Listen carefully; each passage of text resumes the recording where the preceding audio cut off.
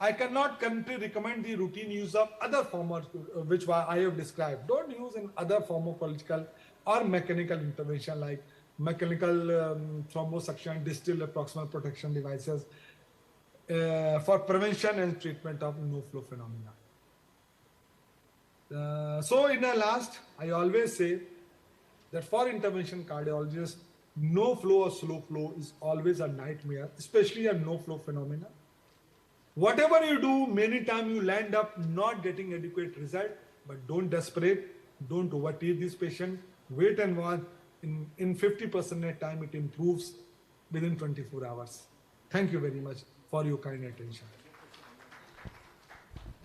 Thank you, Dr. Rakesh. And because of paucity of time, no questions. And we will move on to the next speaker, please. Thank you, Next sir. speaker, Dr. Aditya Bhaskar. And his topic is no reflow, your versus God's decision.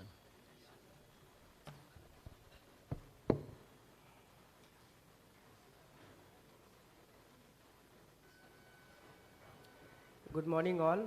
First I pay my regards to all the teachers present here. Today's my topic is a case of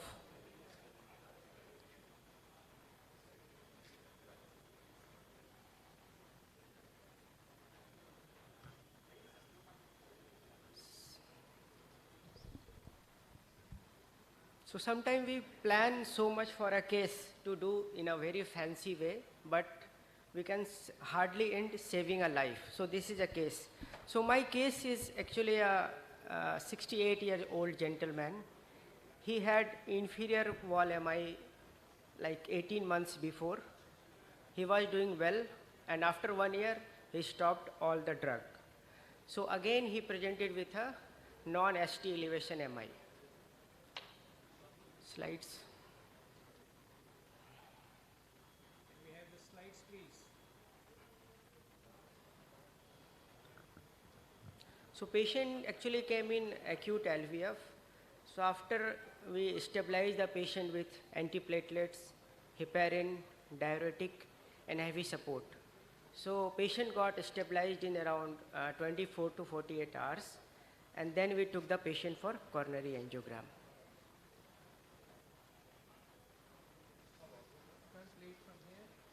No, sir, nothing is coming.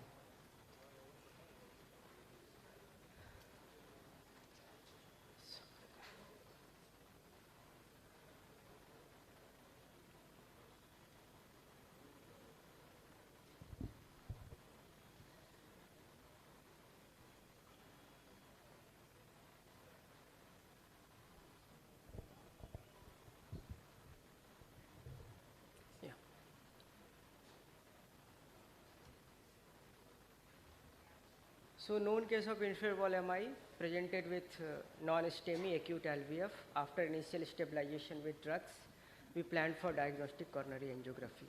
ECG suggested of QS in late 2-3 AVF, which may be due to old inferior wall MI. Echo was RCA territory was mildly hypokinetic with mild LV dysfunction. Ejection fraction was around 45 to 50%.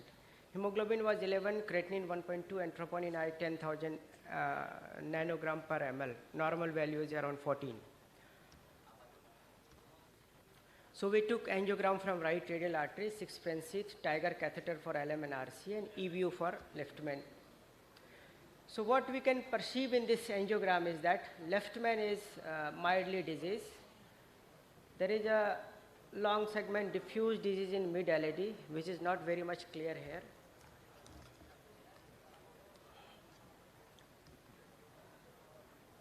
So the old mid RCA stent was patent, and there was a significant ostial disease of a very long RV branch. We can see it's around 80-90% ostial disease of very long RV branch. So for proper delineation, we took a EBU guide. We can see that there is calcified LAD and around 90 to 95% blockage in the mid LAD. Diagonal is also disease with ostium, a long diagonal. So basically, it's a triple vessel disease with a syntax score of around 20. So we took the case later after discussion with all the colleagues and seniors. So there was multiple opinion regarding we can go for cabbage also versus multivessel PCI and what to do for the LCX and RV branch. So whether to go LAD diagonal provisional or dedicated, as the diagonal is a very long segment and significant disease. And as there was calcium in LAD, whether we need rotablation or not, and what to do for the stent in LCX. Should we do a stenting in LCX or should we do a drug-eluting balloon? What to do for the RV branch? Can we go for only drug-eluting balloon?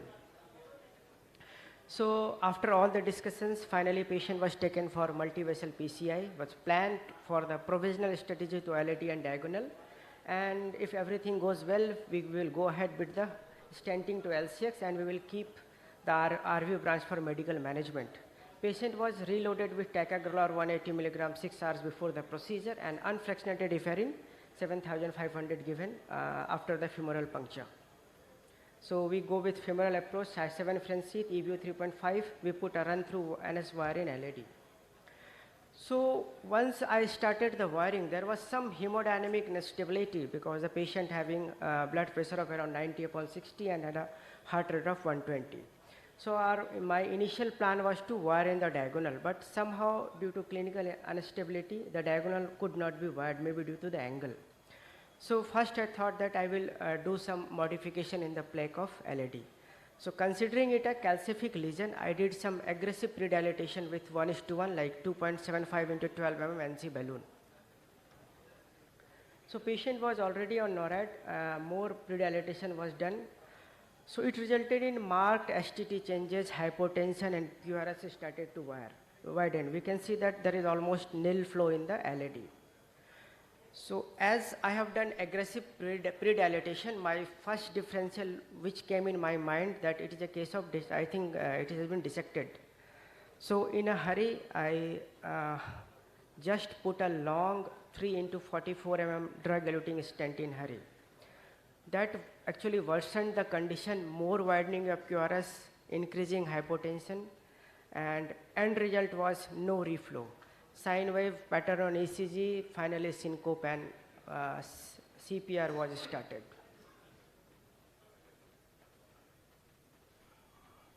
So we can see that there is no flow in the LAD and LCX was also diseased, so CPR was started.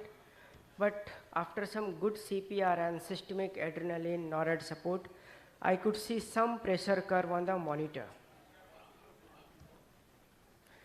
We have given some intracoronary vasodilator, tirofiban and ADR in distal coronary via ruptured balloon. I usually inflate the balloon, cut it with a blade and always believe in the distal delivery of drug. That resulted in some better flow. So next point was whether to do post dilatation or not. It was avoided due to post CPR status and due to some political pressure. I was receiving a call from health minister. So finally I could achieve a TME3 result and patient was shifted out of cath lab with a NORAD support of 6 ml and ACT of 320. Post procedure course was luckily uneventful, recovered within 24 hours and patient discharged 48 hours after the procedure. So lesson learned, angiographically it's very difficult to predict the lesion characteristic. There must be some thrombotic lesion and we were only focusing on calcium. IVUS could have been detected thrombus early and stent in hurry could have been avoided. And we should be prepared for the worst always, and your bigger plans sometimes may end up in hardly managing to save a life. Thank you.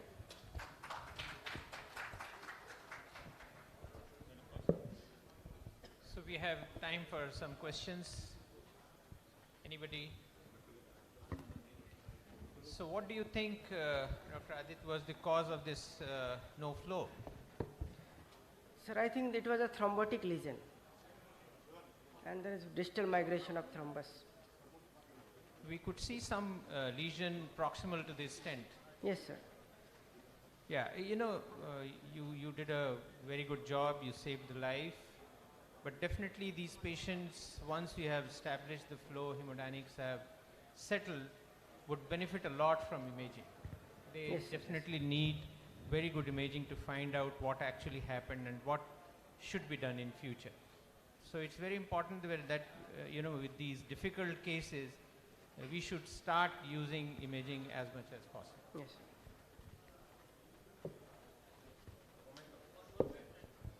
Yeah. Question. Sir.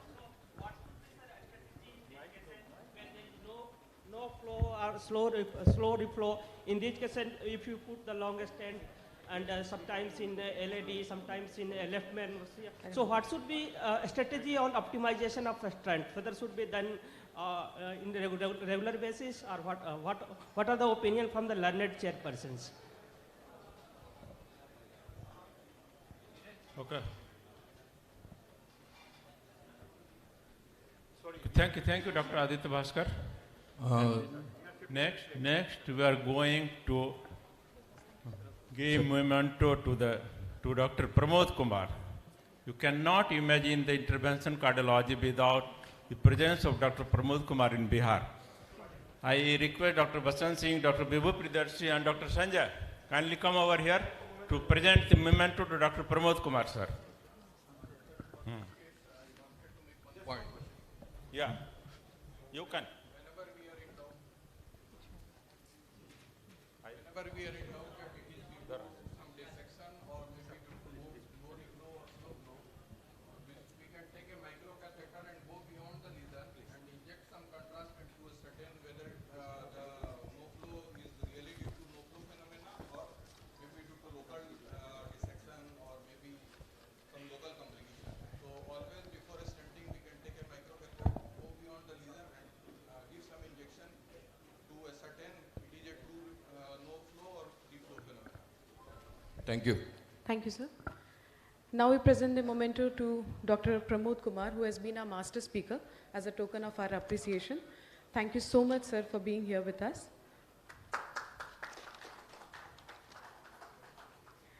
Now for the next session on the peripheral and aortic intervention, we have our master speaker, Professor Dr. George Joseph from Cardiology, CMC Vellore, Dr. D.P. Singh, past President, CSI Bihar, Dr. Arvind Kumar, CTVS and ex-director, IGIC Patna, Dr. Uma Shankar Prasad, ex-head of the Department Medicine from NMCH, Dr. Pankaj Hans, Professor Medicine and head of the Department Nephrology, PMCH, Dr. S.B. Prasad, cardiologist from Dehri, Dr. Amit Jha, cardiologist from Purnia, and Dr. Bipin Kumar from Ruben Memorial Hospital and our organizing secretary for the BSI.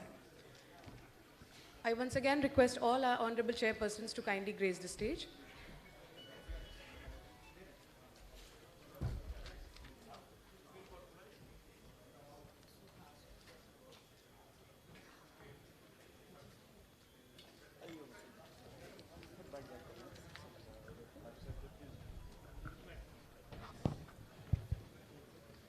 So Professor Dr. George Joseph needs no introduction.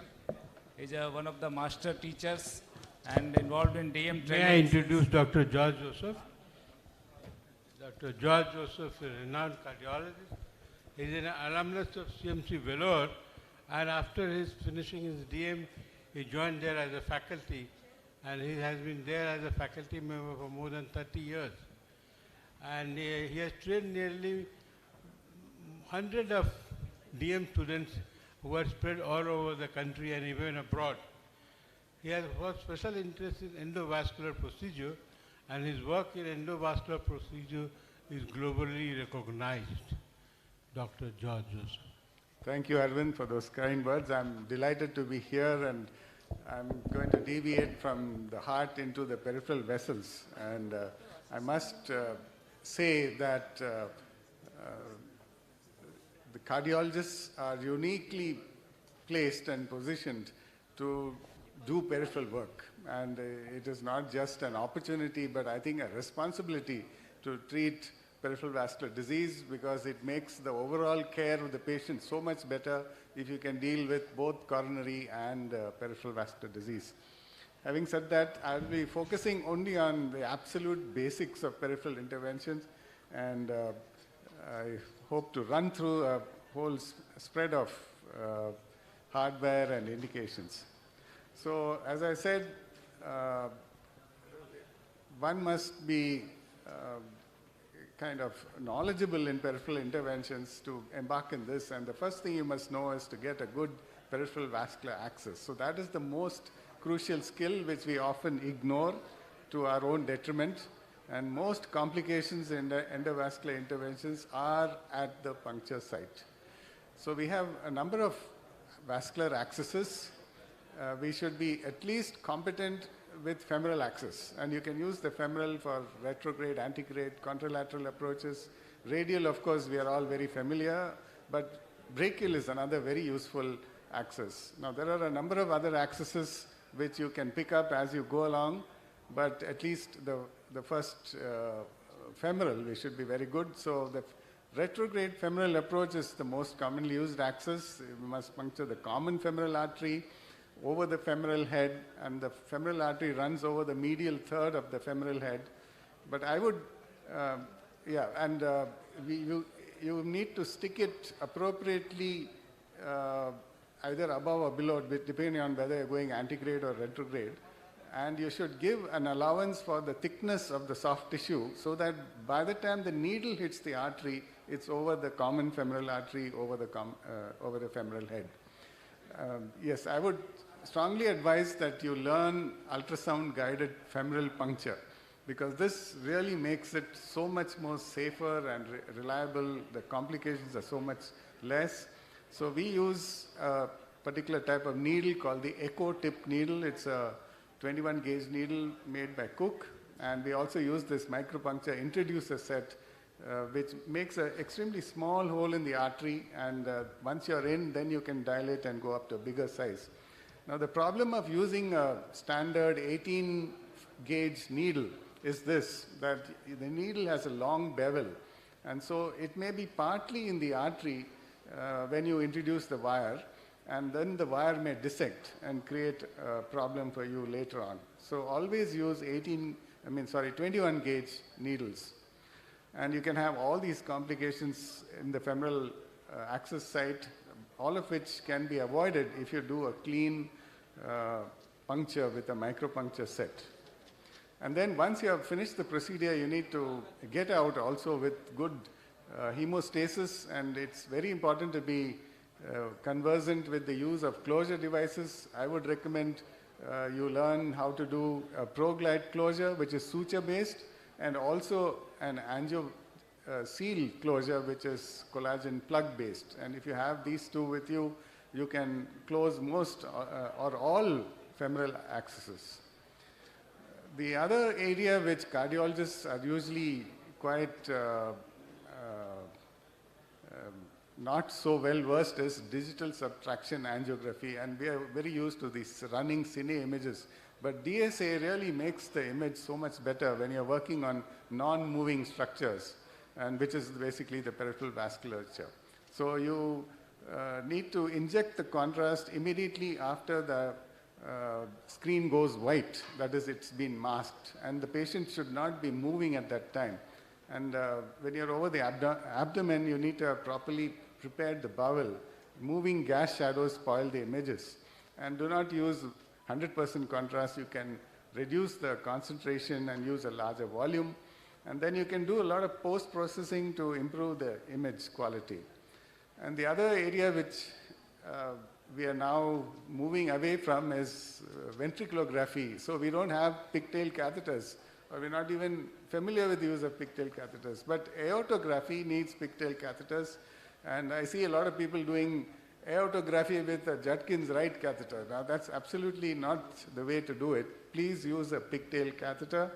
You can also use a marker pigtail catheter to give you an idea of the length of the lesion. You can measure the diameter of the vessel. And so this is a subtraction pulmonary angiogram, and you can see because it's subtraction, you get so much more clarity than if you did a regular cine run. The other thing is the use of the appropriate views. Now this is an abdominal aortogram. Looks like the right renal is stenosed at the ostium. But if you look carefully, there are some subtle changes which tell you there's some more problems going on. That inferior mesenteric artery looks too big for this patient.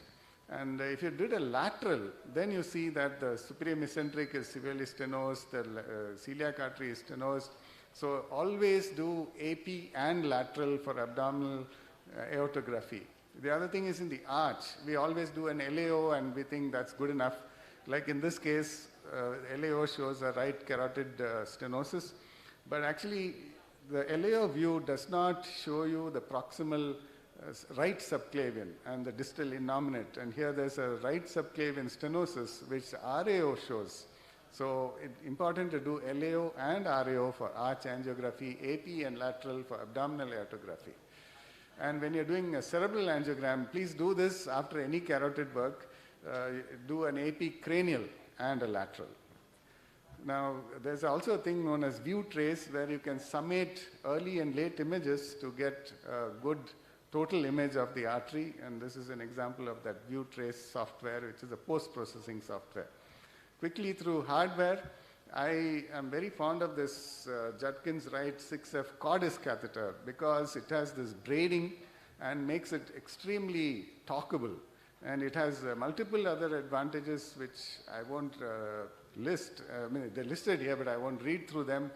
So try and use this catheter as your workhorse catheter for peripheral work. Now, along with this, you need a Y adapter, which is the catch, which is a push-pull type. And I usually use a 035 thermo wire as the first in wire. And this needs a talker, a special talker called the Alcott talking device to talk it. And I've been to so many labs where there is no talker for this thermo wire and they're trying to talk it with the hand. Please get this talker. It makes such a huge difference. So this combination, the JR, the catch, and the glide, is such a powerful tool. I cannot tell you what all things you can do with it, with this combination. And you can do 2 wires, angiography, crossing lesions. So many things are possible with this combination. So get used to it. Few other things in hardware. This Amplat super stiff wire with a 1 centimeter soft tip is an extremely useful support wire, especially for renal procedures where there's not much length to go into. Then we have this 014 and 018 Roadrunner wires. And then for a lot of support, we have the Lundquist wire for endovascular work in the aorta. Then there is one sheath I will mention is the Ansel sheath because it's such a slick sheath. With the transition from dilator to the sheath is so good. You can get through obstructions and deliver stents very easily. And if the wire crosses but nothing else, then try to use the CXI catheter, which is made by Cook. There are 3 types, 014, 18, and 35. And then you need a few shaped catheters, especially for some cerebral angiography and shaped catheters, especially for some cerebral angiography and carotid angiography. And for CTOs, basically these concepts also apply in the coronary. You try to have a bidirectional approach, use penetrating wires. You can also use this Terumo glide wire. And there is one wire which is really penetrative, which is there for peripheral use, the Astato. It's available in 014 and 018, 30 grams and even 40 grams. And you must have a few snares in your lab to snare out wires or hardware. Mustang is my favorite peripheral balloon, and you also need non-compliant balloons like the Atlas and the Conquest. You know that compliant balloons dog bone and tend to cause rupture of arteries. So when you're using dilating resistant lesions, use non-compliant balloons. There are a variety of self-expanding and balloon expandable stents available, both covered and non-covered. So this is a balloon expandable bare stent, the Express, the VisiPro, and then self-expanding stents. We have closed cell, open cell, and braided design. So 3 options to choose from. The wall stent is the braided, use it for large vessels, but you cannot precisely land its end because it tends to shorten from both ends. For that, you need these nitinol stents. The EPIC is great. And that case I showed you earlier, we put EPICs in both the subclavian artery on the right and also the right carotid artery. So when you're deploying the EPIC, it tends to move upwards or distally. So you need to keep a little traction on it as you're deploying it, and then you can get very precise landing of either the proximal end or the distal end, whichever you want. There are self-expanding covered stents, fluency and wall graft. Fluency is what's available now, and balloon expandable covered stents. We use the BARD quite a bit, live stream. That is also the B graft. And for large vessels, we tend to use the iliac limb. The endurant iliac limb is one of our favorites. So let's just go through a few interventions which you may like to start with. Now, renal artery stenosis is a very nice lesion for you to start with. You can use a guiding catheter and a coronary wire, and then use a balloon, and stents definitely do better than balloons for renal artery stenosis. The success rate is almost 100%, restenosis about 20%. And here's an example of renal artery stenting. Now, we have used something called the no-touch technique, but there is a lot of plaque in the aorta. The guider goes and digs into that and may dissect the ostium. So send a wire up the aorta, bring the guider near the renal artery. Don't remove that first wire. Let it be there so that the guider doesn't dig into the wall. And then send a second wire into the renal artery across the lesion, balloon, and stent. You can also do CTOs with the same technique. Now, you may want to do lesions caused by Takayasu arthritis. Here, do not use O14 systems. Here, we need a O35 platform, non-compliant balloons, and covered stents. They restenose very much less than bare metal stents. For fibromuscular dysplasia, balloon angioplasty alone may be enough. Mesenteric interventions are often useful to relieve symptoms and acute ischemia. Both acute and chronic percutaneous is recommended. Here's an example of all three mesenteric vessels being recanalized and stented, and this is the final result. You can also do this in Takayasu arthritis, SMA and celiac stenosis treated with covered stents, so also both the renal arteries. So that was the immediate result, and this is the follow-up result. So covered stents do very well in Takayasu arthritis, aorto-osteal lesions, and dilate them with non-compliant balloons at high pressure. Aortoiliac interventions, a lot of work can be done by endovascular technique. Here's a long lesion that's been stented. Here's another where there's a renal artery stenosis and a long aortoiliac bilateral lesion. So we have stented the renal and the aorta stent. Here we used bare stents, but if there is a lot of calcium, you may want to use covered stents. So this is chunky calcium in the aorta and the iliacs treated with covered stents right through, because you can use high pressure and you don't have to worry about rupture. IVL is an option here, but that raises the cost. And here's another chunky calcific lesion on the left, recanalization on the right, and we used a covered stent electively here. We also use covered stents in Takayasu arthritis, intrarenal occlusion, and over the visceral arteries, we use the wall stent. And in the descending aorta, we use the endurant iliac limb, which gives you a big diameter and the ability to dilate at very high pressure. We actually rupture the artery under the stent to get this expansion, but it's safe. Carotid interventions, we generally use guiding catheters and then a filter device to protect from distal embolization, and specific stents for the carotids like the carotid wall stent or the Cristallo Ideal. And there's an example of a carotid stent with a protection filter on distally in the right internal carotid artery, and that's the result after stenting. Subclavian interventions, do it in symptomatic patients, especially if there is an internal mammary involved or an AV fistula involved. And you can use a retrograde femoral, or you can use ultrasound guided radial or brachial puncture to give you a bidirectional access. So here's a proximal subclavian recanalized using a bidirectional approach, and it was stented with a good result. And the last area is aneurysms. You can actually do some simple infrarenal aneurysms quite easily. This is the principle. You use a bifurcated endograft. Results are as good as open surgery. So here's an example of an infrarenal aneurysm treated with a bifurcated endograft. So the first, you put the main body and one limb, and then you attach the contralateral limb from the other side. And if you plan it, the planning is quite simple. You can do some of these cases yourself. Here's another example where the neck looks deficient, but actually if you use a cranially angulated view, the neck is actually 2 centimeters long. So that's an adequate neck, proximal neck, to do a endovascular repair. And so we're able to do that using a bifurcated endograft. And that was the follow-up result. The aneurysm has thrombosed completely. The endograft is patent.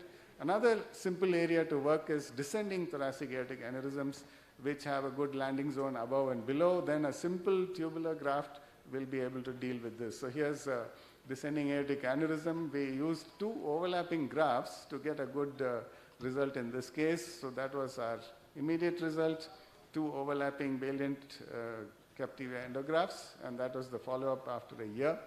So you must be aware that there are complications, and the most dreaded complication is arterial rupture. So you must have covered stents in your lab when you move into this peripheral endovascular field. And the most, our rupture is most common in the external iliac artery. So this was a patient with an occluded stent in the right iliac artery. So we recanalized that and just ballooned it. And then we found that actually just that ballooning set off a rupture of the external iliac artery. So when there is a rupture, the first thing you do is put that balloon back at low pressure and inflate it to stop the bleeding. Then bring out your covered stent, deflate the balloon, remove it, and then quickly deploy the covered stent, and then you have saved the patient. So you must have covered stents in your lab, both self-expanding and balloon expandable, of a range of sizes to deal with this eventuality. So many patients have been lost because there was no covered stent in the lab or even in the town or city. So that is the situation in many places in India. So please have some covered stents in your lab when you are doing peripheral work. Thank you for your attention. Hello. Thank you, Dr. George Joseph, for your masterly deliberation on the basics of endovascular surgery. And we know you have come all the way from CMC Vellore, and your current project is perhaps improving the accuracy in the fenestrated endograft in aortic arch deployment in the aortic arch. That's a fantastic job, and you have narrated us, taught us, because we are just the physicians and cardiologists trying to learn what is the basics of this endovascular surgery. Thank you very much. If you have any questions from this master of this endovascular surgery, Dr. Joseph, any questions from? Very comprehensively covered, sure. sir. Can we post-dilate these covered stents to increase? Sometimes what we have felt that we have very lack of number of stents or sizes of stents. So sometimes we call from outside, and suppose we have measured 8 size and it came 7 only. Yes. And in the cath lab we thought it's now 10 would have been better. So we end up deploying same lower size stents. So can we post-dilate this covered stent grafts? Yes, that is very much possible. The balloon expandable covered stents can be expanded at least 2 millimeters above their stated size. Some have an even bigger range. The bigger ones, like the above 14 mm range, 14 to 25 range, they can be used from 14 to 25, the same stent. So there's a huge range possible. For self-expanding, use an oversized stent if you want. Suppose a 6 mm artery has ruptured and you have 10 self-expanding stent with you, use that because it will still work in a 6. But the converse is not possible. You cannot use a 6 in a 10 because you can't expand a self-expanding stent beyond its stated size. So self-expanding stents only reach their stated size, but you can use it in smaller vessels. Balloon expandable stents can be expanded beyond their stated size. So you can go up at least 2 millimeters more if required. Okay. Thank you, sir, for your nice comments. And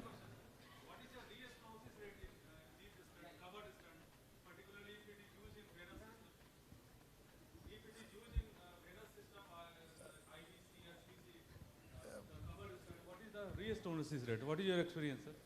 I have seldom used covered stents in the venous system. In the venous system, you get away with bare metal stents if you want a stent, because restenosis is not so much an issue in the venous system.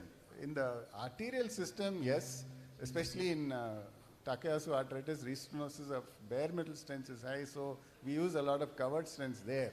And the restenosis rate actually comes down by about half when you use covered stents in the arterial system in Takayasu arthritis. But in atherosclerosis, it's quite low, maybe 5%. So. thank you, sir, for your nice presentation and nice discussion. The second topic is on endovascular management of aortic dissection. And the speaker for this session is Dr. Ajit Pradhan. All of us know that Dr. Ajit Pradhan is a very senior cardiac surgeon of Bihar, and he has got a very vast experience of cardiac surgery, and he will be speaking on the management of aortic dissection, endovascular management of aortic dissection. Now over to Sir Dr. Ajit Pradhan, sir. Yeah. Next, let's go. Oh, okay, right. Okay. Thank you so much. I must thank the management and the managing committee to give me a chance to speak, actually. And it's a great honor for a cardiac surgeon to speak amongst the August cardiology gathering, you know. And even though that's why I was a bit under the weather, I decided to come and actually speak because I wanted to speak amongst the cardiologists. It's such an honor. Thank you so much. So I present a case of endovascular management of aortic dissection. There was this 60-year-old guy, hypertensive, non-diabetic. He's gradually losing blood. His hemoglobin was 7 when we intervened. Nothing much in ECG. This is the X-ray you can see, very suggestive of an aortic aneurysm. So we did a CT angio, which showed a long segment extensive aortic dissection distal to the left subclavian artery. It was a spiral complex dissection extending on the right up to the external iliac artery, and on the left just proximal to the common iliac artery bifurcation. So we did a 3D reconstruction of the image. The yellow line you see is actually in the true lumen. And over here you can actually see, how do you put this on? So if in the last slide you can actually see that on the left it's going just proximal to the common iliac bifurcation, and on the right it's in the right external iliac artery. So this will show you that at the level of just distal to the left subclavian artery, the aorta is healthy. It's about 33 mm. And there's a neck, the landing zone is about 29 mm. So as Dr. Joseph was saying, this is a straightforward case actually. Straightforward case because it's very safe. There's another penetrating ulcer at 69 millimeter distal to the left subclavian artery. And there's another secondary tear at 89 millimeter distal to the left subclavian artery. You can see the size of the false lumen. At the level of the dissection, it's sitting at about 49. Lower down, it's about 46 as well.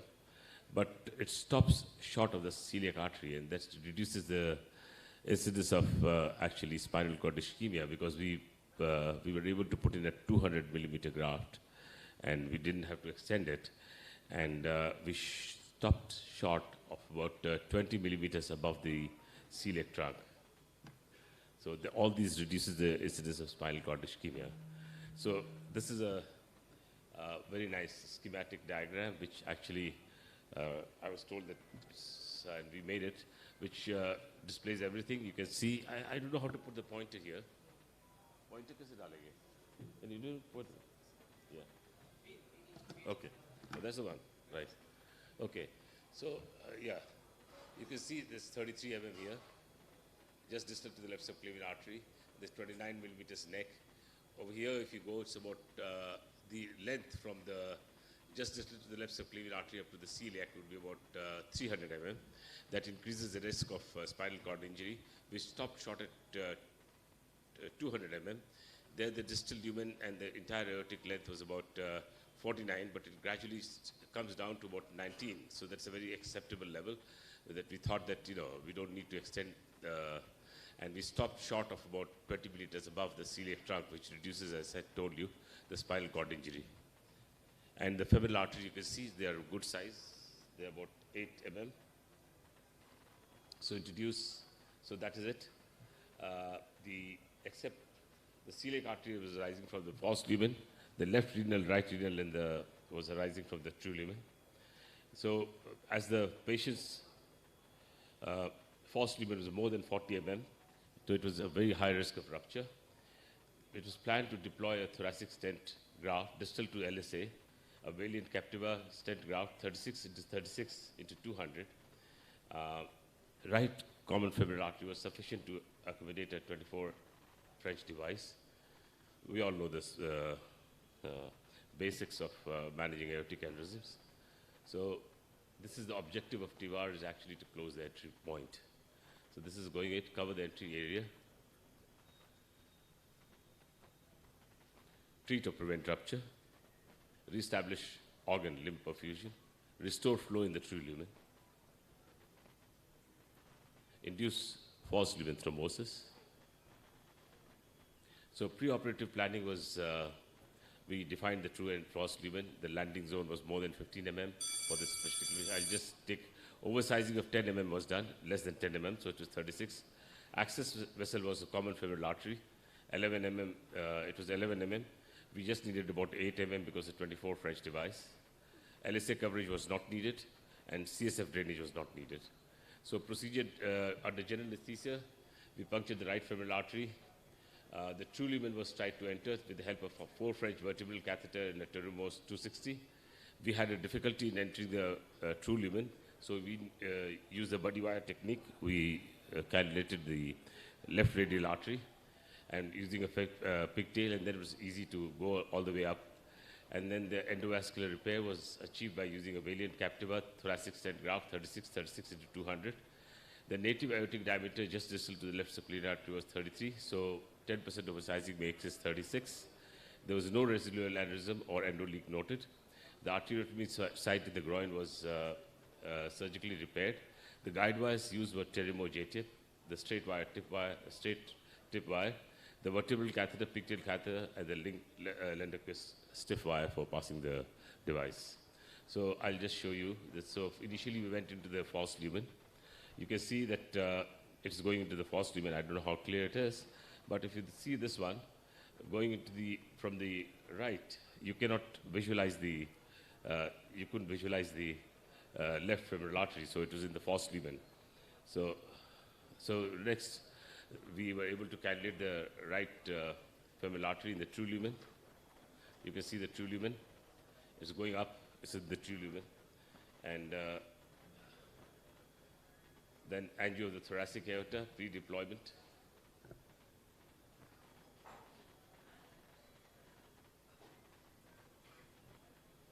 We passed in a Landerquist wire. On top of that, we passed in the thoracic stent graft.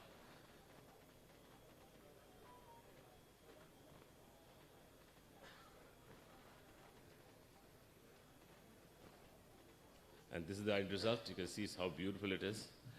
And about a year and a half ago, I did a thoracic dissection, aortic aneurysm dissection. I just tried to run through the file of that patient. In TEVAR, we didn't need any blood transfusion. In the surgical thing that we did about 1.5 years ago, we needed 6 units blood BT. Extubated, the TEVAR we were able to extubate 1 hour. The surgical patient that we did about 1.5 years ago extubated in 36 hours. Out of the ICU the following day, the TEVAR. Out of the ICU in 96 hours. Discharged in 3 days, day 3, the TEVAR. We could have discharged him on day 2. The surgical patient was discharged on 9th day. The patient comfort and surgeon's comfort was excellent in TEVAR. And you can see how we felt. We were screaming at the sisters and everybody in the OT and post-op course. So the take-home message is, whenever anatomy is suitable, defer is preferable over surgical repair. Proper planning with 3D reconstruction of CT angio should be done. Avoid if true lumen cannot be entered. Avoid if sufficient landing zone is not available, as I was talking to Dr. George yesterday. He has been doing fenestration right, left, and all the arch vessels. So if fenestration can give us a landing zone. And backup OT should be available. If wire enters the aorta, usually surgical conversion is not needed. But very uncommon situations where device is stuck and not delivered or delivered by mistake across an important artery, or if device has perforated the aorta, patient needs to be shifted to the OT. And thank you. After the surgery, मैं कल रात लिख रहा था, ये काश हमारे किस्मत में ऐसा ही मंजर आ जाए. नश्तर कहते हैं चाकू को. ये काश हमारी किस्मत में ऐसा ही मंजर आ जाए. दिन रात यही मैं काम करूं और नश्तर हाथ से मेरे छूट जाए. मुझे कोई शौक नहीं है सर्जरी करने की इस उम्र में. ये सब काम आते रहे. इसका रिजल्ट भी बहुत अच्छा है. It's a great staff. Thank you so much. Thank you, sir. Congratulations, Dr. Pradhan, for thank you, excellent deliberation. And thank you. Any questions? One questions, maybe allowed. Yes, but you know that what Father Osler said, that only three things are important in medicine. One is diagnosis, another is diagnosis. Oh, it's Stanford and type. third Yeah, one it is was diagnosis. I didn't mention. You know, yeah. so for a physician, for a cardiologist, diagnosis. So actually, and Dr. A.P. Singh especially- Dr. A.P. Singh might be here. It was a brilliant diagnosis just based on hoarseness of voice and chest pain. And the hoarseness of the voice, surprisingly, it's just been 1 month post-op, and his hoarseness of voice has actually decreased by about 50%. So we normally didn't expect so. And Dr. A.P. Singh, I don't know if he's here, if you can, from Hajipur, he sent me that patient. And his clinical diagnosis was wonderful, and then we worked it out. Sir, what I mean to say, any patient having the severe tearing chest pain, and that is going down the back, and with this early diastolic murmur, and this unequal BP, and that's so as a clinician, unequal BP more than 20 millimeter of mercury, plus, and then all the investigations. Then we go for the lowering of BP is very, very important in any case of aortic dissection, and then go to the surgery, the meticulous surgery of today. And even the prevention masses must go. Lowering of BP is very, very important. So is the lifestyle modification. Even the wearing the seat belt while driving the car, just to prevent such type of episodes of aortic dissection, that is very, very important. Thank you very much, Dr. Thank you Pradhan. so much. Call One thing which is our very next speaker. great is that Dr. Ajit Pradhan, being a cardiothoracic surgeon, he ventured into unknown sea, uncharted sea. That's great. Thank you so Dr. much, sir. Dr. Ashish Ranjan. With the due permission of the chairpersons, I would request Dr. Amit Jha from Purnia, if he's there in the house, could you please join us on the dais as the chairperson? I request you, Dr. Ashish, to quickly show the case. Respected chairperson, I will thank to Bihar International Council for giving me this opportunity. There is George Bernard, so great in English literature, that he told that there is no love sincerer than the love of food. But here I will show that one patient who has fear for food, and how a simple balloon angioplasty cured his food fear. So this gentleman came in 58-year-old male, ex-smoker. He has a symptom of post-prandial abdominal pain for the last 6 months, weight loss 5 kg, nausea, and he has a typical, he don't want to see the food. And general examination was perfectly normal, afebrile, mild pallor, vital stable, no lymphadenopathy. Abdominal examination, non-tender, soft, no palpable organomegaly, chest cardiovascular examination was normal. ECG just mild, just Q wave was 2-3 AVF. Other was echo was also no RWMA, good LV systolic function. Ultrasound also, that was no organomegaly. So CT, it was referred from medicine. It showed that CT abdomen, so non-enhancing, eccentrically located filling defect in abdominal aorta, possibly intramural thrombus extending to proximal celiac trunk and suggestive of partial thrombus in celiac trunk and superior mesenteric artery. And they suggested CT angiogram for further evaluation. We done the MRA angiogram that show non-visualization of contrast opacification of superior mesentery suggestive of high-grade stenosis and thrombus at the ostial. Here you can see that the ostium stump, it was here, it is not working. Achha. So the stump from here, stump, it was totally occluded superior mesenteric artery. So diagnosis was, this is not just, this is another type of angina that is called intestinal angina, or we can tell it as a superior mesenteric chronic occlusion. We told that we can offer cardiology. They want that the cardiology can, anything they can offer in this. We told that we will do CAG because due to Q-wave changes in the inferior lead, and for peripheral angio, then we will decide what to do.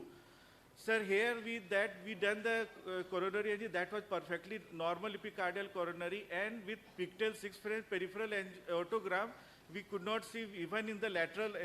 So we decided to cannulate with multi-purpose catheter, diagnostic catheter, and that so that superior mesenteric ostial occlusion followed by diffuse disease, and there was partial dissection was noted. Here you can see this, you cannot appreciate the just ostial, there was, their ostial lesion is there. So we just want to see this, what is the anatomy actually, what is the anatomy? It is a ventral origin, it arises from L1, and it is a very huge artery. You can see this is the so big artery, but we are seeing only the ostium, and we could not see the all part, and it is very difficult to cannulate. I think it is better to cannulate through the radial and then the femoral, and it so supply midgut and include distal duodenum. So final diagnosis was superior mesenteric ostial occlusion with thrombus. We told that we will first, because of high, we will give 1 month warfarin therapy. Then we planned for superior mesenteric balloon angioplasty for after 1 month. After this 1 month, there was no symptom. Pain, abdomen was persistent, weight loss was persistent. Patient was telling that please just do whatever it takes to fix it. I cannot live like that. So next time we just cannulated with superior mesenteric artery with 6 frame multi-purpose guiding catheter and you can see, and we try to start dilating with semi-compliant balloon, and we gone to the maximum that side available 4.52 and to 20 sapphire subcutaneous. We can see that so that artery started that we had, this is so huge artery that was occluded from there. So because of that size is very large, that time we had not stand, and then we postponed, and we will next time we will after 1 month more anticoagulation therapy we will try to do the plasma. So this is the before angiogram and this is the final angiogram. So this you can so big artery we can open up, and their symptom was dramatically after within 1 month patient has improved appetite, no pain abdomen, he started increasing weight. So he was reluctant to go for this next SMA plasty. So he was so much benefited from that. And so take-home message is clinical recognition of intestinal angina can be challenging due to vague symptom and insidious clinical presentation. Percutaneous endovascular treatment or balloon angioplasty can decrease perioperative mortality, but it has slightly increased risk of symptom and recurrence. Stenting improve this outcome. Thank you very much. Thank you, Dr. Ashish Ranjan, for a beautiful case presentation and management of this case. Now, only one question from the floor, and Dr. Ranjan will be happy to answer. Were the celiac and inferior mesenteric patent in this patient? That was sir, patent. Partial thrombus in celiac trunk was seen, but overall inferior was patent. Sir. Usually when you get mesenteric ischemia, it is all three are diseased. Yes. That is when you get, because they are all linked by collaterals. Yes. So when partial thrombus was there. Okay. Usually, if inferior mesenteric and celiacs are fine, then usually patient don't get in chronic mesenteric ischemia because it's very good collateral development. Thank you, Dr. Ashish Ranjan.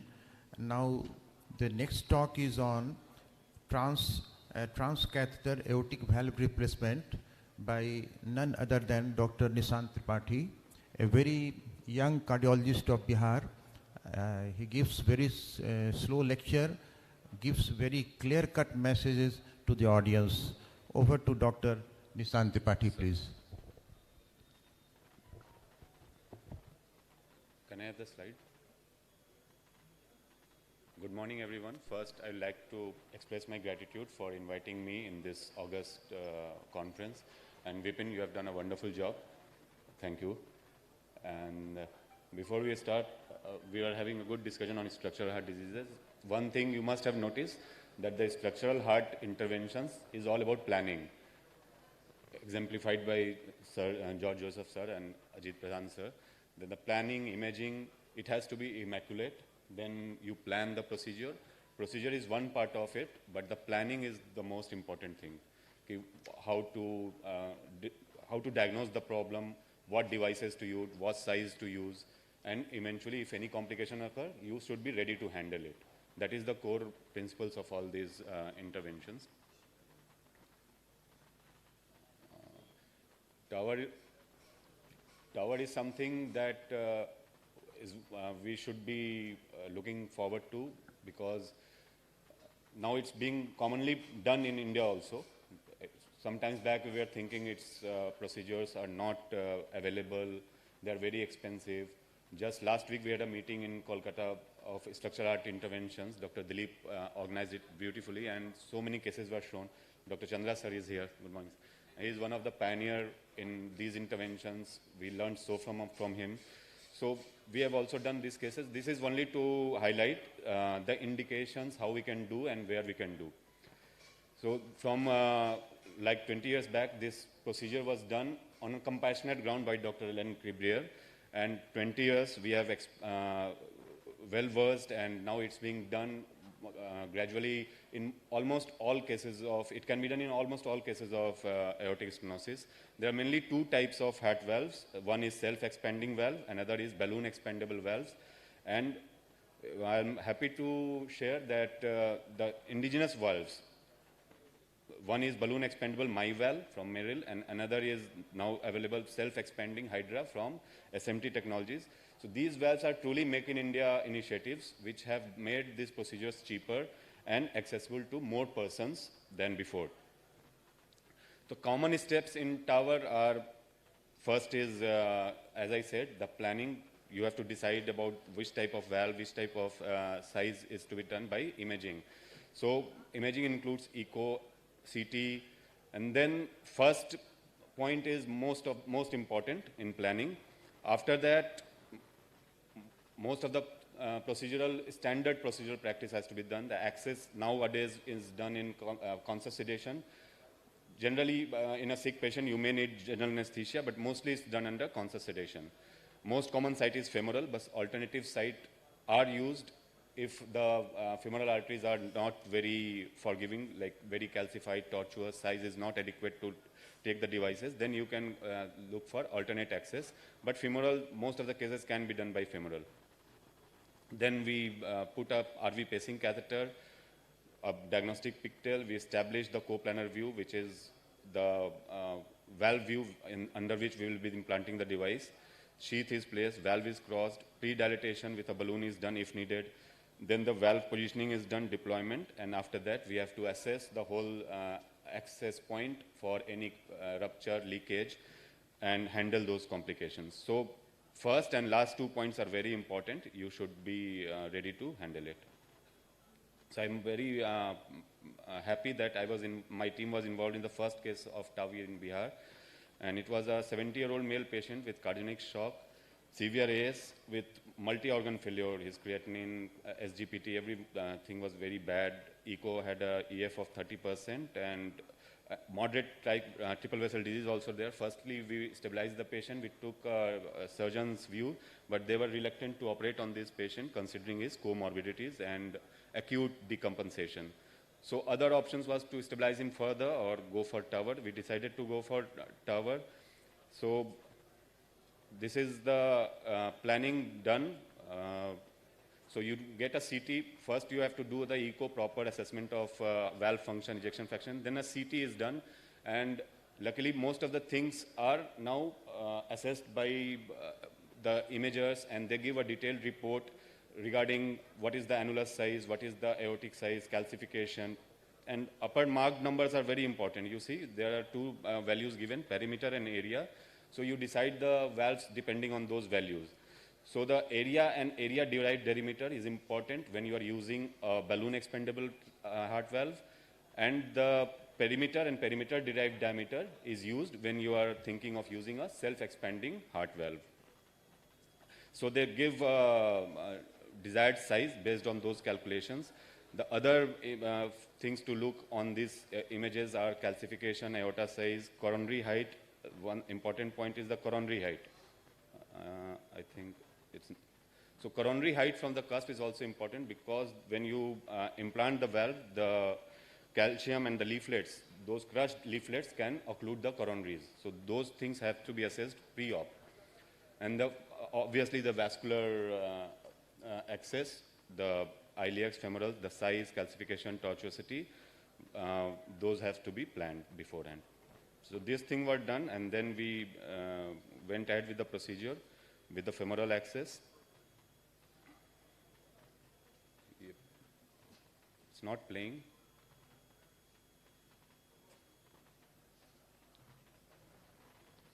Yes. Then kya hoga? So some of the views, this standard, then the procedure is standard. We cross the valve. In this case, we did not do a pre-dilatation because patient was sick, and we assessed that we could cross it with the valve itself. You can see the TE probe. This case was also done in a general anesthesia, TE probes, the Swan-Ganz catheter. So under hemodynamic monitoring, the valve is now in this left film. The valve is positioned,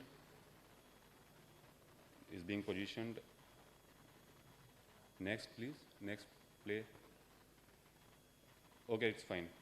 And this is how it looks after implantation. So you can see.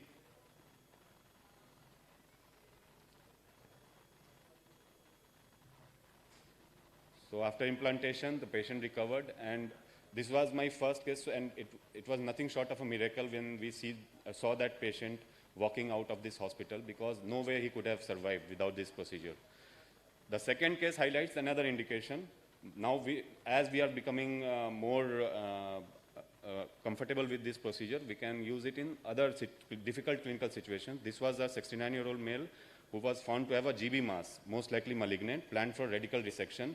We all know that GB mass, malignant mass, have a very poor survival after diagnosis. And he, on pre-op evaluation, found to have severe calcification. Just 1 minute if I have. Okay. So severe AS was there, peak gradient was something around 130, and probably bicuspid valve on echo. So again, in this situation, whether to go for surgery first, the GB surgery, which surgeon was not willing to do, it is a very high-risk surgery. And we talked with the experts, and they said, you can go for a surgery, surgical AVR, but the life expectancy in these cases are not very much.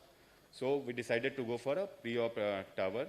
Again, the same imaging was done, CT, and this Thimencio analysis from the Thimencio analysis was done, and we decided to go with a 26 valve. Here you can see this valve looks bicuspid with a heavily calcified. This time the valve was heavily calcified. So these views were decided. In this case, coronary height was okay. Iliacs were okay. So standard procedure was done, valve crossed. And after this procedure, patient underwent successful gallbladder surgery, and his 3 months follow-up, he's doing fine. So everything is teamwork in these cases. So we have decided to have a valve clinic also, where we had a heart team discussion in all these patients of valvular disease, whether to go for surgery or interventions. If we decide a percutaneous therapy, we discuss on the indications, then the imaging, then preparedness for complications, and a follow-up. So we have to have increased awareness of these things, and we have to shun the inertia and send more patients to it. And when we have surgeons like Pradhan sir, आपको नश्तर नहीं छोड़ने देंगे. Don't worry, नश्तर आपके पास ही रहेगा. And we know that you are one phone call away in cases of complications. So thank you very much. Thank you.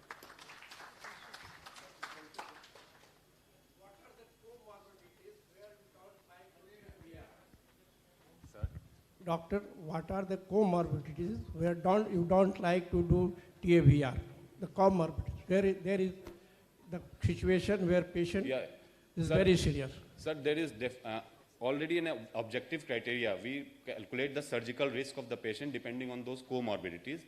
The comorbidities, list of comorbidities can be anything: diabetes, COPD, CKD, cancer. But we have like STS score, Euro score. We calculate those scores. Depending on the score, if the score is very high, the whole team, the anesthetist, the surgeon, they decide whether to go for surgery or not. So it's not about one comorbidity, it's the patient as a whole and the score. If the high score is there, we don't prefer open heart surgery, then we have to think of percutaneous. Sir, it is a very costly affair. Everybody knows it. Thank you, Nishant. We are 25 minutes late. Thank you, that this will be available to the lower income group patients? Sir, cost, when you are thinking of a life-saving procedure, it's my opinion, when you are thinking of a life-saving procedure, cost is a secondary consideration. And I always say that once you are convinced that this patient needs the procedure, the cost factor will be managed somehow. The second case that I showed, we told the patient that because otherwise his GB surgery would not have been done. So he contacted his department and got the approval. He didn't have to spend anything for that. Thank you, sir. And now I request Professor D.P. Singh, Professor Uma Shankar Prasad and colleagues, all chairpersons, to felicitate Professor Dr. George Joseph. Yes. I request, please kindly give a big hand to Dr. Professor George from the CMC Vellore.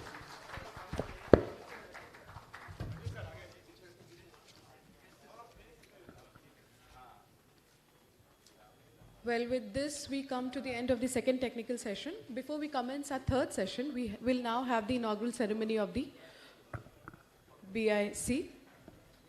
It is with great pleasure and pride that I, Akanksha, stand before you for the inaugural ceremony of the first chapter of Bihar Intervention Council, CSI Bihar chapter. This momentous occasion makes a significant milestone in our collective journey towards addressing cardiac care in our region. Intervention cardiology, with its revolutionary techniques and cutting edges procedures, has transformed the landscape of cardiovascular medicine. As we embark on this new chapter, may I now invite our esteemed dignitaries on the stage for the inaugural ceremony.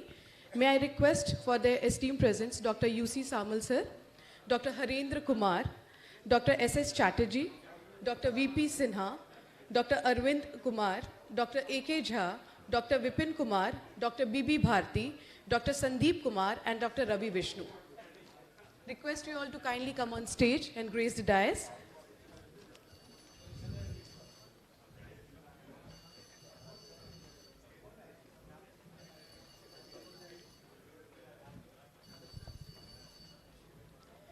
Before we proceed with the formal inaugural ceremony, I would request for a Saraswati Vandana. उद्घाटन सत्र की औपचारिक शुरुआत के लिए मैं ईश्वर के आशीर्वाद प्राप्ति के लिए अनुरोध करूंगी कि हम सरस्वती वंदना करें.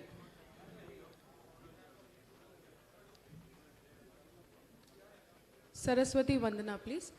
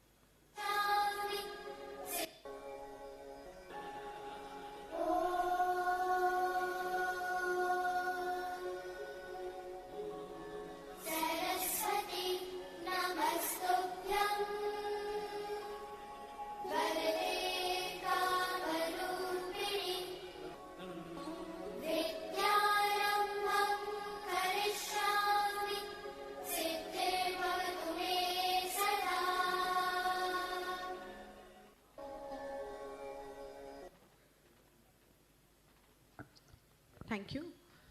अब मैं सभी मान्य अतिथिगण से अनुरोध करूंगी कि वो दीप प्रज्वलन करें. Requesting all our esteemed guests to kindly light the lamp.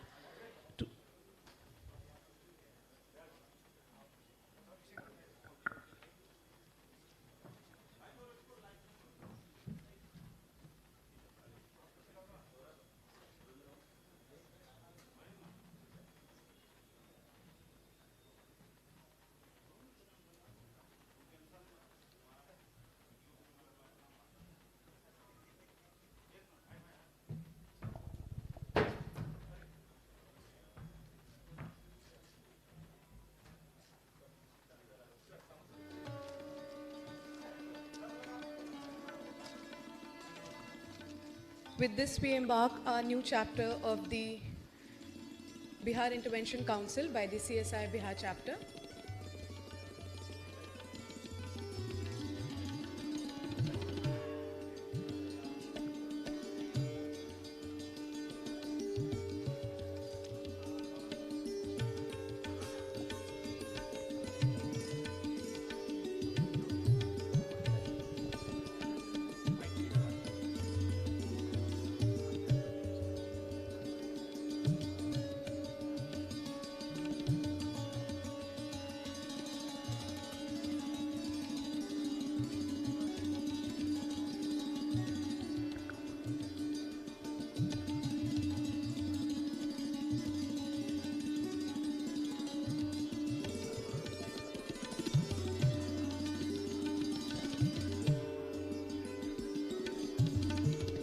Thank you so much, sir. I request all our esteemed guests to kindly take their presence on the stage. And with this, I would like to request our organizing chairman, Dr. B.B. Bharti, for his welcome address.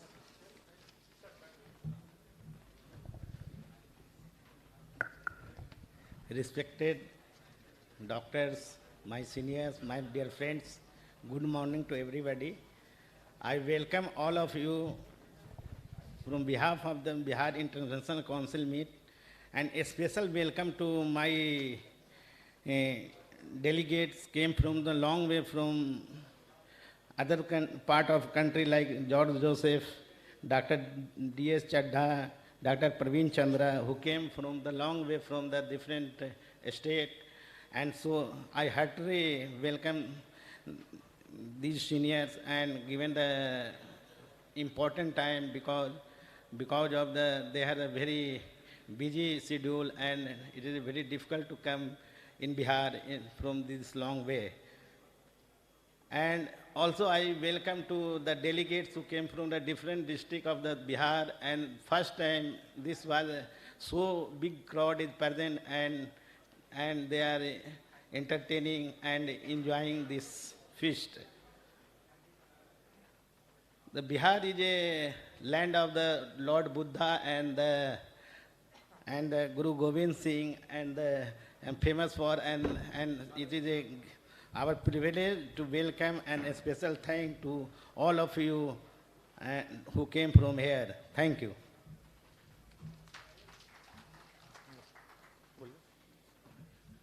Yes.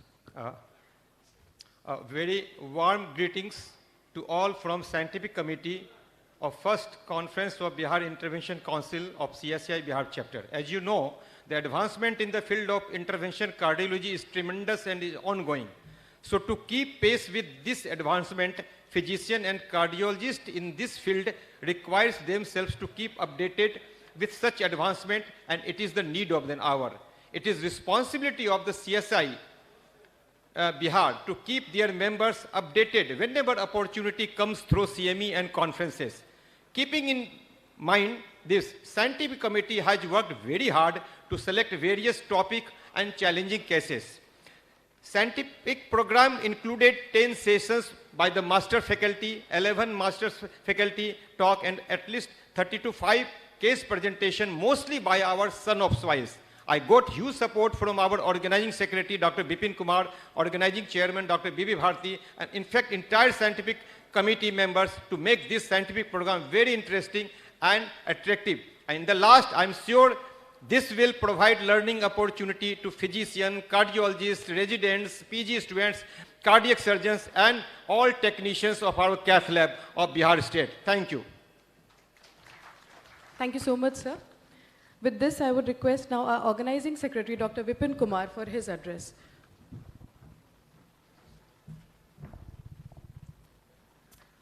Thank you. Good morning, everyone. It is my pleasure to welcome you all to this inaugural conference of Bihar Interventional Council. And as the organizing secretary, I'd like to extend my heartfelt gratitude to all the attendees, speakers, master faculties, and organizers who has made this event possible. Over the years, Cardiological Society of India organizes a combined clinical and preventive and interventional cardiology conference. For the last few years, there was tremendous growth in members and number of interventional cardiologists, cath labs in Bihar, and we felt the need of an exclusive interventional cardiology meet focused on interventions and share our knowledge and learn from each other, learn from master speakers. Our goal is to provide a platform for the cardiologists from all over the Bihar to come together to discuss latest development in interventional cardiology.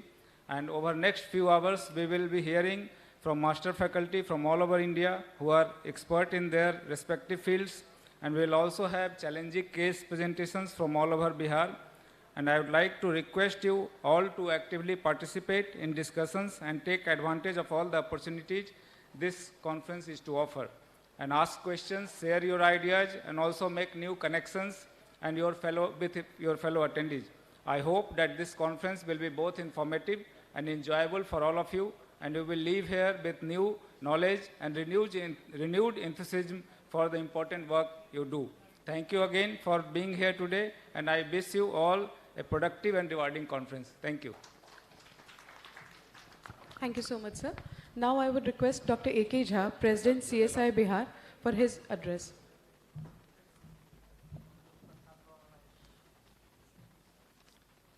Respected all seniors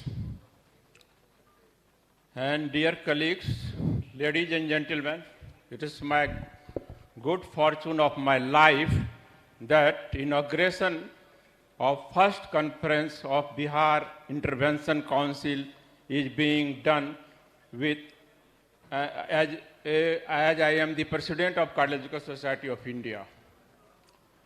One who forgets the history in future, history forget him. जो इतिहास को भूलते हैं उन्हें इतिहास भुला देता है.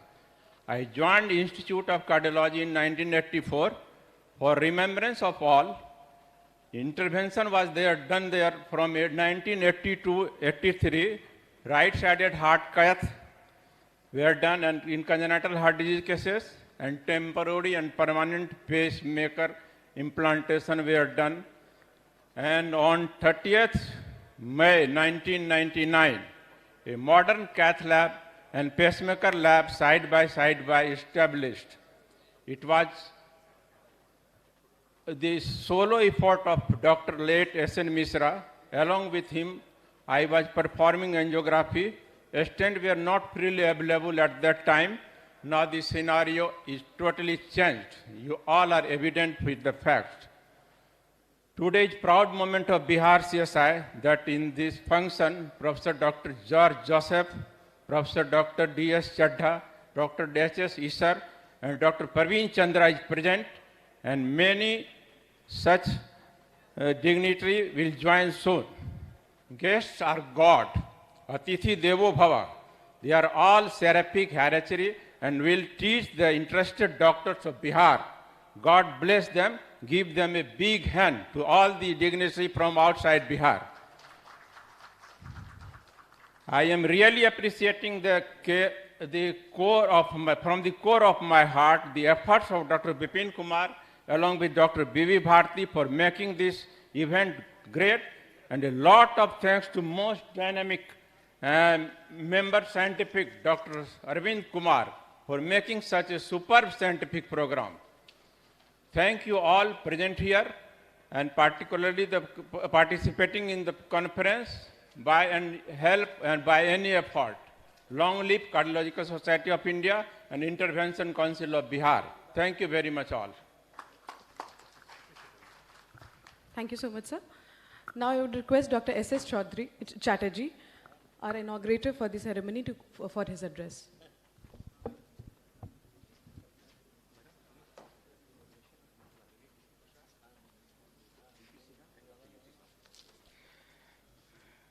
Good morning, everybody. On behalf of CSI Bihar Chapter and Bihar Interventional Council, I express my thanks and gratitude to all the dignitaries who have come over here. And I also feel honored to be here on this momentous occasion of inaugural ceremony of Bihar Intervention Council. I want to express my thanks and gratitude to the organizing committee members, Dr. Arvind, Dr. Bibi Bharti, Dr. Bipin, Dr. A.K. Jha, Dr. Sandeep, and all others who have invited us to be over here. On this occasion, I want to put on record the brief history of development of cardiology in Bihar, because that is a must to know by all the newer generation cardiologists in Bihar. And on this occasion, I want to remember Professor Srinivas, who started the first Indira Gandhi Institute of Cardiology in Bihar in 60s and 70s. And then Dr. Vishnu Jain, late Dr. Vishnu Jain, who preferred to come back to Bihar and join Indira Gandhi Institute of Cardiology in 70s and establish a cardiac cath lab at that time. At that time, the cardiac cath lab did not have the cine facility. It was the X-ray plates. He had shown us the X-ray plates of that time. So after doing his fellowship in cardiology in USA at the Children's Hospital Buffalo, he came back to Patna, joined Indira Gandhi Institute of Cardiology, and started a cath lab, but due to different reasons, which I don't want to discuss, it could not flourish very much. And then I must remember Dr. A.K. Thakur, who started the first non-invasive cardiology section of TMT, echo, Holter monitoring, these things, in Indira Gandhi Institute of Cardiology in 80s. And then, of course, Dr. S.N. Mishra, and of course, I also must remember late Jwala Pradhan and his worthy son, Dr. Ajit Pradhan, who established the first cardiac center, comprehensive cardiac center, having both cath lab and surgical facility in Bihar in 1997 or so. And Dr. S.N. Mishra, who started the first cardiac cath lab in the government sector at Indira Gandhi Institute of Cardiology in 1999, and in this 1999, and in this context, we must not forget the contribution of Dr. Rajesh Agrawal, who was the first DM in cardiology, came back from PGI Chandigarh in 83 after doing DM, joined Indira Gandhi Institute of Cardiology, and inspired many students there to start to pursue the career of cardiology and go at other centers to pursue DM cardiology. So with this, I wish a very healthy future for the Bihar Intervention Council, and I again express my thanks and gratitude to all the members. Thank you all. Thank you, sir. Now I would request Dr. Ravi Vishnu to release the Bihar Journal of Cardiology, and also I would request Dr. U.C. Samal, Dr. Harendra Kumar, Dr. V.P. Sinha, and Dr. Sandeep Kumar to kindly join. The Dr. Ravi Vishnu Prasad has done very hard work in preparing, releasing. Really, it's a very tough task. The biggest hard work is to publish a journal. I congratulate Dr. Ravi Vishnu Prasad, HOD, Cardiology, IGMS Patna, for this excellent work.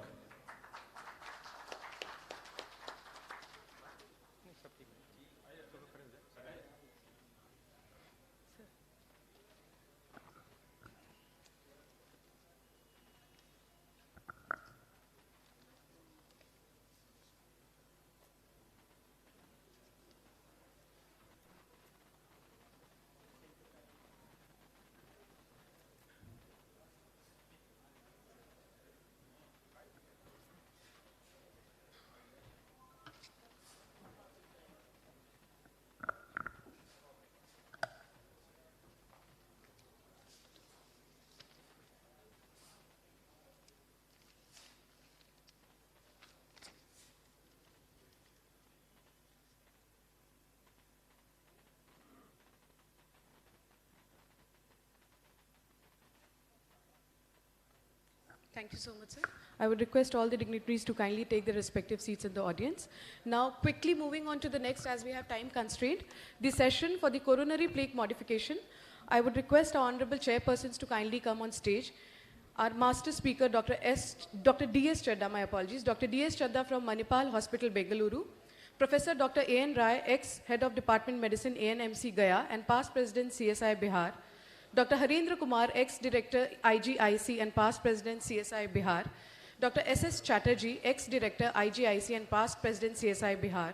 Dr. Samrendra Jha, Physician, PMCH Patna. Dr. Rajan Kumar, Physician, PMCH Patna. Dr. Nishu Singh, Cardiologist from Chhapra.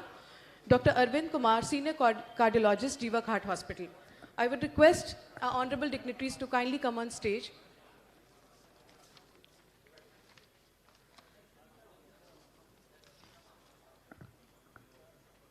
The first and master speaker for this session, that is session 3, on coronary plaque modification is Dr. D.S. Chadda from Manipal Hospital, Bengaluru. Over to you, sir. Good morning. Without wasting any time, I invite Professor D.S. Chadda from Manipal Hospital to start his deliberation. Thank you. Good afternoon, everyone. It's a pleasure to be here. This is the part of the country where I grew up, so it's like homecoming. I must thank the organizers for giving me a chance. Over the next 15 minutes, we'll see as to what is happening in the field of coronary plaque modification. So, we know that we need to modify the plaque. If we modify the plaque, then only will we be able to deliver the hardware. That means these stent balloons, they will be able to be, you will be able to deliver them only if you modified the coronary plaque well. Now, what it does is that it minimizes the trauma to the vessel. It creates a larger luminal diameter, and you leave very well opposed stents. So in a nutshell, what plaque modification does is that it changes the lesion compliance. And this is one of the old slides which I've taken from the era of the bare metal stents. It basically tells you bigger is better. We keep talking about X stent, Y stent, Z stent. So what is most important is what is the MSA which you achieved after deploying the stent, because the long-term results are going to be determined by the MSAs. If you created a large MSA, you're going to have very good long-term results. If you created a small MSA, despite using one of the costliest stents, you're not assured of good results. Well, the lesions which require plaque modification are listed here, but I'm going to focus only on the calcific lesions because they are the ones which need maximum plaque modification, and we have a lot of tools. All of them are listed, and all of them are available in our country. And we'll take each one of them as we go on with the slides. The cutting balloon, which is the first one which I'm going to discuss. This is a balloon which has got atherotomes, or it can have a nitinol hypotube on top. It works with different mechanism and in different lesion subsets, as is shown here in the ostial and bifurcation lesions. It avoids the plaque shift. If you're using in small vessels, it works wonderfully well. We are afraid of using them in small vessels because we fear that we create dissection. It does not create dissection. It produces only type A to C dissection. It doesn't rupture the vessel. So this in turn leads to lesser restenosis. In fibrotic lesions, it's a must. You've deployed a stent after using a 2.5 balloon, and you see that the stent is not expanded. That's probably because you've not expanded the lesion well and you've not restored the compliance. And in calcific lesions, you need to produce fractures, you need to produce dissections, because if you've not produced either of these two, you're not going to have a good MSA. So expansion is determined only if you produce fractures and you produce expansion. Now, if you compare with the conventional balloon, if you use a cutting balloon at lower pressures with least trauma, you have much better outcomes. So this slide summarizes the conventional balloon angioplasty catheter with the cutting balloon catheter. Now, the important precautions if you're using a Wolverine or a Flextome no longer available, is that you need to size them well. If it's a large vessel, you can go 1:1. For smaller vessel, you can slightly oversize. But in calcific lesions, you have to be careful. Don't oversize. You need to do slow inflation and deflation. You can inflate for 1 to 4 times. I've seen a lot of operators twisting the catheter. It's not going to change the position of the atherotomes. You need to keep the balloon inflated for at least 25 to 30 seconds. That's very, very important, because then only it will work well. Well, the important precautions are that never try and push a cutting balloon through a stented segment. Never use it for a kissing balloon dilatation, because the atherotomes might fall off. It's not advisable to use them in a thrombotic lesion because your size assessment is not going to be right. You can over or undersize and they'll not be very effective. Well, the major drawback of cutting balloons is the large size, and that becomes a major deterrent. Wolverine is the new balloon which is available from the Boston platform. Now this is compatible even with the 5 French catheter. The entry and the balloon profile has been considerably reduced, and this they've achieved by reducing the T-slot. If you see the atherotome there, sorry, it's not working. So they've reduced the T-slot of the atherotome, thereby reducing the profile. So it's compatible even with 5 French. So balloon sizes up to 3.25 can be delivered through a 5 French guide, and 3.5 and 4 can easily go through a 6 French guide. So that's a major advantage you have. Couple of cases. This was an ISR case. OCT picture shows a hypertrophied intima. There were double layer stents, both white and blue. We cut it, and you can see the inflations. And first, second, third. With each inflation, the neointima is getting compressed, and the final OCT image shows a very well expanded stent. This was one vessel which was about stented with a 2.5 millimeter stent, and when we did OCT, the vessel size was 4 millimeters. So undersizing the stents in a vessel is a major determinant of restenosis, and these are lumen profile images. Fantastic images. If you see pre-PCI and post-PCI, the luminal gain is tremendous. And if you leave large vessels, you are assured of very good long-term results. This was the final results of this ISR of RCA. Second was a calcific stenosis of a circumflex OM branch. When we did the OCT for this, we noticed calcific plaques. Nothing would actually go in. The luminal area was fine, so we concentrated only in the OM branch. There was some calcification in the left main also. And when we cut, you can see the atherotome producing cuts. The arrows are showing all these cuts. There was also tremendous luminal gain which happened.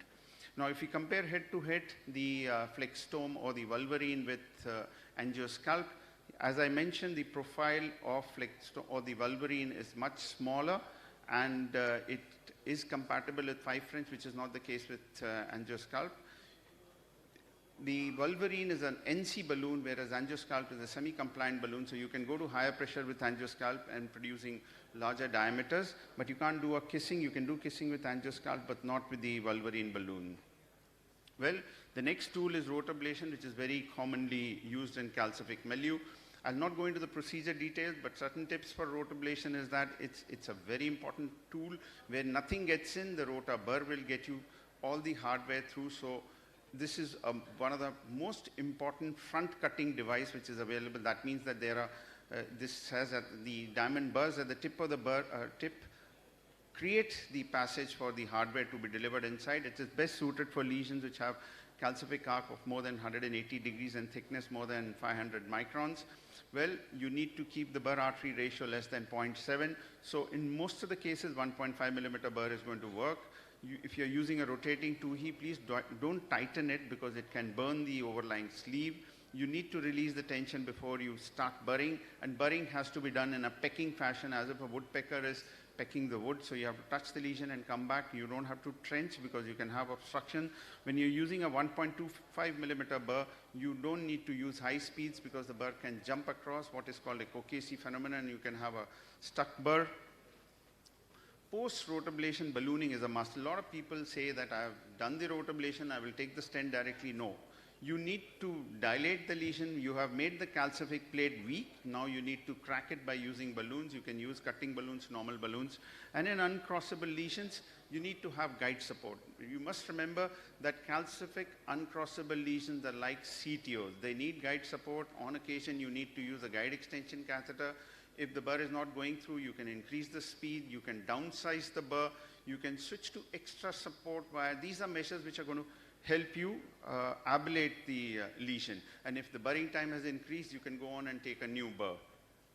Well, in calcific nodules, we have orbital atherectomy, but in yesteryears, when the orbital atherectomy was not available, one could do the calcific nodules by different tips which are given in the slide. You have to change the lie of the wire to create a wire bias towards the nodule. You can achieve that either by using an extra stiff wire, using a guide extension catheter, putting the wire in a different branch, or altering the speed of the burr. By reducing the speed, you can increase the burring, so that these are few things which you can do in a calcific nodule. Well, it is very important to see whether you've ablated the lesion well or not. Mere passage of a burr is not a guarantee that the lesion has been ablated. Once you use a balloon, and if the balloon shows dog boning, you need to upsize the burr and ablate further. Well, limitations of rota are that it's a procedure which has a little bit of learning curve, so you need to practice, you need to have someone guide you through the procedure in the initial few cases. It becomes difficult if you are doing a bifurcation lesion because you can't leave a wire inside because the burr is going to cut that wire, and it becomes problematic in tortuous vessels because there's a risk of perforation. It might not ablate very thick plate calcium, and there are certain relative contraindications. The one which is one of the most important is a thrombotic lesion. Never ever attempt a rotablation with the thrombus, because if you do that, you release a lot of thrombin, which leads to no flow, slow flow, which is absolutely unsurmountable. The other ones listed on the slide are relative contraindications, which you have to indulge in these indications only if you practice the basics. Well, to overcome these limitations, we have a new tool, which is intravascular lithotripsy. This is a tool which we borrowed from our nephrology colleagues who were using the sound waves to crack calcium. So this is a balloon which has got two emitters, which delivers the high pressure sound waves, acoustic waves, which crack the calcium. So it uses a battery operated generator, which connects the balloon through a connector. And the balloon has two emitters. It's a 014 rapid exchange balloon. It delivers these pulses which pass through the normal tissue and crack the calcium which is there in the vessel wall. So it kind of restores the vessel compliance, which no other tool restores, because it acts on both the superficial and deep calcium. Well, the most important tips for using this are that you need to de-air the balloon well, because you need to have the impedance of the balloon and the vessel wall similar. Then only the therapy will be delivered. The entry profile of this balloon is 038 to 043. What I'm saying is it's a very large entry profile, so you need to prepare the bed before you get in. You need to size it to the reference vessel diameter, because the balloon has to be hugging the vessel wall for the therapy to be delivered optimally. So the other important thing is that when we are using in a vessel and the lesion is long, you need to come from distal to proximal, because once you've inflated, the profile of the balloon is going to get bad and you will not be able to push it down. In multi-vessel angioplasties with calcium, you need to have additional tools like guide extension catheters to use this balloon optimally. Well, it cannot be used in vessels which are more than 4 millimeters in diameter, because the balloon apposition is not going to be right. It is not effective, very effective in nodular or eccentric lesions, because most of the pulses are going to get delivered in the segments which are normal, and it's not going to crack the nodules. Well, efficacy of under-expanded stents in the under-expanded stents is not very well established, and it especially does not work when you have two layers of metal inside. In left main angioplasties, you have to do it in a very, very diligent way, because balloon occlusion of the left main is going to cause hemodynamic compromise. So you need to get in, deliver a few pulses, come out, and re-inflate the balloon, because the emitters are hot, and if you deflate while the emitters are still hot, you can damage the balloon fabric. You must keep hemodynamics into consideration, and this is especially more important in patients who've got LV dysfunction. Well, balloon may rupture if you overinflated it, or if the lesion is very tight or the vessel is tortuous. So one needs to use them in the recommended pressure, which is about 4 atmospheres, and then you may go up at the end of the delivery of pulses to 6 atmospheres. Shock topics are nothing but stimulation of the heart, which happens with these acoustic waves. They are essentially benign. There is one report of VT being induced by shock topics that happened in a patient who had LV dysfunction with multiple ectopics. Having said that, you must have your defibrillators on board and ready to deliver the shock while using this therapy. Few cases, nodular calcium, fibrocalcific lesion, thick plate calcium, and circumferential calcium, as elegantly demonstrated on OCT. Post-IVL, now these are amazing pictures. They tell you that as to how this tool acts without creating any dissection and having considerable luminal gain. You can see fracture of the plate. You can see how the circumferential calcium has been blasted. And these fracture fragments are so beautifully seen on OCT. Now, it's the separation of these fracture fragments which leads to luminal gain once you put in the stent. And this is one tool which acts both at the superficial and deep calcium. And in the CAD-CAD3 study, this is this angioplasty balloon catheter demonstrated an average 1.7 millimeter of luminal gain, which is unmatched. Well, we also have laser.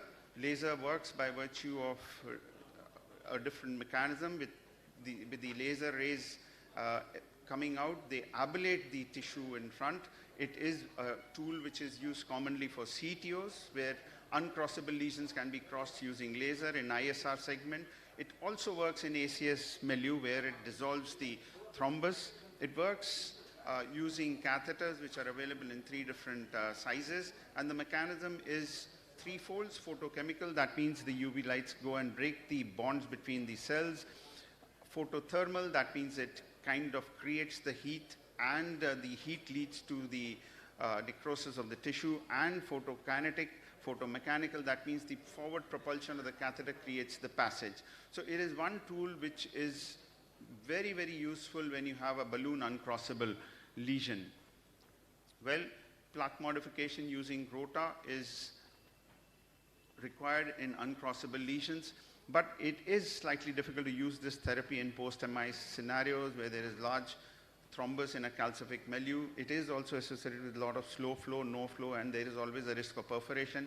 IVL surmounts all these limitations, but the tool is very costly and cannot be universally applied. ELCA is again a costly therapy, and it requires a large capital investment because the laser generator is very difficult to move from lab A to B, unlike the other deliverables of the rota and IVL. So we need optimal combination. Whenever you have a calcific lesion, you need combination of tools to produce optimal results. This is one study which showed that if you combine rotablation with cutting balloon, you can reduce the ISRs by 4 folds. So it is one area which needs attention, and I think most of the interventionists should post-rotablation use cutting balloons to get optimal results. The second combo which is very, very popular is rotatripsy, where rotablation creates the passage and IVL kind of restores the compliance of the vessel. So you rotablate and then use IVL and then deploy the stent. So they complement each other. And these are tools which we reserve for extremely calcified vessel. Well, imaging plays a very important role, and seeing is believing. So pre-PCI, you need to demonstrate the severity and the extent of calcium, because this is what is going to help you select the tools which you are going to need for your angioplasty. And once you've deployed the stent, you need to see whether you've deployed it optimally, whether the stent is well opposed or not well opposed, because the long-term results are going to be determined by that. Well, to summarize, I would say that key to successful plaque modification involves image-guided delineation of the plaque morphology, because this is what is going to help you select the tools. And most important is that you should have combination of tools available with you so that you can produce optimal result. No single tool is good enough to produce optimal results. So optimal selection and usage of plaque modification tools can ease the intervention in patients with complex coronary artery disease. And it is very, very important that we properly modify the plaques in these patients to produce good long-term results, because this not only reduces the complication, it also ensures good long-term results. I thank you for this opportunity and patient hearing. Thank you, Professor Chadha, for giving a very comprehensive view on the plaque modification and management of calcified lesions by different devices. We are already late, so any question if the audience has got? No, please, you can contact Dr. Chadha and ask him. We will go over to the next session, please.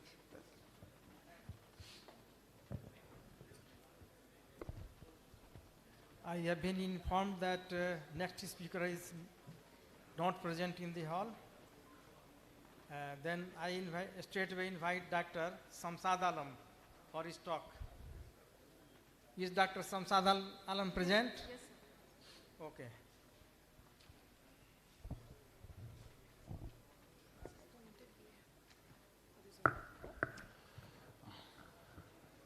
Good morning, everyone. Let's start with the case. In the session of plaque modification, the role of rotablation. Rotablation is a time-tested kind of thing, and the results of rotablation are yet they are uncomparable and unmatchable to anything. Things have come, IVL has come, orbital atherectomy has come, but rotablation has not been replaced yet. So we have a 65 years old diabetic male who had recent NSTEMI. CAG was done outside. There was a significant lesion in proximal to mid LED, significant calcification, a tight lesion of 95% stenosis was there. His RCA was diffusely diseased. Mid part was almost 50% diffusely diseased, and distal RCA, it was 70 to 80% disease.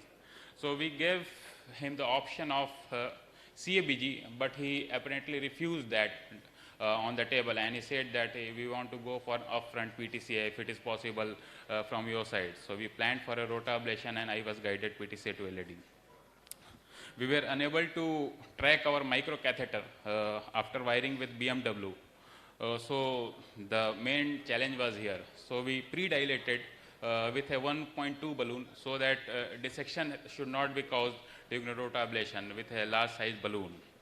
After that, we were able to pass microcatheter. Then we exchanged it with rotawire, and we were still not able to pass on our IVUS catheter till the distal segment. Anyhow, we managed to image the proximal part of the LED. Some part of calcification it was imaged, and we found that there was almost 180 to 270 degree calcification present with a significant tight stenosis. So we straight away moved on with a rotabur, 1.5 mm burr at 140,000 RPM, but then issue occurred with us, the burr got stuck. Initially, we tried a gentle traction.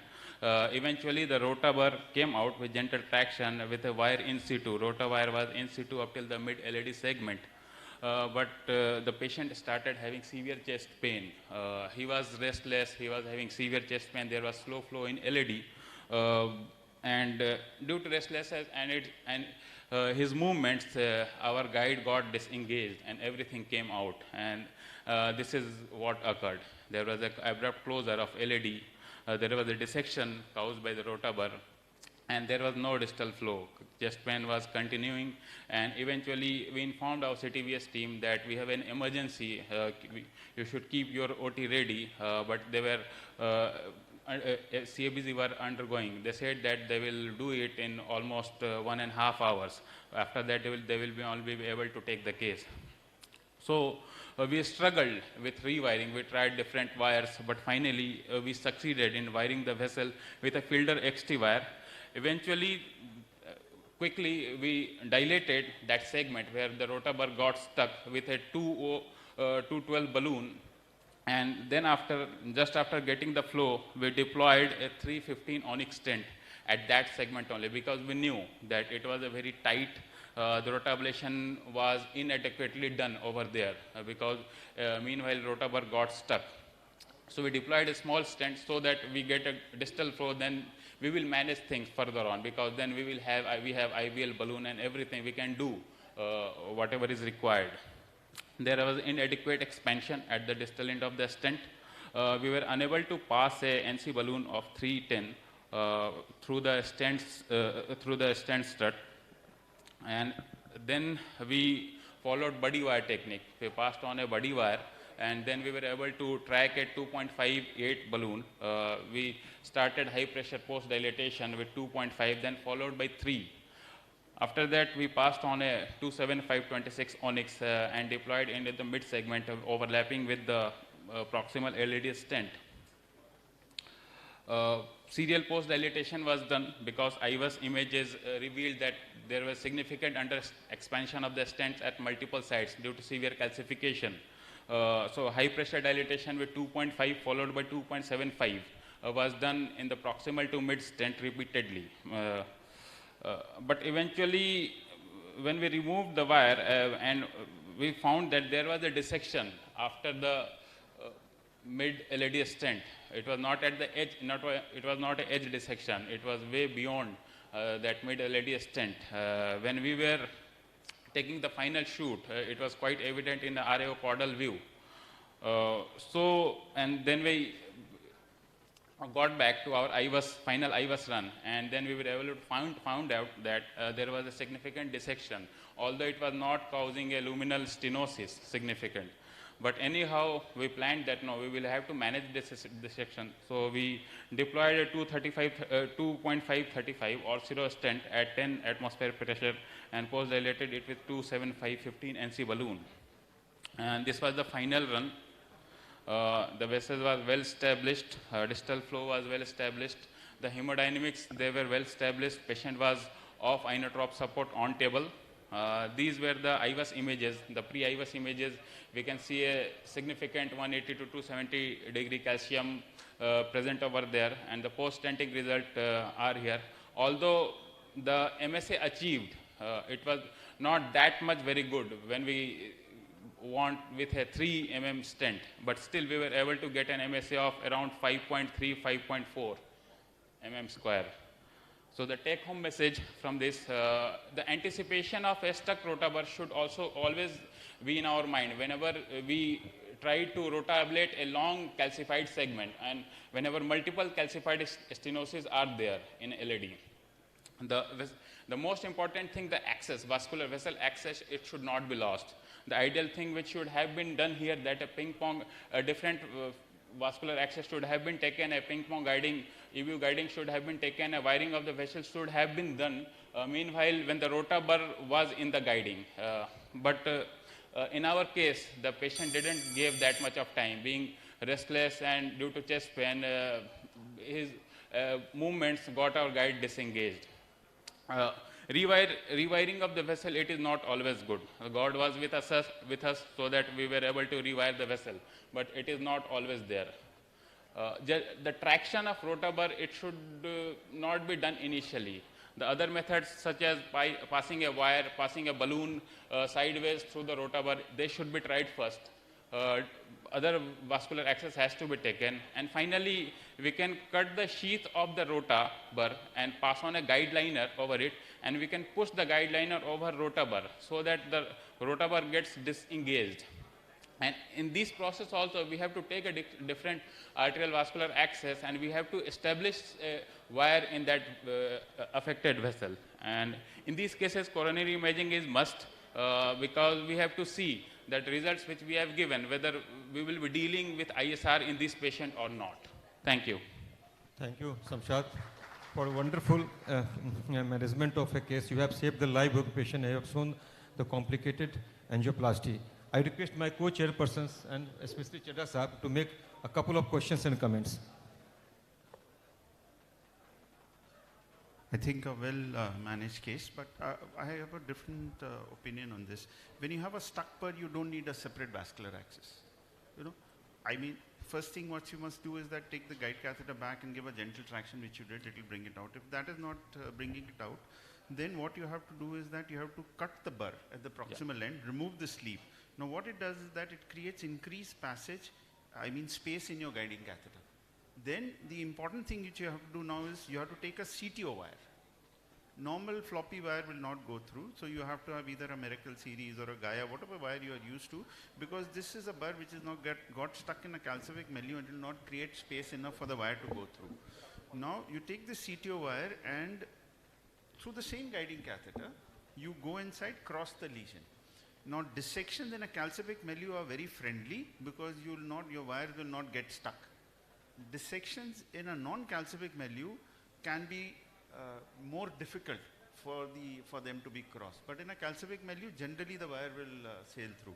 So using the CTO wire, you cross the stuck burr, use a small balloon, never use anything more than 1.5. Yeah.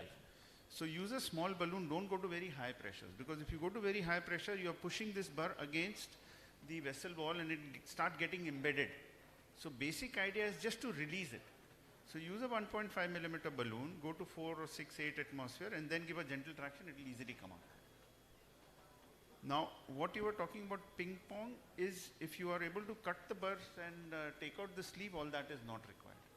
I've had multiple stuck burrs, but I've never taken a contralateral. With the same puncture you can manage and do it. The only precaution is, why did you get a stuck burr?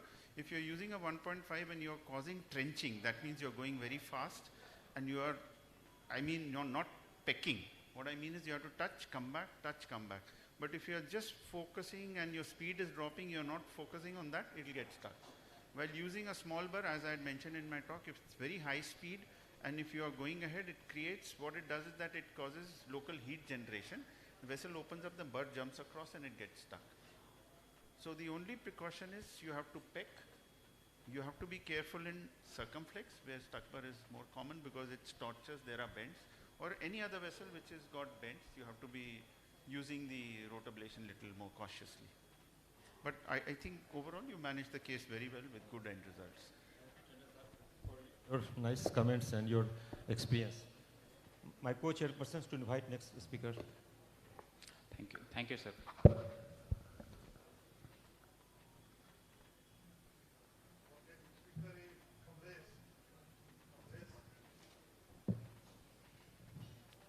Dr. Kamlesh Kumar, please go ahead. Dr. Kamlesh Kumar, MD from Patna Medical College Hospital, a very brilliant student of his time, and DM from Vellore. Presently he is in Paris, and we have great hope from him. Thank you, sir. Good morning, teachers, friends, colleagues, and everyone here. So today I'll be discussing one rota ablation we did recently. So the title is plaque modification versus debulking. Initially it looks like synonyms, but in the end we will discuss it like how this plaque modification should not be advanced to aggressive debulking. So this patient was 69-year-old male with recent anterior wall MI, with anterior wall was hypokinetic, EF around 40-45%, diabetic and hypertensive. ECG had some QS complexes in an anterior precordial leads. So this is the angiographic view. This is apicaudal view. So sorry.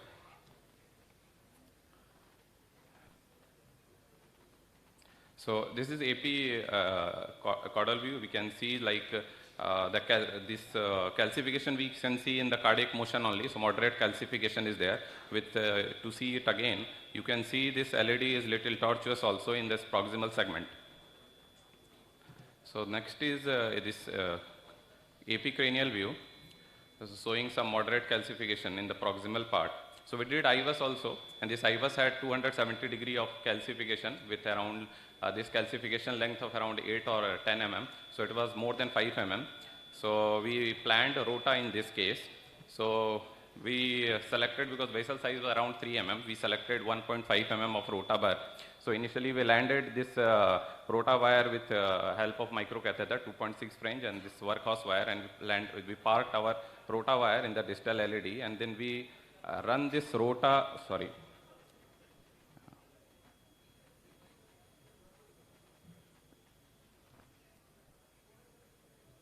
So we had 2 and 3 runs of this rota, and then fortunately this rota burr was going despite this tortuosity, but the tortuosity was less than 60 degree only. And the next, this is post-rota result. So again we tried to cross 1.5 and 6 NC balloon, but this balloon did not cross. So thinking again, we again did rota of the same vessel.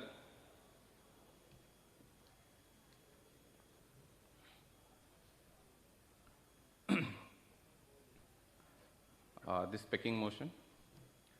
And then again we, after this rota, we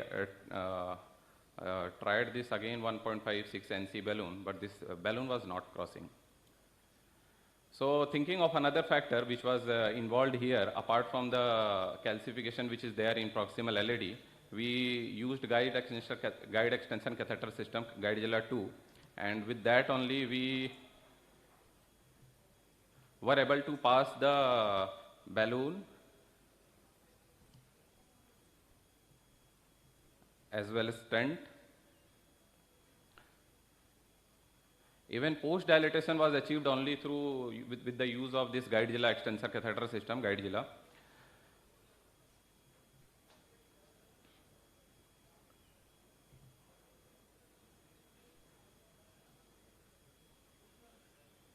This is post dilation done, and this is the final result. So my take-home message is each lesion to be assessed carefully for not only calcification but also the other anatomical factor involved. In this case, it was the tortuous LED. In my case, it was the Guidezilla was the savior. And rota ablation to be, the use to be limited to, I mean, not, the aggressive debulking should be avoided as shown in the other trials like in CARET and STRATAS trials also. We used the correct size burr only like 0.5 mm, 1.5 mm burr size, and other tortuosity and other anatomical factor to be addressed separately. Thank you.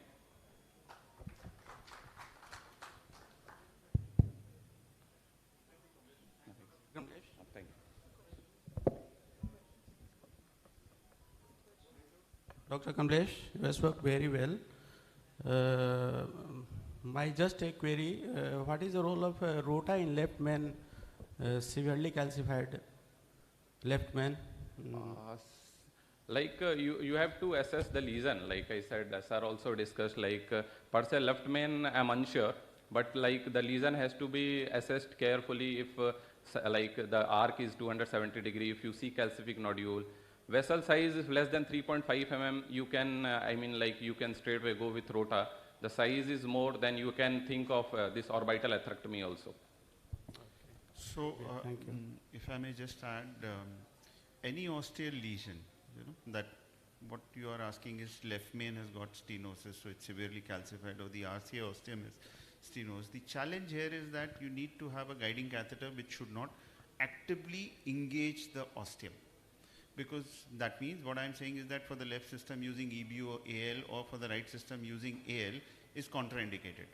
So what you have to do is that you have to make the guide catheter sit, push a coronary wire, microcatheter exchange, put a rota wire, and if possible, if the company supports you, take an extra stiff wire for the osteal lesions. Now your guiding catheter, once you take the rota burr inside, your guiding catheter has to be hanging in the sinus and platform the burr in the guiding catheter and ablate the left main. Platform the burr in the guiding catheter and ablate the RCA osteum. So in effect, what I'm trying to say is that if you have osteal disease of left main or RCA, you need to platform your burr in the guiding catheter. You have to use guiding catheter which are not actively engaging the ostia, because if you do that, you will cut the rota wire. This burr, while going inside, will cut the rota wire, and the wire will be cut, it will be left inside the coronary vessel. So that's the most important thing for left main or the RCA calcific disease. Otherwise, it's no different. The other only important thing which will happen is post-rotablation is your balloon dilatation, and if the person has LV dysfunction, you have to use hemodynamic support. You have to judiciously select your hardware to dilate the lesion and then stent optimally. Okay, thank you, sir. Thank you. Thank you, Dr. Kamlesh. Thank you, everyone. I would like to invite the last speaker of this session, Dr. Pawan Kumar Singh. Please join.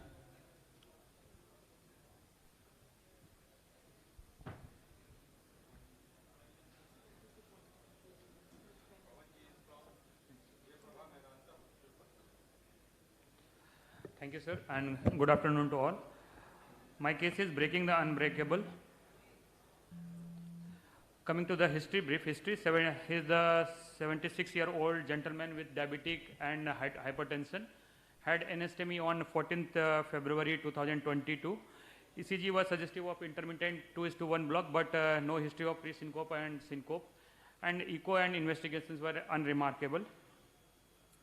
Now, coming to the angiogram, right system was unremarkable, while the left it shows the heavily calcified LED lesion, and there was the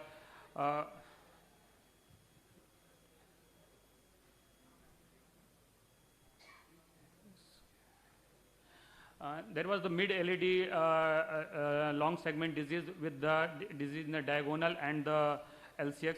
We counseled the patient for the CABG. However, the patient was adamant that he has not to undergo the surgery, and then we underwent with the PTCA. We took him for the PTCA and we wired the diagonal and the LED with the BMW. We started pre-dilating and the lesion. We did the IVAS. Unfortunately, I don't have the IVAS images at present. It showed just distal to the diagonal lesion, there was the heavily calcified, and it was the arc of more than 270, but it was the less than 360 degree. we assumed that we can break it with the cutting balloon, and we went ahead with the PTCA. The previous slide, actually, I just want to focus on that slide. Previous. Back. No, back.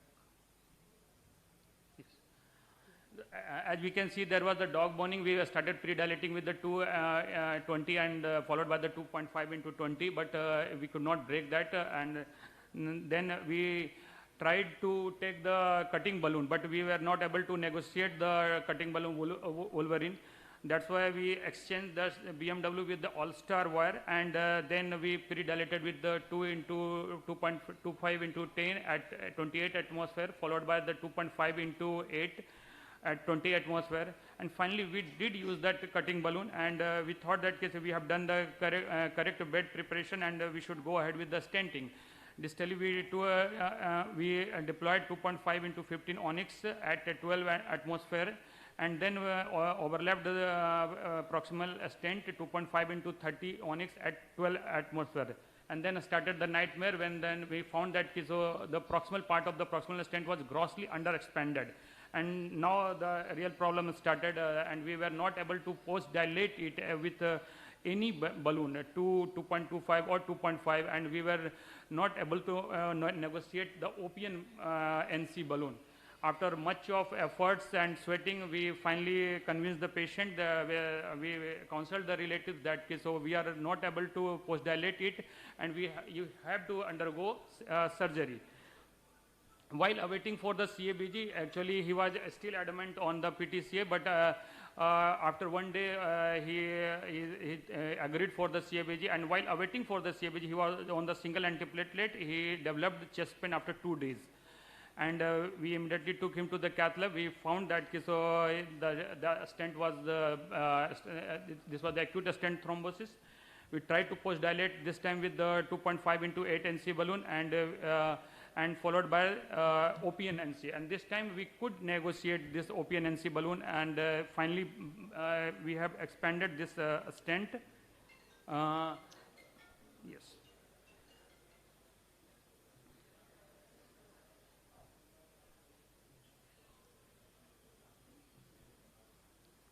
And this is the final stent boost images. And what I learned from this case, never underestimate calcium. We did underestimated calcium. We thought that we would break it with the cutting balloon. On that day, we do not have the facility of any atherectomy device on that day. That was the unfortunate event. While dealing with the calcium, your armory should be fully equipped. We were lacking in that case. It is always better to look for the balloon expansion during lesion preparation in the 2 orthogonal views, especially in the calcified lesion. And because in one views it can be the deceptive, as it happened in our case. Cutting balloon works in the calcium less than 180 degree, while calcium of 270 degree and more needs atherectomy.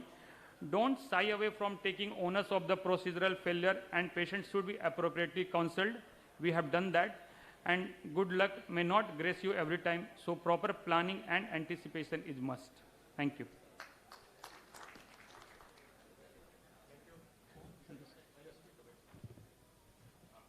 One of the most important message out of your case is that if you're not sure, never stent a calcific lesion. Yes.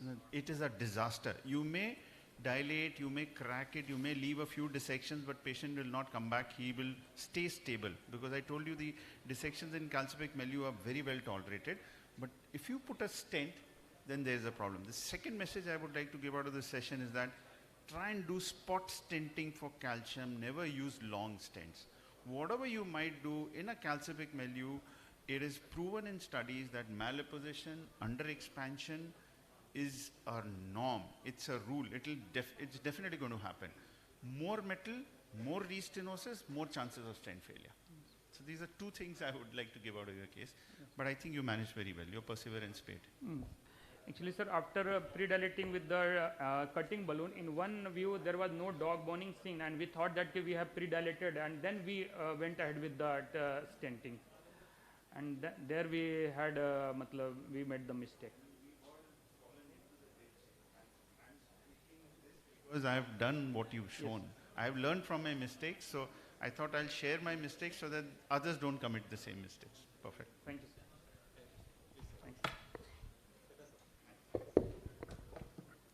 I would request all our honorable chairpersons to kindly present the memento to Dr. D.S. Chadha. It's an honor to have you here, sir. Thank you so much.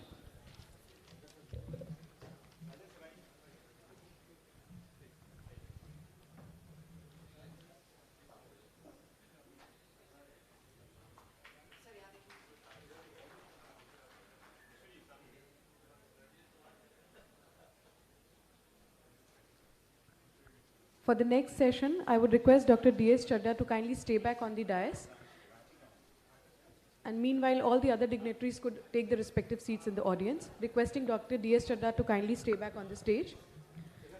For the next session, that is miscellaneous and mostly on the balloon mitral valvulotomy and digital cardiac rehabilitation, I would request Professor Dr. H.S. Issar from Safdarjung Hospital, Delhi to kindly come on stage. Dr. Sandeep Kumar, Secretary CSI, Bihar. Dr. S.K. Didwania, ex-head of Department Medicine, PMC.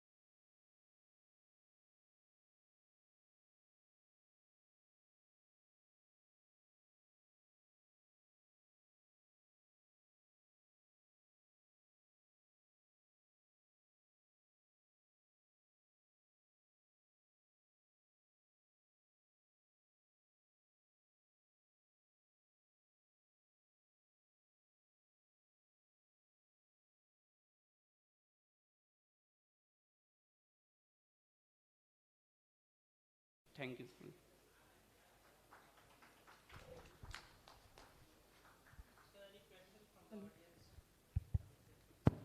The only thing is that here diagonal is sizable, must be causing resistant angina, only then, because the LED was not looking significant.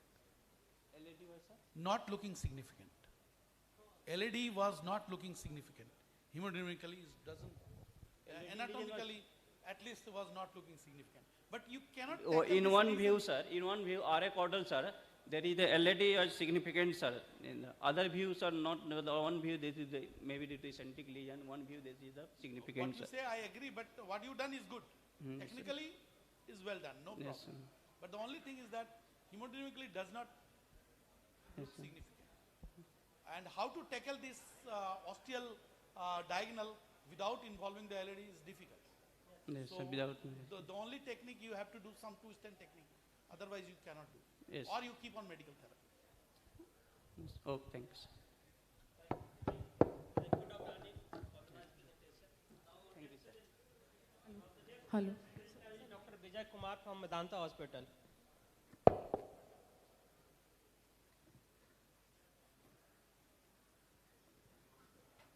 Dr. Vijay is very known to Bihar, and he has been very keen interest in interventional cardiology.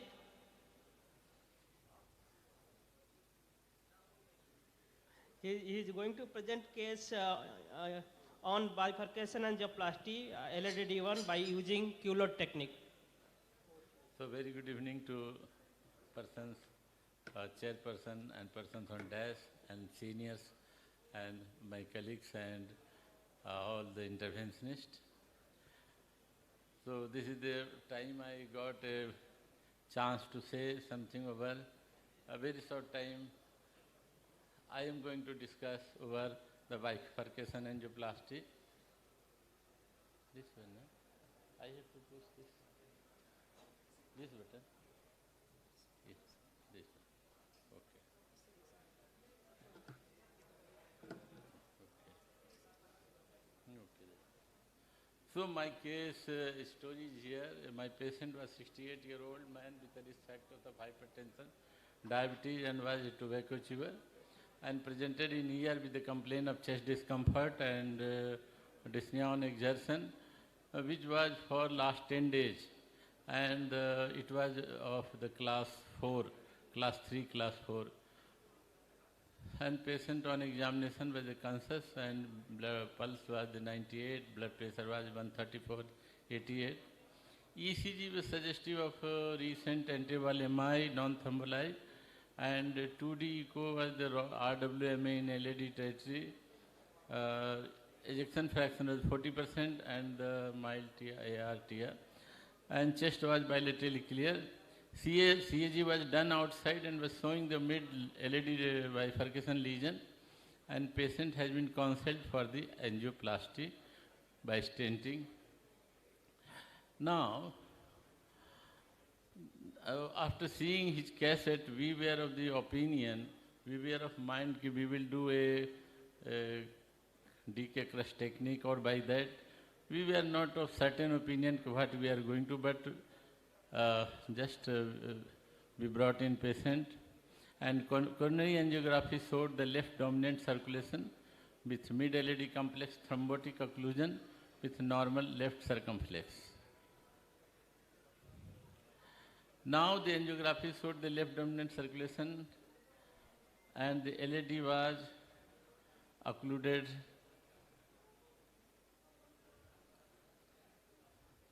Left main was hooked with the EBU 3.5 through the right femoral root, and lesion of the LED crossed with the BMW guide wire, and diagonal was crossed with the cyan blue. Pre-dilation of the both LED and diagonal lesion was done sequentially with 1.5 into 10 at 18 atmosphere and 2.5 into 15 balloon. And then the first everolimus stent 2.7524 at 9 atmosphere deployed at LED to diagonal. This was from LED to diagonal at normal pressure. and port was done with 3.5 and 6 NC balloon at 12 atmosphere, followed by recrossing of the LED and opening the stent strut by the 2.5 15 balloon at 12 atmosphere. And second stent was crossed through strut 3 into 22 at 11 atmosphere deployed in LED through first stent at nominal pressure. Again, report was done with 3.5 and 6 mm NC balloon at 12 atmosphere, and final kissing was done with in both 2.75 15 and 2.75 15 balloon in both the vessel at 14 atmosphere. And this was the final result.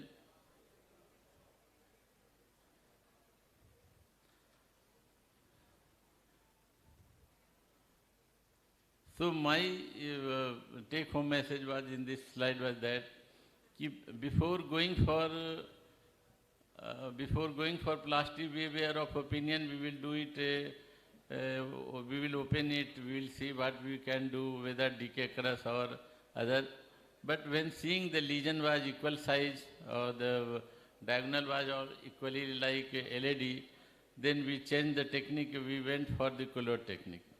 So the appropriate bifurcation strategy on basis of coronary anatomy should be taken, and every step is important and should be done meticulous. That is thing.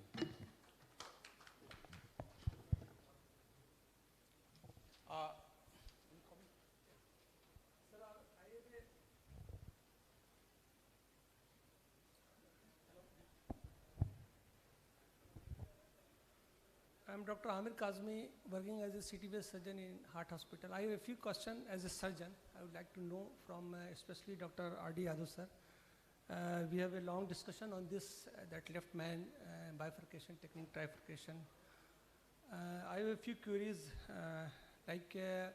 suppose we are doing left main trifurcation stenting in hemodynamically unstable patient. Patient is sick, patient has unstable angina. So do we need prior IABP support for before the this such type of left main stenting? My first question is this. Second one, as you already have told that in most of the cardiac center there is no CT-based surgeon support. So in such scenario, should we proceed for such cases of tight left main stenting without CT-based backup, or should refer the patient to some of the good center with CT-based backup? What are your opinion? Regarding the hemodynamic support, mechanical circulatory support, ideally left main trifurcation, if there is acute ACS, MI, cardiogenic shock, definitely it should be done with the hemodynamic support. Either will be IBP or Impella, whichever is able to afford. Impella, like I have not used Impella because none of my patient was able to afford. So I put IBP and will do the trifurcation. But those who are a stable patient, we always offer CABG as a first choice. Hemodynamically stable patient, although LV systolic dysfunction, but not crashing or something like that, then we offer them. If they refuse, we say that, yeah, we can do it, but if you will refuse, if you will not able to, you don't want surgery, you don't want a scar on the chest, and if you want, it should be done, we will do it. So it's like that. Whether surgical backup is available or not, it doesn't matter nowadays. What the guidelines About your case. Sir, what the guidelines is, Yadav sir? So I think very pertinent question raised by a surgical colleague. I think we should also look at the surgical risk. Not that it is a high syntax score, so they should go for surgery. No. We should very carefully look at the surgical risk. If you look at the surgical risk, which is assessed by different scores, out of them STS is one, which most of us know. If surgical risk is very high, also if the distal targets are not very good, I think one should sit together, both the surgeon as well as the cardiologist and the patients. That's what we call it as a heart team. Just because the LLM trifurcation, the patient should not be sent to surgeon, because we've seen a lot of cases where LED is non-viable and surgeon has, see, I think that's the most useless thing which is given to the patient, that surgery is done and subsequently nothing. Let me just tell you, I sent one patient 5 months ago, poor distal targets. This patient required some 8 or 9 stents. I told him, difficult case for me, but difficult case for surgeon also. One of the leading surgeons, he grafted only some areas, and that too with vein. 5 months down the line, the same patient has come back. All the grafts have closed, and his ejection fraction, which was around 50%, is now 15%. So just because the anatomy is complex, that does not mean the patient should go to surgeon. We should look at also what is the surgical risk. We should also look at, very important is, how are the distal targets. If the distal targets are not good, let me tell you, any amount of surgery will fail. Sir, if the ejection fraction is very poor, or suppose there is a non-viable myocardium, then of course no role for you, no role for me. If it is a non-viable myocardium, why do you want to revascularize? Just give him medical treatment. Suppose a particular area of LED is non-viable. Yeah. In such cases, we should go for thallium or stress test. After this, if the area is viable, then we should go for either. No, as far as viability study is concerned, the reliability is only if it is viable. If the studies tell you it is non-viable, it may still be viable, as has been seen in ample number of studies. And I think you must be aware about the STITCH trial, where they never bother about whether it is viable or not. So I think viability is an issue, but very important thing is, according to me, distal targets. We must know that the distal targets have to be good. If the distal targets are good, if you have a viable LED territory, distal target is good, we have to have a stent which can match an internal memory. According to me, it is very rare that a stent can match an internal memory. A large left antidescending artery is supplying a large viable territory which can receive a nice looking graft to the LED in the form of internal memory, like a clean inside wound stitched with a gold, that is LED. So that is Lima. So I think no stent can match that. But if not a nice looking LED, lot of distal disease, some issue about the viability, just because the anatomy is complex, that does not mean it is a surgeon's cup of tea. If it is complex, learn how to do complex cases. If your patient has a hemodynamic compromise, learn how to handle the hemodynamics. If a patient cannot afford, go for IBP, which is, according to me, not a very supportive device. If a patient, if the hemodynamics is not very good and the pocket permits, then I think Impella is a very simple device. It can support like anything. Last week I did a case, something like this, an orthopedic surgeon, hugely complex anatomies. I had operated upon him some 26 years ago, and now he had come back with significant lesions, highly calcific lesion, LM trifurcation, and LV was very bad.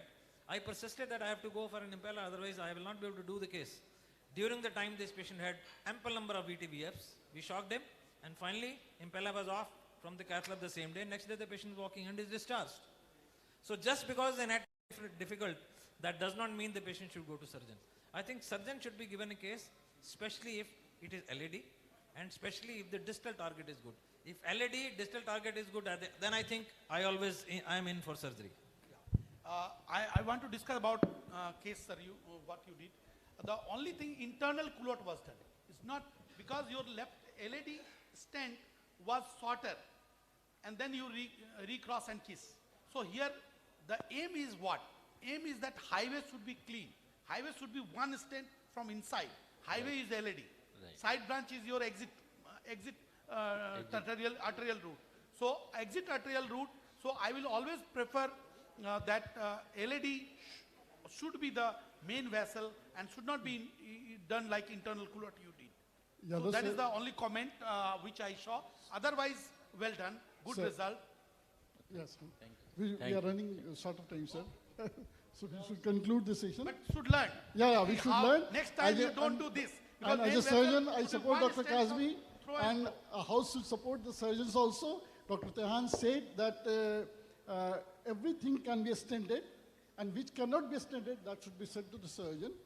According to him, everything can be stented. Yes, you should learn, but the class of indication should be also seen and should be addressed. Thank you. Thank you. We should conclude the session and go ahead. With due permission of the chairpersons, we would conclude this session of bifurcation lesion. Moving on to the next, before we move on, I would request all the chairpersons to kindly present the memento to our master speaker, Dr. R.D. Yadvik.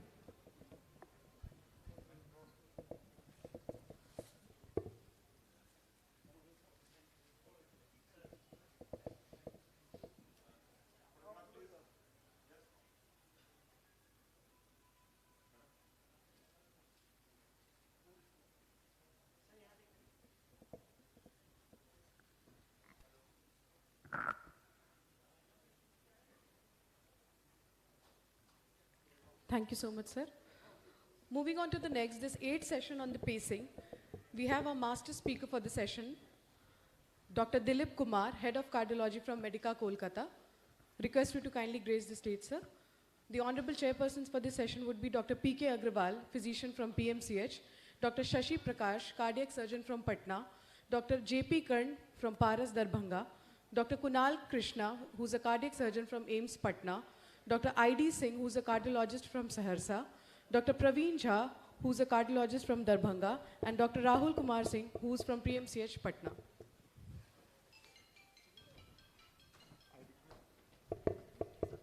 Dr. Next Ashish Kumar Jha from Heart Hospital, and now join as a chair. I would like to invite Dr. Dilip Kumar, Master Chief Speaker.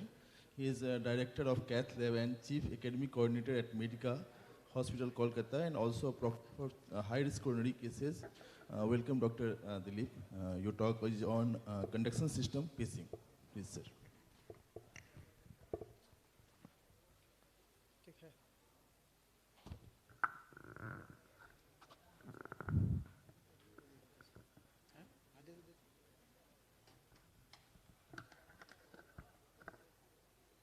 Can I have my slides, please?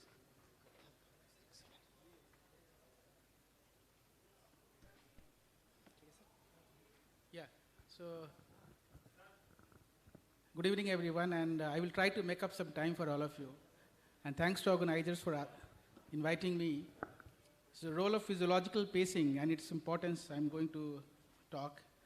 So the enthusiasm and excitement of physiological pacing for the last 5 years is probably reaching to its genuine and logical, conclusion. And 2023, just I think few days back, HRS, APHRS and LAHRS guidelines endorsed and recommended physiological pacing. So now the terminology is cardiac physiological pacing. It's not a kind of a CSP or something like that. It's a cardiac physiological pacing, CPP. It involves both CRT as well as conduction system pacing.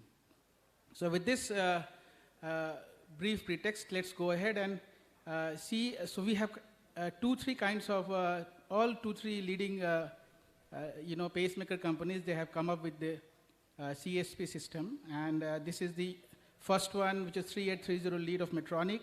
Then this is Agilis Sheath, his Agilis Sheath from St. Jude Abbott. And then we have Biotronic system. So whichever you go, you get an ECG like this.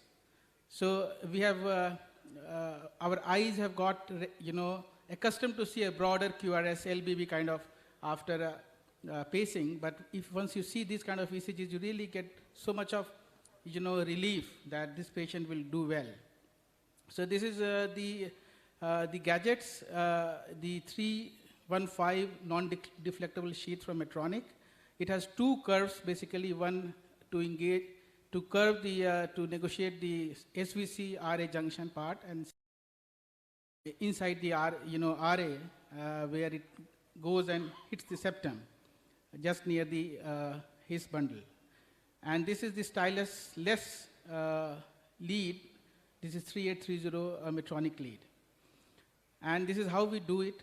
We go in RAO, we make a imaginary line from his AV node junction, which we all can appreciate. We can mark it with a temporary electrode, as well. But once you do it more often, you can make out where could be the possible node and junction, and then you can make an imaginary line to apex, and 3 to 4 centimeter down, you can get a entire left bundle, LBB area. And then you go to LAO projection, and your lead should travel perpendicular to the septum. So this is how you do. And then finally, these are the rotatory movements of your hand. There should be a little brisk rotations. And then the diagnosis is clinched on your electrocardiograms, intracardial electrocardiograms. You see here in the left side panel, you go in when we are getting a V1W pattern, and AVR, AVL is discordant, 2, 3 is up. What does it mean? It means you are in parahesian area. And then you go in the septum, you see your QRS V1 is changing to QR or a RS-RS pattern. And the LVAT, what we call, it's less than 90, and QRS becomes narrow. And you can also appreciate some changes, which I will be telling you. And finally, how to, this sheath, once it is there, you have to, you should know how to, cut it. And this is the sliter of Medtronic, and Abbott sliter is also very good. So with this, practical, some of the slides. Let's go to the theoretical slides. How are you going to see the ECG? What kind of ECG you are going to get? It depends where you are hitting. You are hitting the selective area, you are hitting the anterior fascicle, you are hitting the posterior fascicle, you are hitting proximal hiss, you are hitting distal hiss. So you can see so many combinations and permutations. You see here, so many permutation combinations you see, but the bottom line is your QRS is narrow. It should be a QR-RS pattern, and these are the methods to confirm conduction system capture. So you should have a left bundle potential appreciable in our intracardiac electrogram, and the paced QRS morphology should be similar to baseline, or there will be a correction of bundle branch block, and the QRS duration will be less than 110 milliseconds. And this is the left bundle potential. You can appreciate here, 30 milliseconds before the R, you get a left bundle potential. So once again, how to confirm left bundle branch LBB pacing capture. So I have just discussed it. I'm not going in further detail. So once you are hitting a left anterior fascicle or you are hitting left posterior fascicle, your axis will be different, but clinical consequence will be same. So this is very, very important to know. You shouldn't be bothered. Once your QRS is narrow, you are getting a QR pattern or RSR, good R in V1, then and an LVAT is less, your patient is going to have a good future outcome, favorable future outcome, be it left anterofascical engagement, left posterior fascicle engagement, or a left bundle trunk, or a His bundle. So all these combinations give you similar clinical benefit. And that is why this kind of pacing philosophy and practice is gaining a lot of, getting adopted in many countries, many operators, because whole, range of these ECGs give you benefit. There is also one very good, marker, whether you are hitting the right area or not, is V1 minus V6 interval. If it is more than 33 milliseconds, it means you are lateral and you are probably hitting the left bundle area. So let's look at some evidence. This is with His bundle pacing versus bi-V pacing. You see His bundle shows better synchronization, no delayed activation. What we see in biventricular pacing, there are still some delayed activation. But in RV, you see here, in His bundle, there is no such desynchrony is seen. We have some randomized trials with His bundle pacing, and the narrowest QRS you get with a His, then left bundle, then bi-V pacing. So this is a more efficient, method of synchronization than biventricular pacing. These are some evidences I will be rushed through. I am not going in detail. And the bottom line is, all these trials have shown superiority of conduction system pacing over bi-V pacing. Since many of these studies which I am showing you, these are not RCTs, that is why guidelines have not changed. But since I will show you what HRS 2023 has just endorsed, but still RCTs are awaited. So you can appreciate here in this particular study, a very large multi-center observational study, again showing left bundle area pacing, gives you better QRS narrowing and increase in ejection fraction. So clinical outcome also, you see freedom from death or heart failure hospitalizations better in CSP than bi-V pacing. So we have hell lot of, last 3-4 years have generated huge evidence, especially from China, from Dr. Vijay Raman, and from our own India, We have got very, very good evidence, study data from Dr. Sanmuga's center and some other centers as well. So huge pool of data coming from these three, four places. I will show you some of the cases. This was a 56-year-old male, NYHA class 3-4, LBB, persistent AF, 28% EF, normal coronaries. This was the ECG. What will you do? So many of us can go for AF ablation, but the LBB will remain there. So how to handle this? Probably in this situation, maybe a junction ablation and a CRT or CSP can be better. So what we did was we ablated the node and then we did a lot CRT, and you see the ECG of this patient. And this patient ejection fraction recovered in 3 months' time. His ejection fraction rose to 40% from 20%, and he has still not got hospitalized again. And EF has improved gradually. This is after 1 month of the pacing, the echo improved. And this is one area where CSP scores over CRTs. Whether you are going for a node ablation and physiological pacing, a CSP is preferable over CRT. This is a 42-year-old DCM with 28%, QRS was 180. With CRT, I thought this is a young male, let's give it to best possible QRS, and I did a lot CRT again.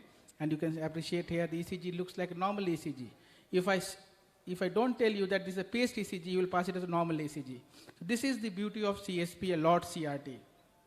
This is another patient, a RBB with left axis deviation, not a very wide QRS, 120, 130 milliseconds, DCM. It doesn't fall in a CRT criteria. Again, I did a lot CRT, and you see here how the QRS changed. This patient's CF also got better. So there are so many things which we are not knowing earlier, and now we are getting clear about those things. So hot load CRT gives you the best possible QR narrowing, and sometimes it helps you in rescuing the logistical problem. This patient has CRT, got infected. He had no money to go for another CRT, so we did a 12-chamber CSP with a very wide, very narrow QRS, even narrower than the CRT QRS, and now he's still doing well. And last case was a 68-year-old lady with very bad scoliosis of spine with EF of 40% and CHB. And this was the ECG she came up with, and this is the ECG which we gave to her. And this was scoliosis of spine was so bad, you see, and still in these cases also, your fluoro markers or electrical markers, you can do a left bundle pacing without any problem, looking at intracardiac signals. We published this case in International Journal of Science and Research. So this is HRS 2023 guidelines. If you expect a pacing more than 20%, then when there is an ejection fraction of between 36 to 50%, you should preferably going for a physiological pacing, CPP, be it a CSP or a CRT. So this recommendation has come, is a class 2A recommendation. In other cases, it's a class 2B recommendation.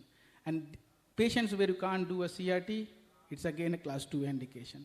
So it has got its place in guidelines, and probably coming years belong to CSP. Thank you so much for the patient hearing. Thank you, sir. Very nice presentation on this physiological pacing, conduction system pacing, a new upcoming topic. If there is any question from house. When you will do left bundle pacing along with the LV lead. Yeah. Left bundle pacing along with the LV lead. When you will select for that? Yeah, I think. Or routinely you will do that? Yeah, we do when we expect that the stakes are very high. So a young patient, 40 years, very wide QRS, you expect that left bundle, you're doing a CRT, but still you want a maximum fusion, then you go with this.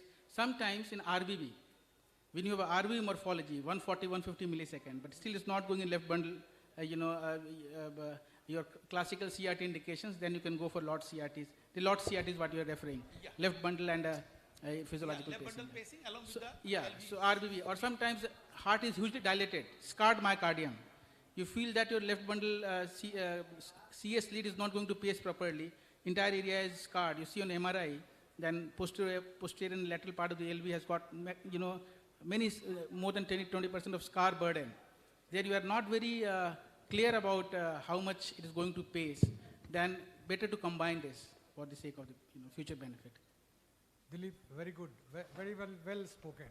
But my Thank you, question is, are we heading towards, every pacing would be a LV conduction system pacing?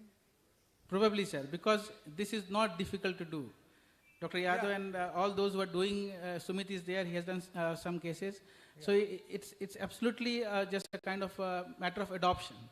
If we adopt this kind of pacing in our in any one center, our fluoro time, the total processor time is now standardized to a normal pacing, even with CSP. And also CRT should be out?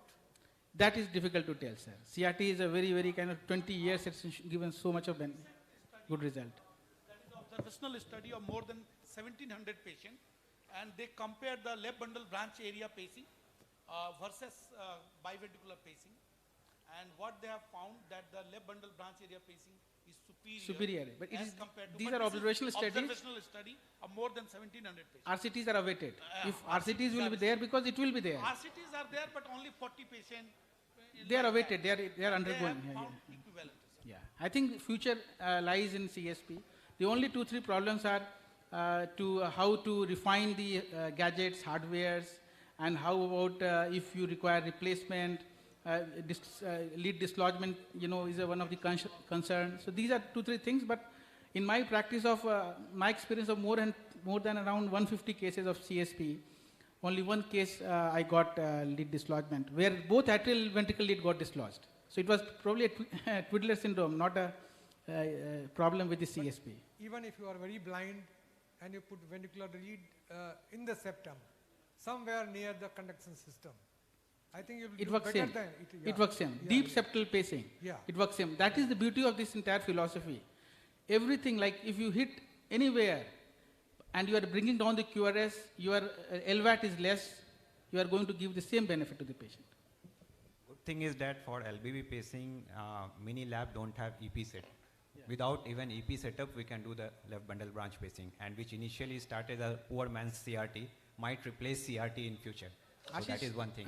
Ashish Center, I think he has done some cases. We have done few cases with Sir, few cases with some other proctor, and we have seen left bundle branch pacing has a very good future. Means EF improvement, if EF is much more. Only one thing which I want to ask Sir, that one case where we, the interventricular septal thickness was good, means the minimal thickness probably is 10 millimeters, it should be more than 10 millimeter. But one patient, we could not get the threshold. Probably because of the myocardial scarring of that IVS or what, but whatever position we kept, we didn't get the threshold. So that might be reason of concern. We can do the cardiac MRI and find out whether I think his bundle area, his bundle pacing, that has got problem with thresholds and dislodgements. LBB area pacing is large area. You can go fiddle around in 3-4 centimeter square area. So we tried, sir, but sometimes you can go downward posteriorly. So you hit the posterior fascicle. It will have same narrow QRS. Yeah. But your axis will be, posterior, like block of the posterior fascicle block. Yeah, but that, will not how be much like that will improve EF? The axis will be different. AVF will be negative. 2-3 AVF will be negative, but it will be. If the LVAT is less than 80. Yeah, LVAT is less than 70 rather. Then it's done. But LVAT again we can't measure in without EP system. Yeah. So no need of EP system. You need 12 lead ECG machine. That's all. LVATs are how means for you just measure from the onset of the spike to the peak of the QRS. That's all. That you can do manually also. So you don't need to have EP system. Actually, sir, I just want to add one point. It is just an interplay. It is just an interplay of the different parameters. Because we have been started doing, I think the first left bundle pacing we did with Dr. Dilip, and now we have did up till almost 25 left bundle pacing. What we have seen, you cannot say a left bundle pacing. It is a left bundle area pacing. Yeah. We have fascicular pacing. We have left bundle near septal pacing and anti-fascicular pacing. So initially we were strict that we should get a RSR pattern. It is not necessary that we should get an RSR pattern. Move on to next speaker. Yes. Sorry. So we will move on to next speaker. Yeah. The LVAT, it is very important. Actually the LVAT for LBB and non-LBB, it is different. So it has to be taken, and inter-peak distance in V1 and V2. It is very important whenever we do LV pacing. Yeah, if you see selective left bundle pacing, if you have a spike and there is a 15 to 20 millisecond gap, that means selective left bundle pacing has occurred, and you are having QR pattern in the V1, and LVAT is 70 millisecond or less. So that is the that means you have selectively heated pacing the left bundle. If you have started the spike and from spike QRS is coming, then it is non-selective left bundle pacing with RBBB. So now we have Dr. Sumit Sankar. He's a very good cardiologist. Now he has established himself and he's into all kind of coronary and conduction system pacing. So he will be talking about cases of conduction system pacing. Good evening, everybody. First of all, I'd like to thank everyone for inviting me for this lecture. And secondly, I am honored to present in front of my godfather, Dr. Dilip Kumar. So after his motivation, I started doing CSP. So recently, I have done around 6-7 cases of CSP. All of them have been successful. And mine is a non-EP setup. It's a peripheral setup. So as always, we do a venogram to do a clean puncture, followed. Okay. So this was a case of complete heart block. She presented to us with post-CPR status, and we did a TPI. This is first ECG for post-TPI. And this is the ECG after conduction system pacing. We can see that he has a very narrow QRS, and ejection fraction also improved after a period of 1 month on follow-up. So this is the other case. She is a 62-year-old female patient. For some reason, she was on dual antiplatelets, and we did a venogram. So the venogram was showing 2 small veins, which were it was a very difficult puncture. I had a very hard time gaining access. But anyways, she started having a hematoma of the puncture site. So we kept a compression there. That probably happened because of the dual antiplatelets. Anyways, we were able to do the case successfully, and we can see she has a very narrow QRS complex with almost RSR pattern in V1. So without the spike, it is like sir told, it is difficult to know that. And the problem happened like after follow-up of 5th day, she developed pocket hematoma. But as I already suspected that she might have a hematoma, so I did a intermittent mattress suturing instead of the regular subcuticular suturing which we do. So I drained the hematoma, and post that she is absolutely fine. This is another case. This was a 63-year-old male. It was a fairly easy access for me. But the problem was this patient had a very grossly dilated LV. So it was a very, very difficult case for me. Means one of the catheters which we used, it got kinked, so we had to use another catheter. But finally, we were able to achieve conduction system pacing. In this patient, the QRS narrowing was not as much as the previous cases, but still it was a successful with AVR-AVL discordance and RSR pattern. And he is also doing fine, and we were able to improve the ejection fraction. Now it is more than 35%, which was initially 21%.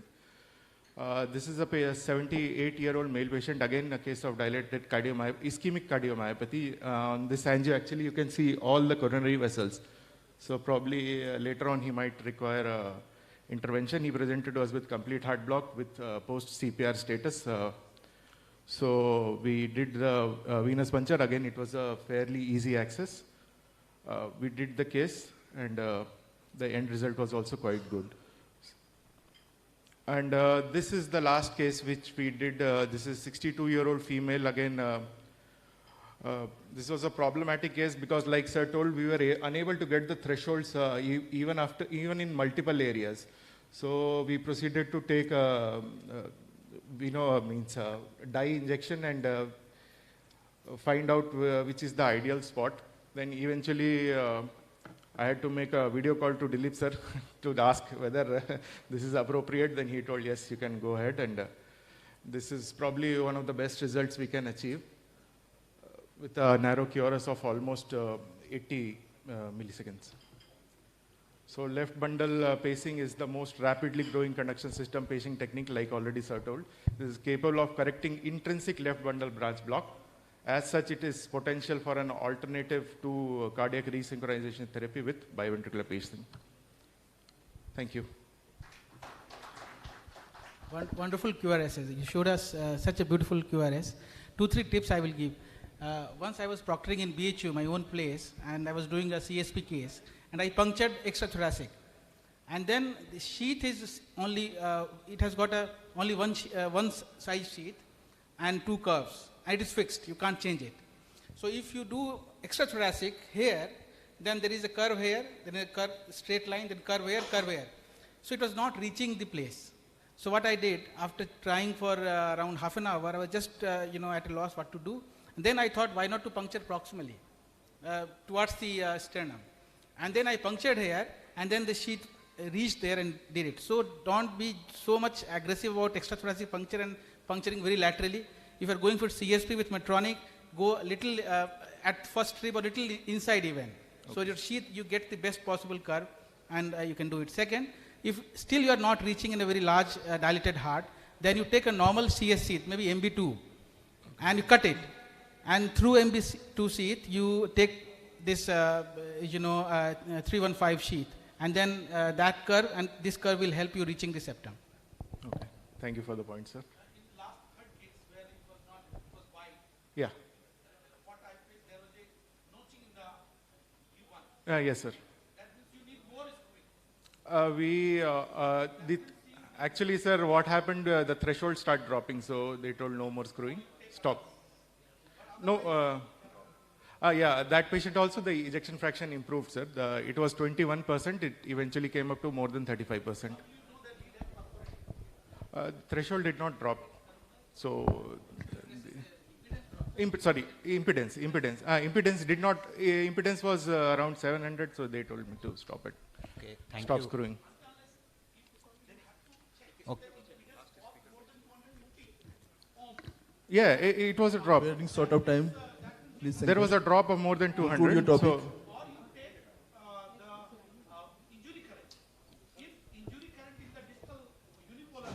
we are running short of time, sir. Hello. Okay, sir. Yes, sir. Current of injury, that is there, sir, but the impedance drop was significant. Yes, sir. Okay. Yes, sir. Yes, sir. Okay, thank you, Dr. Sumit. Our next speaker is Dr. Sanjeev Kumar. He is going to talk on epicardial pacing. Dr. Sanjeev.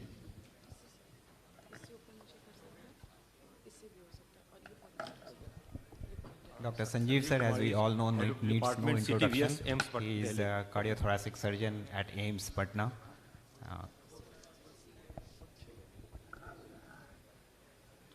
A very good afternoon to all of you. First, I express my heartfelt gratitude towards the organizers, particularly Dr. A.K. Jha sir, Dr. Arvind Sharaf, Dr. B.B. Bharti, and Dr. Vipin, for the opportunity to present our series of cases in front of a constellation of eminent cardiologists from state and all parts of the country. I want to elaborate on epicardial pacing in unfortunate cases of infected pacemakers, and to impress upon that this is an adequate and better approach if done in time for pacemakers that got infected. So pacemakers are in clinical use since early 60s, but the incidence of pacemaker infection worldwide is around 4.82%, which increases to 12.2% for second or third reimplantation of in patients who have got infected on the first time. So lead dislodgement, vascular injury, pocket hematoma, and pocket infections are short-term complications, and long-term complications include lead fracture, insulation failures, premature battery depletion, pocket infection, and maybe severe septicemia, which may lead to severe morbidity or mortality. So cardiac, if you include cardiac implantable electronic devices, that CIED, the infection rate further goes up. And CIED is responsible for 10% of all endocarditis in clinical setup.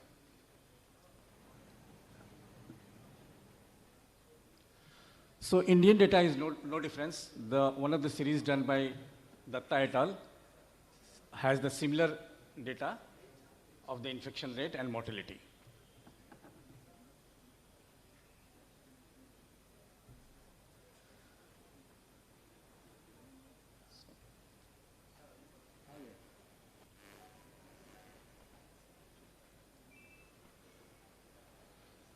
So pacemaker infections, if you are alert, then it can be early characterized by the localized erythema, cellulitis at the site, edema, and pain over the pocket. It may progress further and give rise to purulent discharge, erosions, or even the pacemaker pulse generator coming out of the pocket. So considering these type of clinical presentations, the infection is divided into 5 types of cellulitis or purulent discharge from the site. Third type is wound dehiscence or erosion through the skin and the exposure of the pulse generator or the abscess or fistula formation. So pacemaker infection gives some signs early and we need to identify it. So this is a case in which pacemaker was put 3 months back and there was some bleeding in the cath lab. And after discharge, though the swelling was less, but the red erythema or edema was persisting. So at this time, you should be alert. Fortunately, this patient recovered by the antibiotics and supportive treatments. But if such signs occurs, we should be very alert that this may give rise to severe infection that may lead to the wound dehiscence also.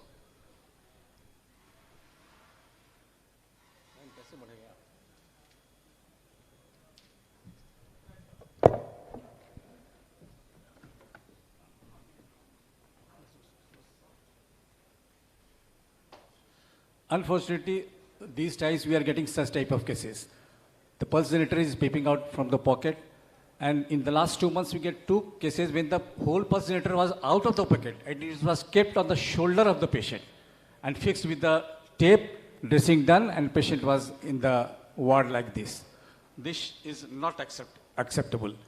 And in such type of cases, we should intervene early because if you see in the infected pacemaker, if you change the site and put the pacemaker on the different opposite deltopractor groove, the infection rate is even more. So, epicardial pacemaker is a better option in such type of cases. In the last 4 months, we have done 4 such cases of epicardial pacemaking and 1 before the COVID era. So I want to show all cases in short, how we do the pacemaker, epicardial pacemaker, and how the result was. So the first case was infected pacemaker with vegetations on leads and tricuspid valve. There was signs of infective endocarditis, and there was pulmonary embolism also with the signs of pulmonary infarct, and the right lower limb was collapsed. This is our OT preparations we took after proper pre-op investigation to the OT. And in this case, through the sternotomy, we took the patient on cardiopulmonary bypass. You can see this is the infected leads, and this is embedded with the vegetations, the infected materials. We have to take these out, and then take the, after vegetation, we check the tricuspid valve for regurgitation and clean the leads and take the lead out, and these are the materials, vegetation material we have taken from the heart.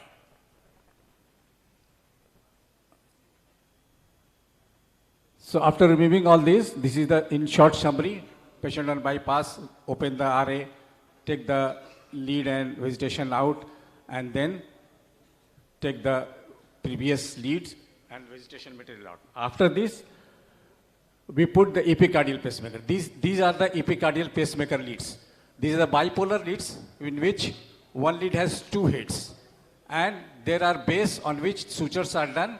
Sutures are done, it is fixed on the anterior wall of the right ventricle. And for the double chamber pacemaker, we put the arterial lead on the right atrial appendage.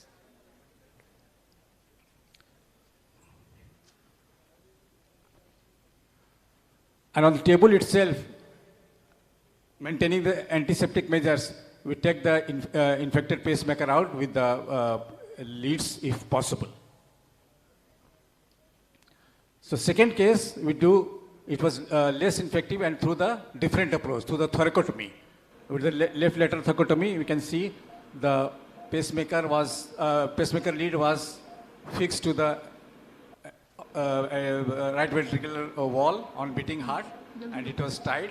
And this is the final scene when both the heads of the bipolar lead was attached. And then through the thoracotomy, we make a tunnel towards the epigastrium and make a pocket in the epigastrium, and the pulse generator was put in this epigastrial region. Third case was similar. We do thoracotomy, and you can see this is a clear picture of how the epicardial pacemakers are fixed or implanted. And in this double chamber, the atrial lead was put on the left atrial appendage. It is a matter of discussion. What will be the performance of the left atrial appendage, though the physiology is same, but there are some issues for impedance or resistance or sensing. But overall result is almost similar. So after the patient is recovered, after the 4 days, we took the patient to the cath lab, and because this patient having the screwed lead, so de-screwed the lead and took out under the fluoroscopy guidance. So fourth case was also very severe. This also have the pulmonary embolism, and there was an broken atrial lead in the venous system, in the innominate vein. So we have to took the patient through the sternotomy on the bypass, similarly took out the vegetation, took out the leads. Why I am showing this case again? Because the vegetation was so much that this infected lead was embedded in this. And on the table there was a confusion whether there is a perforation in the superior vena cava and the lead is coming out, or this is the second lead. But after we cleaned the vegetation, we saw this is the same lead and involved, rounded in the vegetation and was stuck very hard. So after taking this out, we see the tricuspid valve and put this epicardial pacemaker lead. So we just see the video diagram how we took out the vegetation from the tricuspid valve. And similarly on the table, we took out the previous infected pacemaker with the lead. And you can see this is the better way because RA is approachable, right atrial appendage, and by a double chamber pacemaker leads was implanted. And through the mediastinum, we make a tunnel towards the epigastrium, and here these leads were taken out through the tunnel and pulse generator was attached.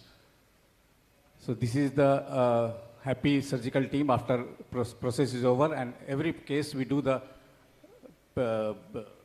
pacemaker for medical-legal, X-ray for the medical-legal purpose. And the fifth case was also similar to the thoracotomy we did on the RV and left atrial appendage spacing.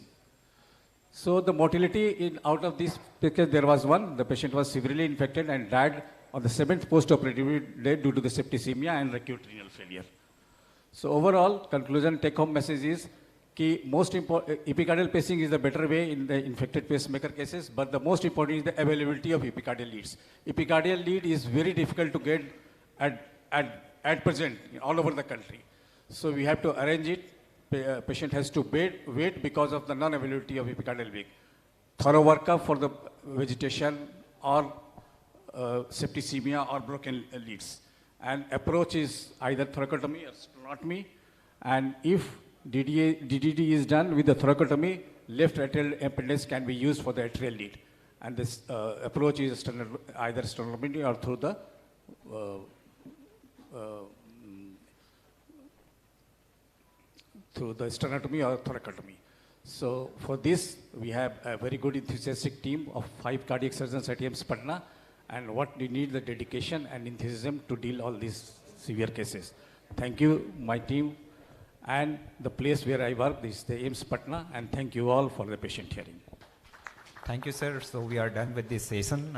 Because of lack of time, we can move on to another session. Yeah. With this, we conclude this session on pacing. May I request our honorable chairpersons to kindly present the memento to our master speaker, Dr. Dilip Kumar from Medica, Kolkata.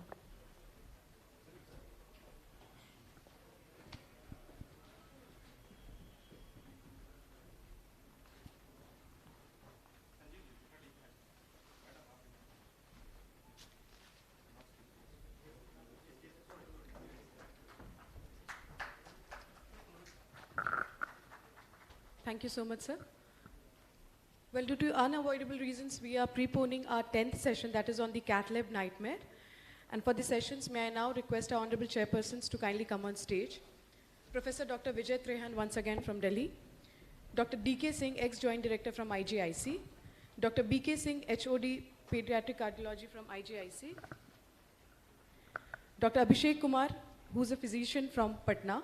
Dr. Santosh Pandey, cardiac surgeon from Pancardia Hospital, Patna.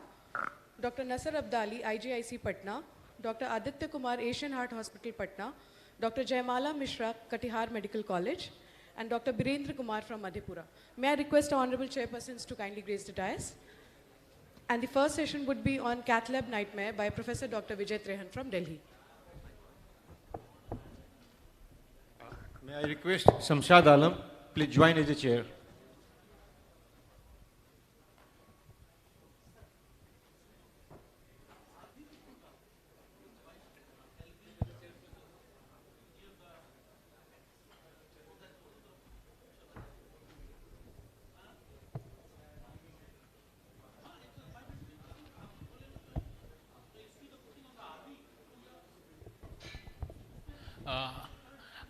I would like to call upon Dr. Ashish Bose and Dr. Neeraj sir to join us for this session.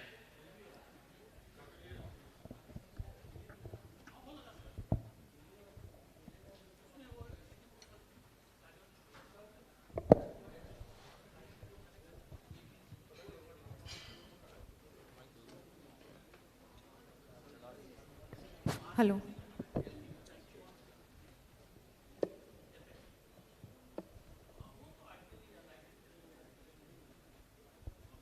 And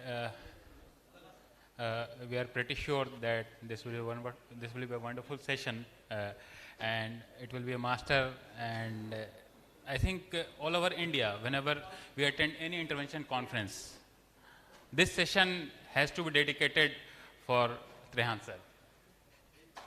So, thank you very much. The task for me is to talk about what gives me nightmares. This was a recent case, and I was doing this case, and halfway through my partner was doing, and then he called me. So when he called me, it was a real nightmare. Let's just see. Some of the things are so nicely visible, but other things are to be felt. These are the tactile feedback while you're doing the case. So this patient had a significant disease in the right coronary artery. You can clearly see it, and you can't clearly appreciate a calcium here in this case. Let me run it. Sorry. So here you don't appreciate calcium, but here you can see a lot of calcium, and this calcium required a balloon anchor in the conus to deliver the IVUS catheter, and of course drilled it with the 1.5 bar, and this is how it is. It's like 2 millimeter like this, and maybe 2.5 to 275 like this. So, but this is all calcium. So that means, since it is all calcium and you cannot see any tissue around, a little bit of reverberation, which tells me that something has been done by this rotabar, but your stent is not going to expand beyond this. So what to do? Either step up, go to 175 bar and 2 millimeter bar, and 2 millimeter bar is not available in the country, or got with difficulties. So I thought I'll try to do IVL. And for this, I thought I'll take a peripheral IVL, because peripheral IVL is almost 4 times bigger in the length and can deliver at least 4 times the number of the pulses. So you can give maybe 1600% benefit to the patient with the simple peripheral balloon, but that can be delivered only through a 8 French guide extension, which is usually not available in India. So I had already planned for it and got it imported from Australia. So my 6 French guide extension is here, and I am able to take that IVL balloon and do the task with the IVL balloon. That's what we finally get after doing some post dilatations with NC balloons. So that was a decent looking result. But for the critics, you can have some under here, some under here. But mind it, it's 8 French guiding. So with 8 French guiding, these unders are also, I think, very large lumens. So we left it. Having tasted so much of calcium, now the task was for this LED, which looked kind of not very calcified, but since we had already tasted calcium on the right, so we thought maybe be prepared for handling this calcium. And this angle to me looked that somewhat unfavorable for drilling it, because in our past experience we have seen mischiefs occurring at the circ os or sometime at the LED os. So I was somewhat skeptical to use a rota, and the IVUS was like this in the LED and IVUS was like this in the left main. It told me that kind of enough room, but if you put a stent again won't expand all that well. So maybe you go ahead with a lesion modification. We were able to deliver with the help of guide extension a IVL balloon, and the IVL balloon didn't do anything good. It ruptured right in the beginning. So then, but no harm, no perforation, no dissection. So we thought maybe one more IVL balloon. So we started with the next IVL balloon, started a little distal and then walked approximately. And then we were careful just to give 5 pulses each cycle, because left main you can't occlude. So rather than 8 cycles, we thought we'll get 16 cycles. And initial pulses were at 6 atmosphere, and right near the end of our cycles, we thought go ahead, 10 atmosphere. And these were the final cycles. I think it is looking nice. So that means IVL has done a good job here. And there was some difficulty in delivering the Science Expedition stent, but I think with some manipulations, intubation of the guide and some angulations, finally stent could be delivered, and the stent was positioned well and deployed, looked quite okay in the left main. Of course, LM os is not covered because LM os was not diseased so much. So then was our part, which was, I think, kind of potting, prox and distal, also advanced a little bit into the LED. So this was the result, which I think was decent. I think the result was decent, but my partner was not very happy. And he said that look at the crenations upstairs, look at the crenations down, and why leave this? So I think sometime your partner is more critical than you, and he pointed out that this part should at least be handled. So took a balloon there, did some more post dilatation there, and on way back again tried to make things better here for clinician. These things they start looking better, as is the distal lesion. Then the greediness of an operator comes. The operator is greedy. He says that, well, you have touched that area with a balloon, so you still can have a restenosis there. Why not deliver a short expedition stent? And that stent the company was ready to give free to this patient, because this patient happened to be related to some of these hardware industry people. So wanted to deliver a short Science Expedition stent. There was some difficulty. Stent could get into the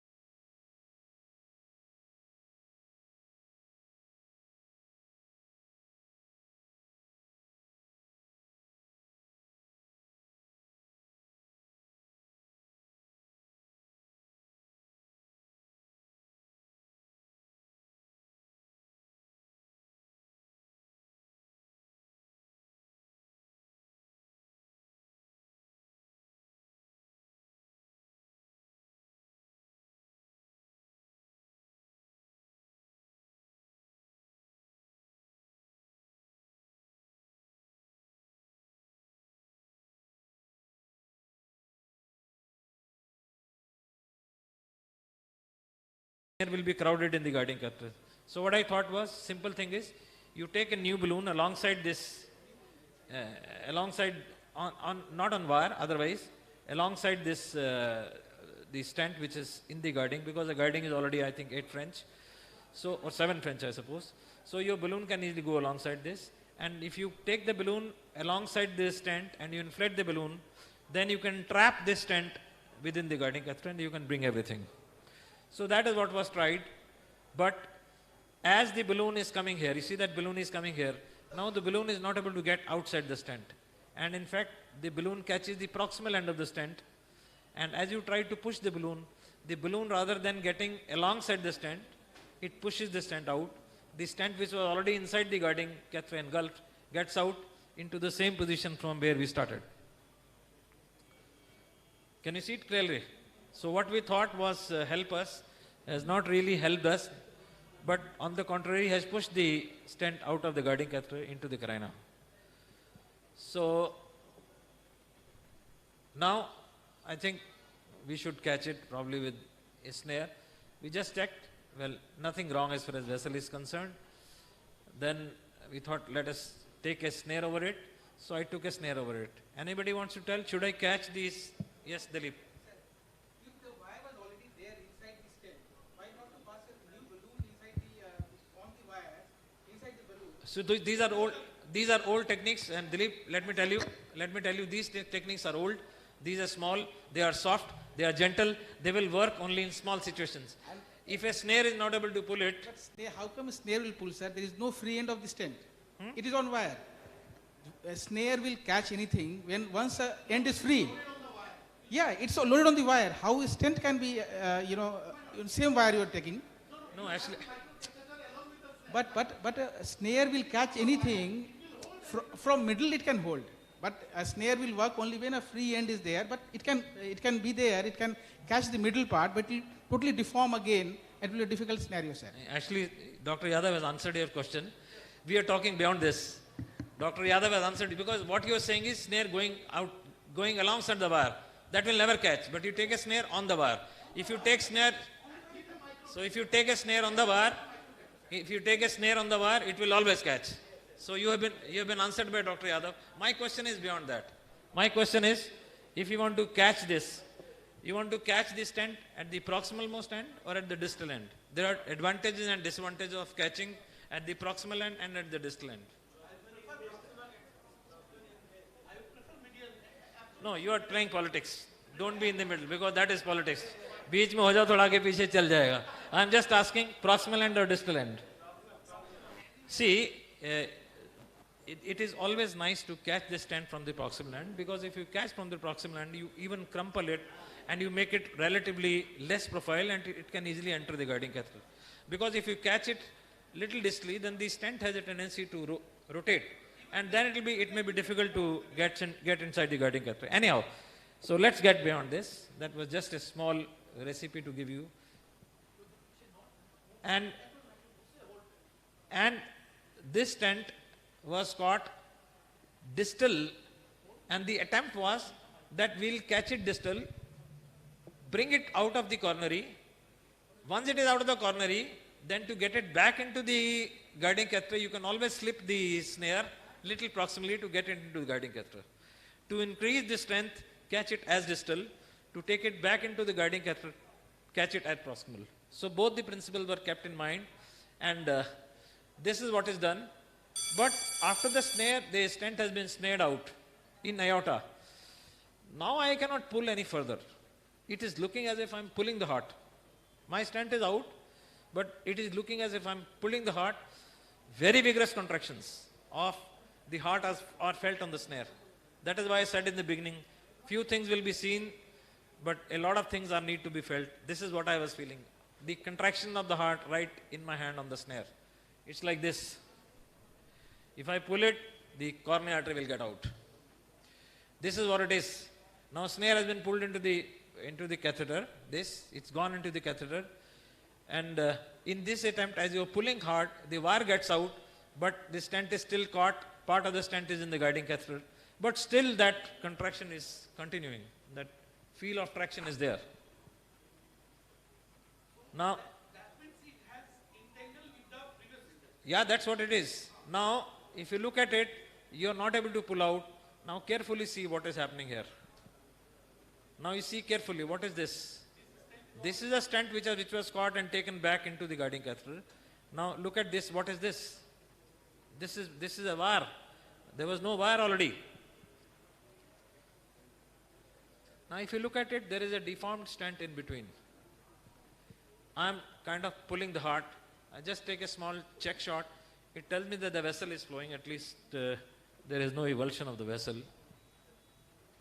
Now at this time I think one should quickly try and have another guiding, so that just in case there is any problem in the coronary, you have another guiding and a wire there. So second guide is taken, things are checked, things are fine.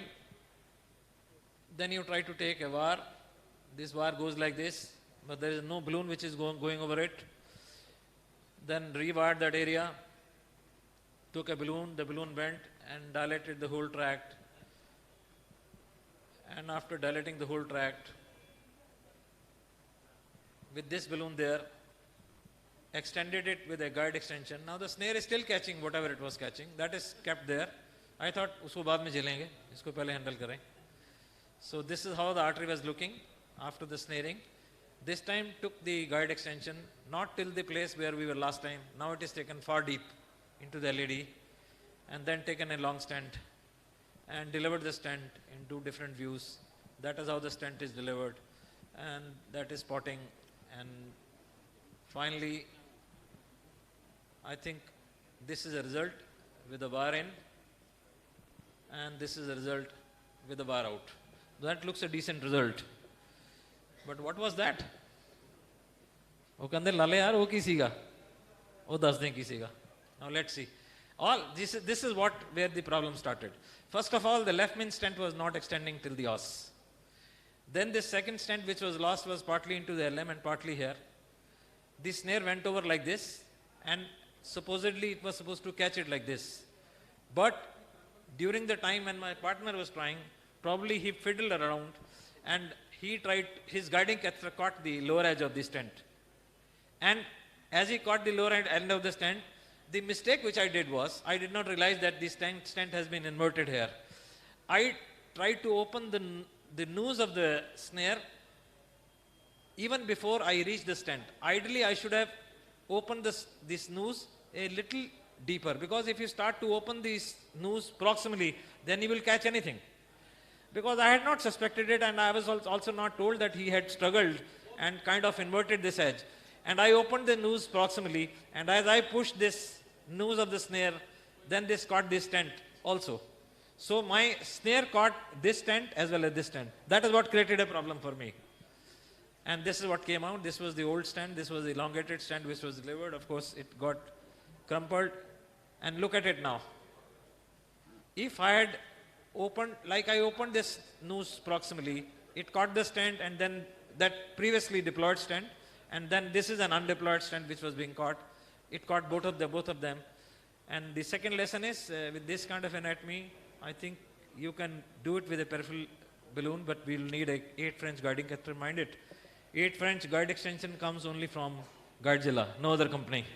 And Guidezilla is from Boston, and Boston does not have 8 French in India. So you'll have to specially import it in case you want to use a peripheral IVL in any of the coronaries.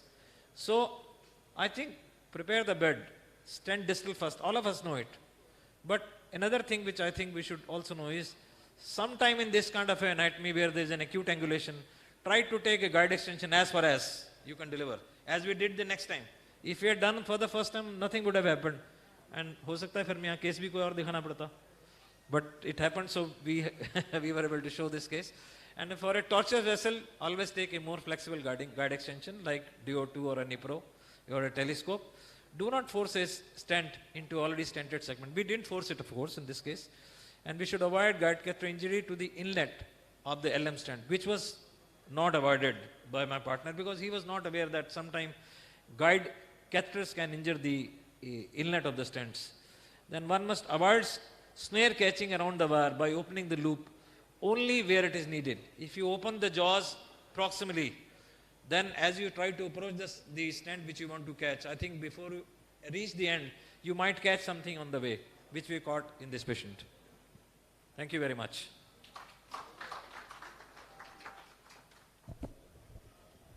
That was a great session. Can we have questions from the audience?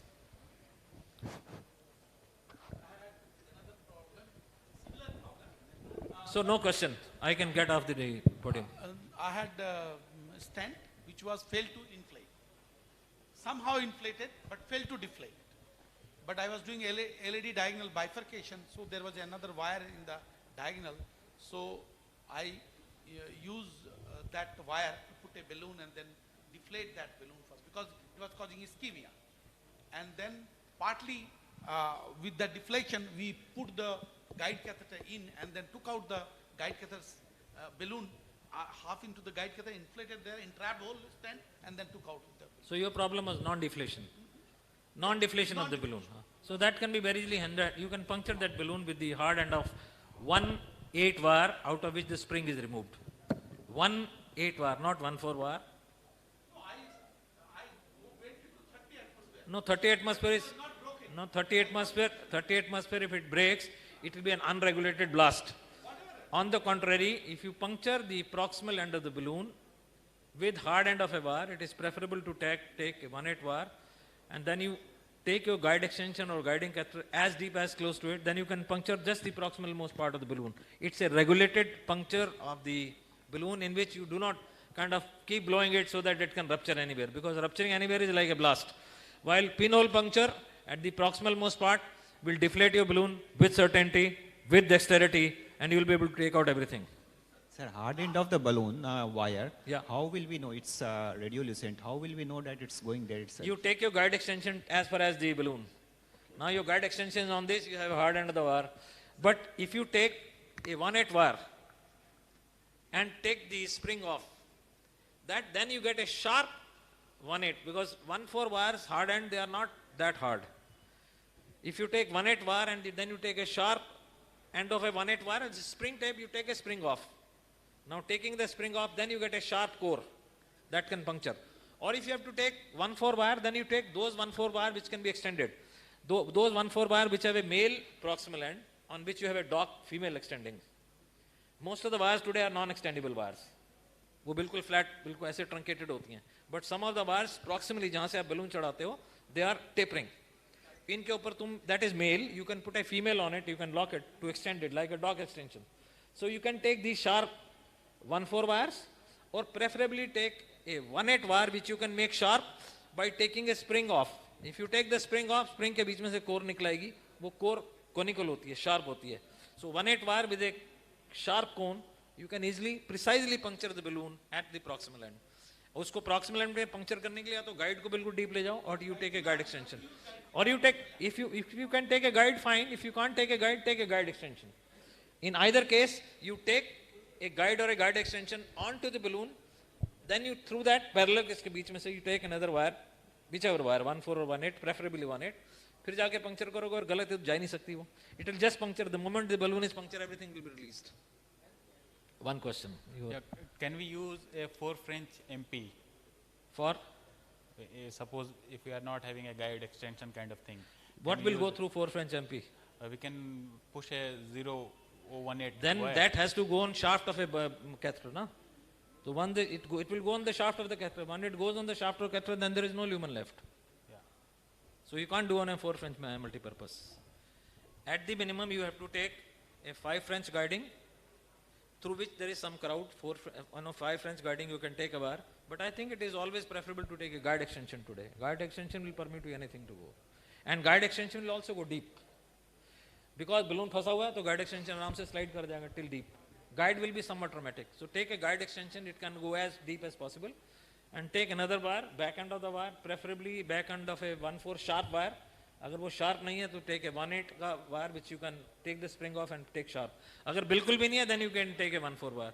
That 1 4 wire probably is not that strong. वो इसलिए बोल रहा हूँ table पे करके देखना, फटेगा नहीं balloon. Thank you, sir. The next presentation we will be having from Dr. Siddhnath Singh. He will be talking for coronary perforation.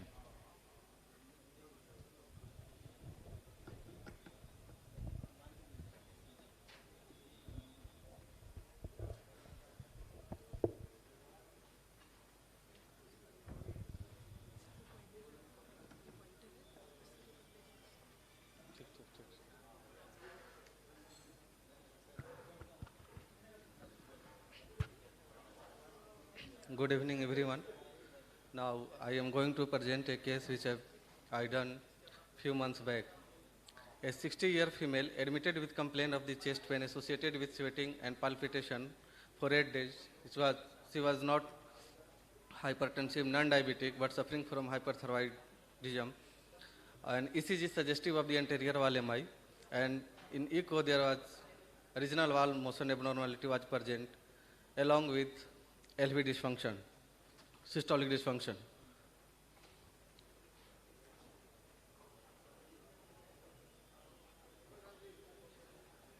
Play the video. The coronary angiogram was taken. The right coronary artery was the normal, and in the left side there is disease in the distal part of the left main coronary artery and in the mid LAD. And also there is confusion, either it is significant anatomical or hemodynamical in the SARC. To rule out that confusion is because there is the turning point. So rule out this confusion, we do the FFR. Either this is anatomically significant, hemodynamically significant or not. So we do the FFR. And the result was that it is physiologically not significant. So we decided to do, play the video, the stenting from LMCA to LAD. So we wired the LAD with whisper wire, and pre-dilatation was done with 1.5 into 8 mm compliant balloon. And after that, we took the OCT run. Play the video.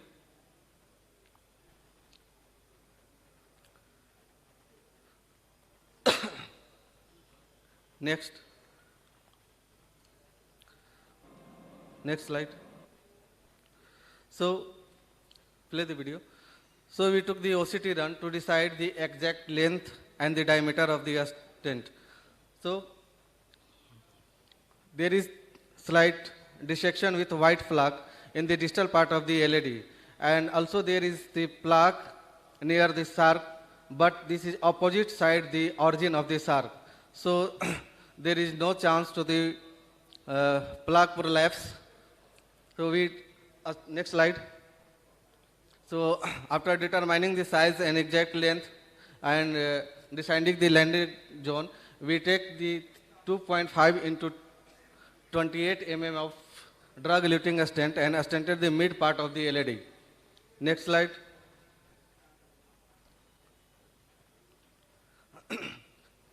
This was angio after the deployment of the stent. Next.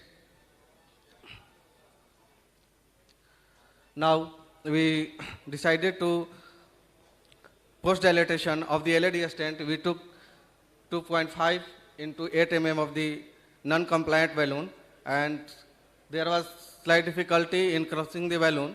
So we pre-dilate the left main in distal part and proximal LAD. Next slide. Next. And finally we do the post-dilatation of the LAD stent. Next. Next.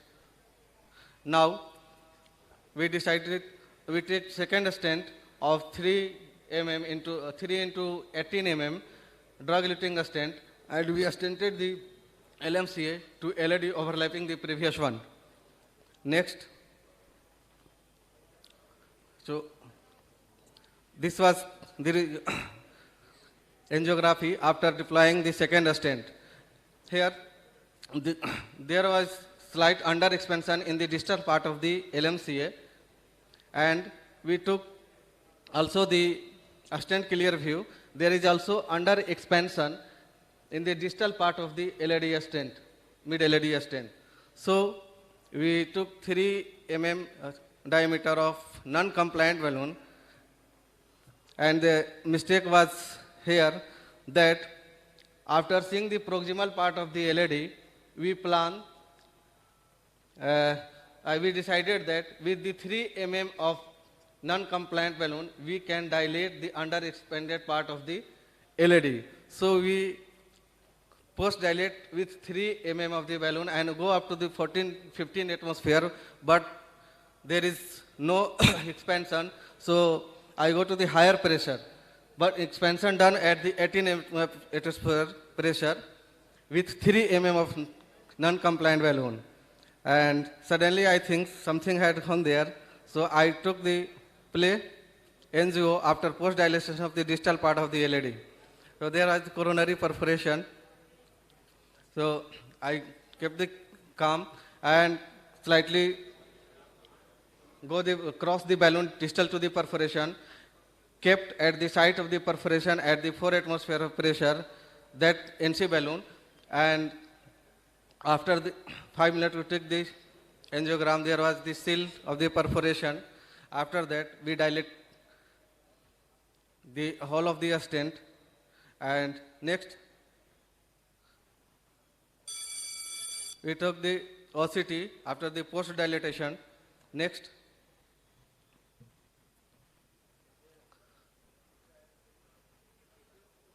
so there is the seal of the perforated part, there is dissection, but doesn't cross the media of the coronary artery, and slight under expansion at the hair part. So I again post dilate at that distal part of the LMCA. Next,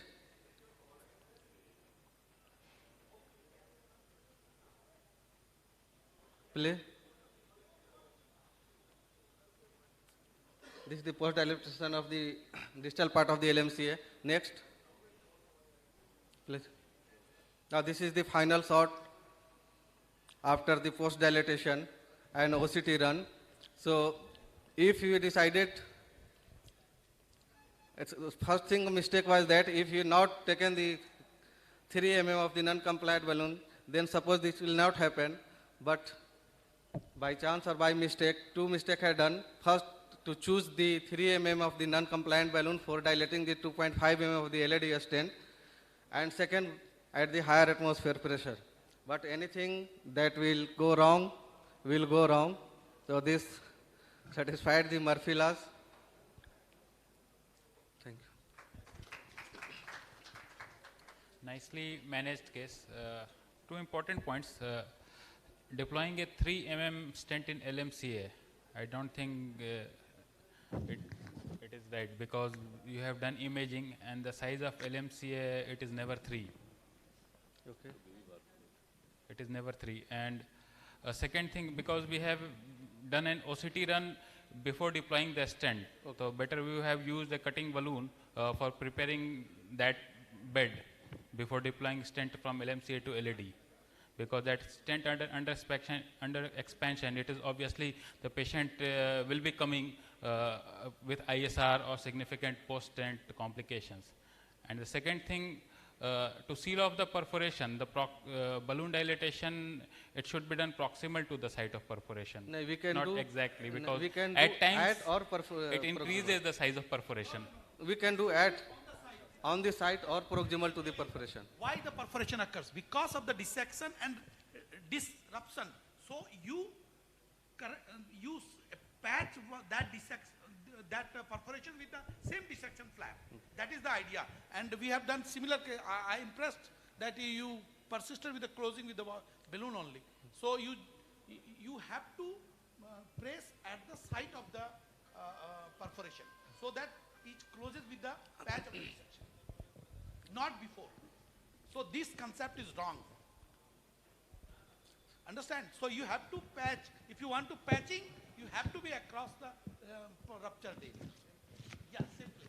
So this concept is wrong. Sir, you can inflate at the site of the perforation or proximal. If there is the side branch leakage, then in that case, proximal inflation with longer duration. Yes, sir. Patch the dissected part.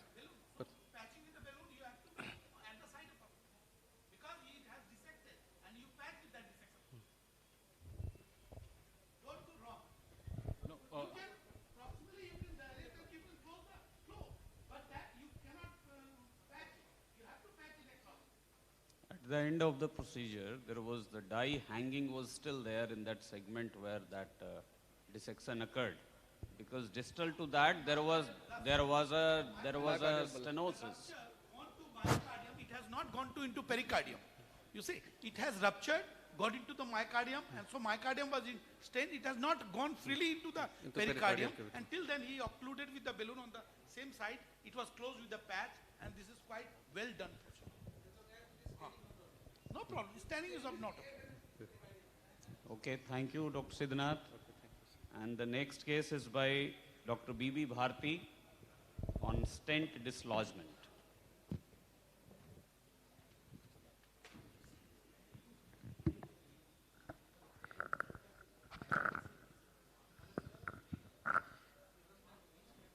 This is one case. This is a 55-year-old lady presented with complaint of chronic stable angina for last 6 months, but recent worsening for class 3 in 1 month.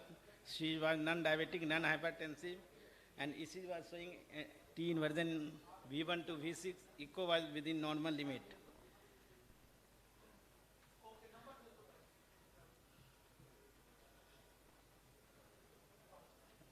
And the baseline angiography shows the diffuse right artery significant stenosis from proximal to cracks, left main from severe stenosis, and mid LAD and circumflex was distally significant stenosis. Then patient was asked for the CABG, but they refused and opted for multi-vessel PCI.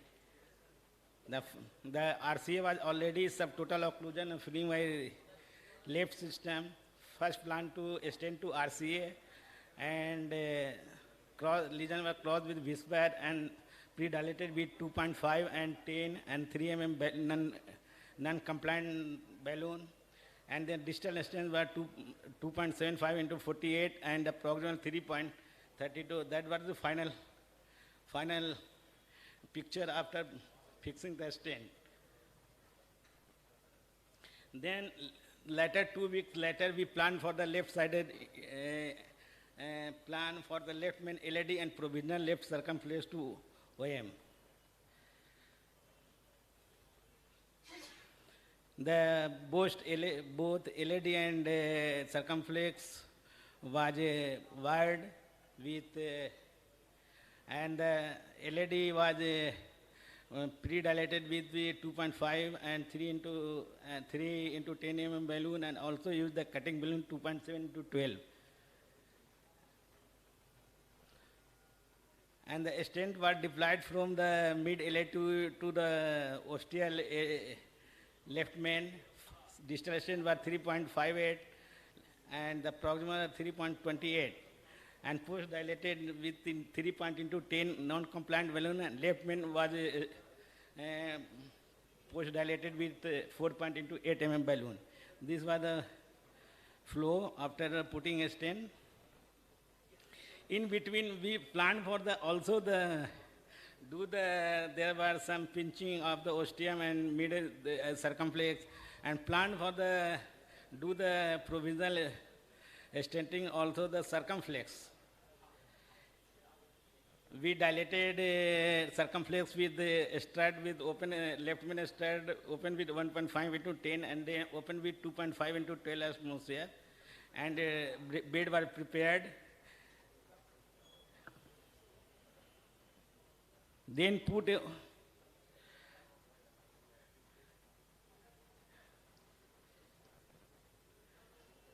distal circ was distal circ was stented with 2.5 into 22 mm, and while placing the proximal stent, the stent was stuck in left circumflex ostium. While pulling and pushing, the stent came out from the balloon, and the whole system came out from the coronary, and the stent was dislodged in the left main. In between, we tried with the snare, 10 mm snares, but suddenly and asked surgeon to be ready for the surgery. But in between, patient developed slow flow.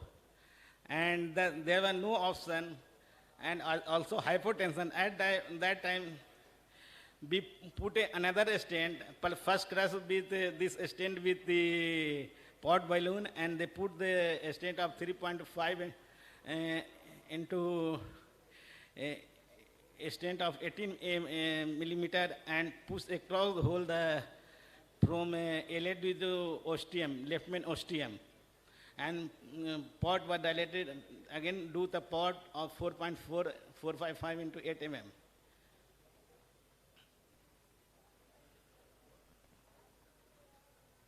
The half of the stent was already in the aorta, and patient was, and these were the final shot. In view, then patient in view with the dissected proximal and left side dislodged into stent in left main, patients were kept on triple therapy, aspirin, clopidogrel, apixaban, and patient came after the follow-up after 7 months. She doing well. There were no chest pain. Their ECG was normal, echo was normal. Thank you. Any comment from the experts? Hello, hello. That was what Dr. Trehan was saying. If we can leave here like that, what will happen tomorrow we don't know. But at least we have given a 4.5 mm opening to the left main, and we can, and many times we keep the stent hanging in aorta 5-10 millimeter. Nothing happens to that patient. So hopefully nothing will happen to this patient. No, she came in follow-up after 7 months. But only in flaring and other thing, put a patient on anticoagulation. This is very important because this is a high flow situation. So stent thrombosis is very less in this situation. This case we could have snared out, but I'm still not very clear about the last situation. You have a wire. On top of the wire, you have a stent. So you are going from side with a microcatheter and a snare. Okay. So if you are catching it from middle, if you are not catching from end, then it will catch the stent as well as the wire. Everything will be caught, and it will be totally mangled up. And then you have to bring out the entire assembly. That's what I'm telling you. It will, and this is a very risky kind of job, because, and why not to pass a small balloon there? That is the best possible option. This is a very good option. Best possible option. But usually this type of stent become deformed. It will be very difficult to pass even new balloon. No, sir. Balloon goes.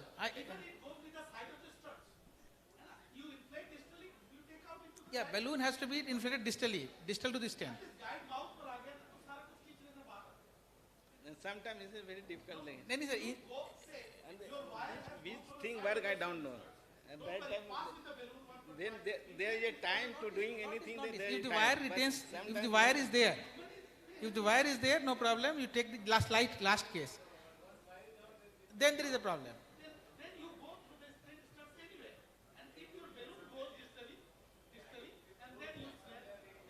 But in last case, it was very easy.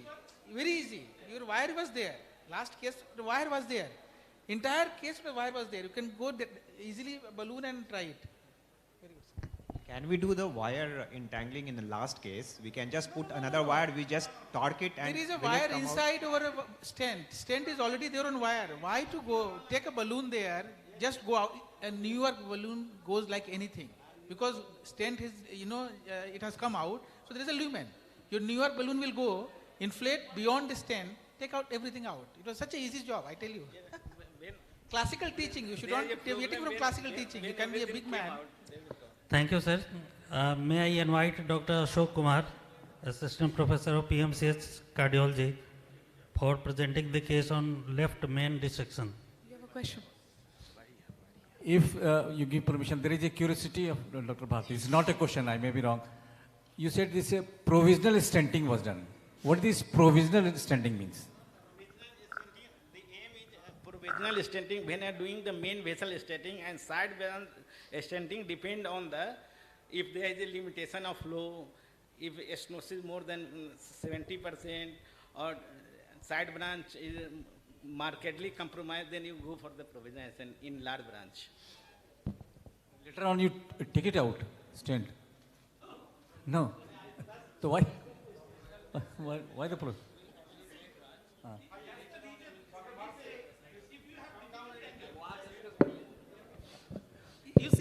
If you have difficult angle of the LCX and you think that wire crossing will be difficult or stent crossing will be difficult, best two stent technique.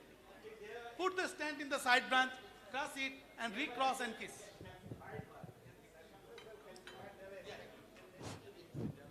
But if you have a doubt, best do two stent technique from before.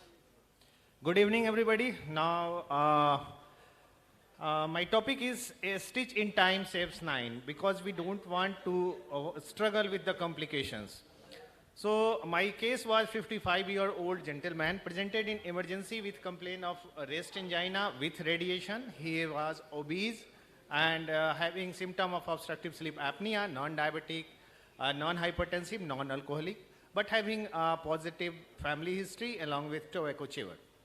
Sedentary lifestyle, pulse BP was insignificant, troponin was negative, ECG was not having much changes, but echocardiography was showing LAD territory hypokinetic with ejection fraction 45%. And this was the ECG, does not have much significant changes.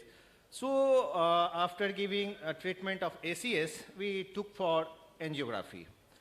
And this is the result. A distal circumflex having a lesion of intermediate severity, and you will see tight lesion in mid LAD. So and this is the run of RCA having diffusely disease with tight lesion at ostium of the PLV. So this is a case of triple vessel disease. Plan to do PCI to LAD after discussion with the discussing with the attendants as well as our cardiac surgeon. So what we did, taken the case, hooked with EVU through radial, wired the LAD, and did balloon dilatation with 2.5 into 15 mm semi-compliant balloon. Then what happens? Patient developed bradycardia, hypotension, and mild chest pain. So we thought that might be vasovagal, that is quite common in our cath lab situations. So give atropine IV fluid, but there was no response. Patients vomited on the table. So then we do a check shot. And with surprise, what we see, the flow in left main has compromised. So again, we go back and check these shot. So you will see when I dilated this 2.5 into 15 semi-compliant balloon, there was a distal displacement of the balloon, and that has give some tear on left main. That might be the cause of this dissection. So the cause of dissection was vascular as well as produced by me, so atherogenic. Then what I did, that as there was wire there, so just I put a stent of Giant's Expedition 4 into 18 mm from Ostia. And here our aim was to keep the lower end of the stent, inferior margin, hanging in aorta, not on the superior margin. So finally I was successful in putting this stent.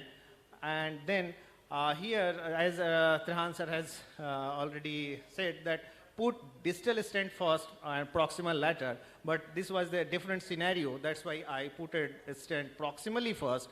Then again, I put another stent, Giant's Expedition 3 into 33 of mid LAD lesion. After that, we did post-dilatation of distal as well as proximal.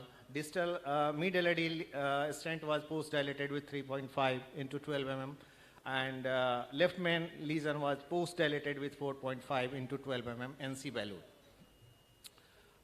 Finally, what we achieved with this, so I was quite happy, and then patient discharged, doing well. After 6 months, again check angio, and the stent was doing good, so patient was asymptomatic. So what I learned from my mistake, so first and foremost thing in any complication, prompt identification and urgent management is very important. Don't get panic, stay calm and clear-minded. What we have to do next, we have to do. avoid deep engagement of guide, avoid forceful and repeated dye injection, never ignore hemodynamic tracing because initial changes of pressure curve was there before each injection. Keep guide and wire stable. Urgent weld out standing is needed, what we did in this case, and nobody is going to clear your spilled vein, so you have to clear it. So surgery is last option for ethical purpose mainly. So prevention is always the first priority because it is better to stay out of trouble than get out of trouble. And we are not such fortunate that Dr. Bijay Tripahan sir will be by the side of us to bail out. Thank you. Thanks a lot.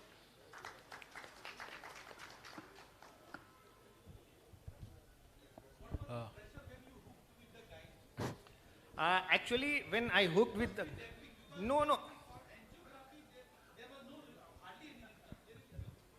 Actually, there was a slip of balloon at the time of dilatation in mid-LAD. That created that sort of... yeah. I think, sir, boss, catheter was moving slightly, and it might have hit the left main ostium. Actually, the had just dipped in.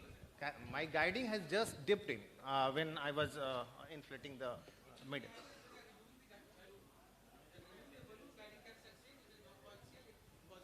Might be the reason. Yeah. Thank you. Yeah. Thank you, Dr. Ashok. Now I invite Dr. Anup Singh. He will give his views on RCA dissection.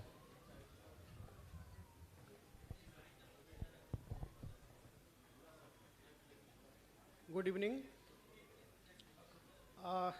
This is a case history, 55-year-old female patient, known case of DVD, and angiography shows significant lesion in RCA and borderline lesion in LAD.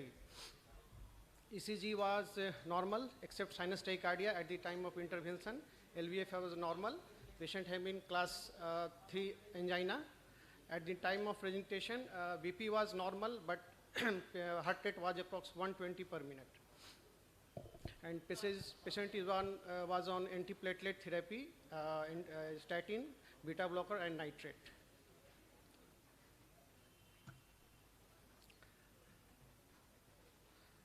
This is the first shoot. RCA was engaged through the JR guide cath by radial route, and there was a significant lesion in the proximal RCA.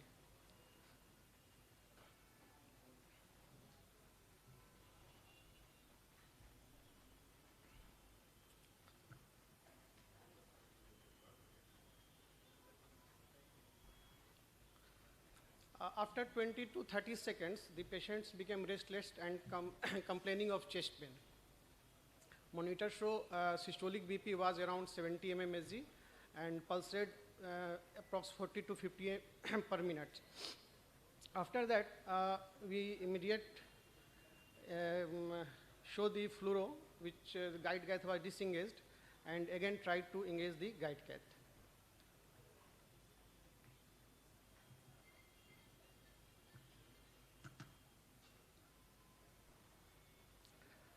And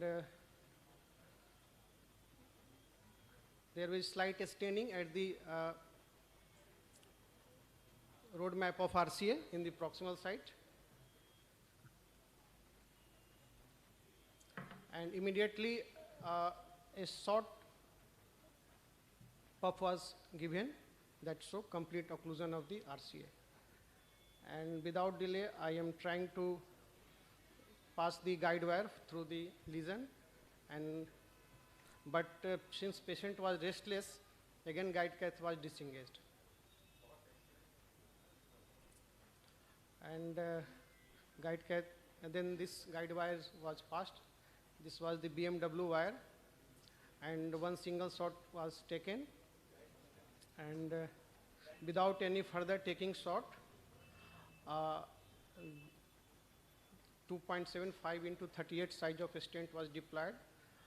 My aim is to put the stent from the ostium, but since patient was restless, The ostium is slightly missed. Initially, there was no lesion at ostium.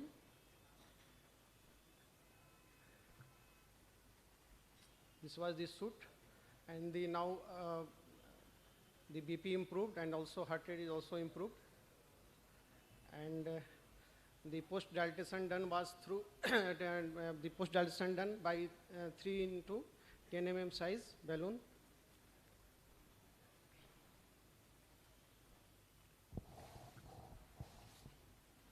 This is the final shoot.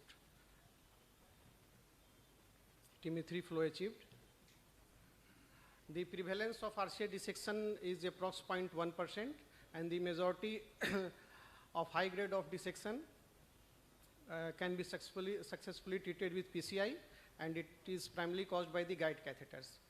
And in most of the cases, it was seen that if RCA hooked by the EBU or emplazer left, the incidence of dissection is more. And one hypothesis said that most of the this type of dissection occurs in females because of hormonal disturbance, because of frequent imbalance of estrogen and progesterone hormone. There is decreased collagen synthesis within the arterial wall, which leads to more susceptible for coronary dissection. Key message is never use force in coronary intervention. Be gentle during guide catheter manipulation. Coaxial positioning of the catheter should be present. Avoid deep intubation. Avoid forceful dye injection. Avoid hydrophilic wire for crossing the dissection. Be gentle during removal of balloon, and control tachycardia before procedure. Because in this case, the patient having tachycardia at the time of intervention, and the to and fro movement of the guide cat probably hit the proximal portion of the RC, which leads to that complication. Thank you. Dr. Anup, it was a guiding cath related dissection. Yes, so whenever you encounter this problem, never use the same guide again. Yes, sir. Yes, sir. Same guide will again follow the same route. Your wire will tend to go in dissection flap only. Yes. So take out the guiding catheter, take a catheter which is going to be non-selective, like an AR sort of catheter, and then try to probe gently through the guide wire. It will find a normal passage. So never use the same guiding catheter if it has caused dissection, because it will have the same shape and it will go there only. Sir, at that time, since BP was dropping and pulse rate, I became panic, sir. Yes, sir. Yes, sir, I have taken a shot.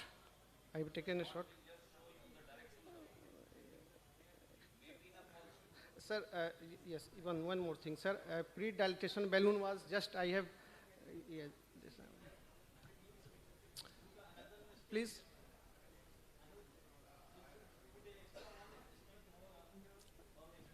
No, sir. No extra stent, only single stent. Please, जरा इसको चलाओ तो last. Actually, most of the time, whether the wire is in true lumen or I have false just lumen, crossed the, the sir, ease just, of, I have the crossed ease of slide, wiring, slide, it gives last the feel, slide. the tactile feel of the wire.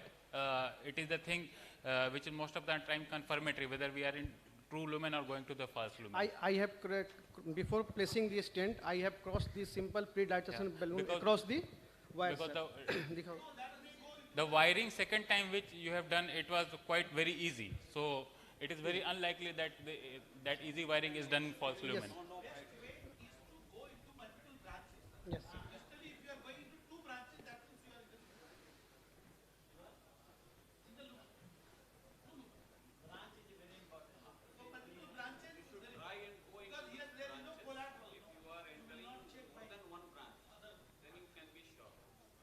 Yes, sir, probably.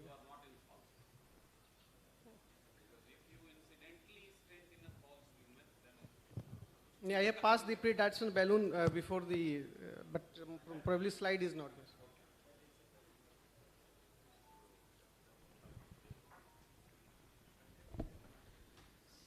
So we can conclude this session, I think, and now we can invite chairpersons for another session.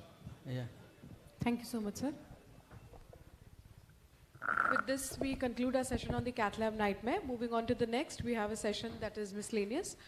I would like to request the honorable chairpersons to kindly grace the dais, requesting once again Dr. Dilip Kumar from Medica, Kolkata, Dr. O.P. Arya from Medanta, Patna, Dr. Subhash, who's a diabetologist from Patna, Dr. Abhishek Chaudhary, critical care specialist from Paras, Patna, Dr. Gautam Kumar Singh from IJMS, Patna, Dr. A.K. Thakur from Asian Heart Hospital, Patna, Dr. Nitish Kumar Ranjan, IJIC, Patna, and Dr. Pramod Kumar Mahavir from Mahavir Vatsalya, Patna. Requesting our honorable chairpersons to kindly come on stage.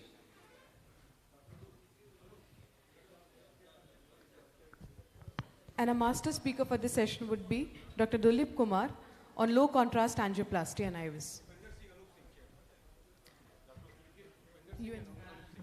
Requesting Dr. UN Singh and Dr. Anup Singh to kindly join. Dr. Dilip Kumar sir needs no introduction here. He has been frequent here in different meetings like CSI and Interventional Society meeting. He is Director of Cath Lab and the Chief Academic Coordinator at Medica Super Specialty. He is a master of all kind of interventions, not only coronary interventions, chief interventions, structural heart disease, as well as electrophysiology and different type of pacing. So, sir, please. Thank you. Thanks for the introduction, and congratulations for a very successful first BIC. I think it's really good to see so many interventional cardiologists doing so good. So ultra low contrast PCI is my topic. So there are two school of thought. One say it should be zero contrast PCI. Second say it's ultra low contrast PCI. Zero contrast PCI means the final outcome also needs to be seen only in echo, your ultrasound, not on angiogram. And ultra low contrast means if you have a GFR of 15, you should keep your contrast less than 15. If you have a GFR of 20, it should be less than 20. So your contrast volume should not increase the GFR. That is the ultra low contrast. And we all are aware about risk of acute renal failures and finally the unfavorable outcomes in patients which we do PCI. So this is a decreasing contrast administration in patients. It's not only causing reduction in kind of renal failure, it also improves the quality of treatment, because you see in IVAS, intravascular ultrasound, exactly the position of the stent, expansion of the stent, landing zones, small dissection, everything which you can't see on contrast. So we can use and do this ultra low contrast or so-called zero contrast PCI with co-registrations. Your IVAS can co-register, and it can co-register with physiology as well, or with angiography as well. So these are situations where we direly need this kind of treatment: a CKD, prior AKI patient, renal transplant, concomitant contrast based tests, shock patient, emergency PCI with unknown JFR. So this whole lot of gamut of cases where we require ultra low contrast PCI, and this is going to give you a better result. So I will just touch how we do it. We can do fluoro and anatomy guided intervention. Second is IVAS guided, which is most common and most practiced. Third is dynamic roadmap, DCR. I think those who have worked in Azurian cath lab, they must have encountered the beauty of DCRs. You can take one shot and then you can take a roadmap kind of situation, and you can pass your wire according to your roadmaps. And then there is a marking wire technique, which was first initially described when this all zero contrast PCI was being discussed. So how do we achieve zero contrast PCI? What about cannulation? Don't we need a contrast to see that your guiding cath has gone inside the coronary ostium? So there also there is a trick by which you can know that you have entered the coronary ostium without seeing contrast. You see here, the STs have changed. ST depression has happened. So when you are there in coronary ostium giving 15-20 ml of saline, you can see on ECG that these ECG changes have happened. It means you are cannulated. And you can see with pressure that you are not deeply engaged, dampening the pressure, so you are perfectly fine. So this way you can avoid this 5-10 ml of contrast, sometimes even more, 15-20 ml of contrast, just to locate where is the coronary ostium. With these ECG findings, you can know that you are in the ostium. And then you go inside the coronary artery with multiple wires. Suppose a lesion has a proximal wire, side branch, a distal side branch, you wire all these two, and then you can have an idea where to place the stents. And the marker wire technique, you place a wire, the distal 30 millimeter radio opaque area should be there somewhere to measure the length of the, or with IVUS guided, you are measuring the onset of disease and the, disappearance of the disease. You can place the marker wire there, and marker wire is not like in the same Y connector. It should be 2 Y connectors. So you can appreciate here, this is 2 Y connectors attached. So in one Y connector there is a marker wire and it is totally fixed here. So it will not move now.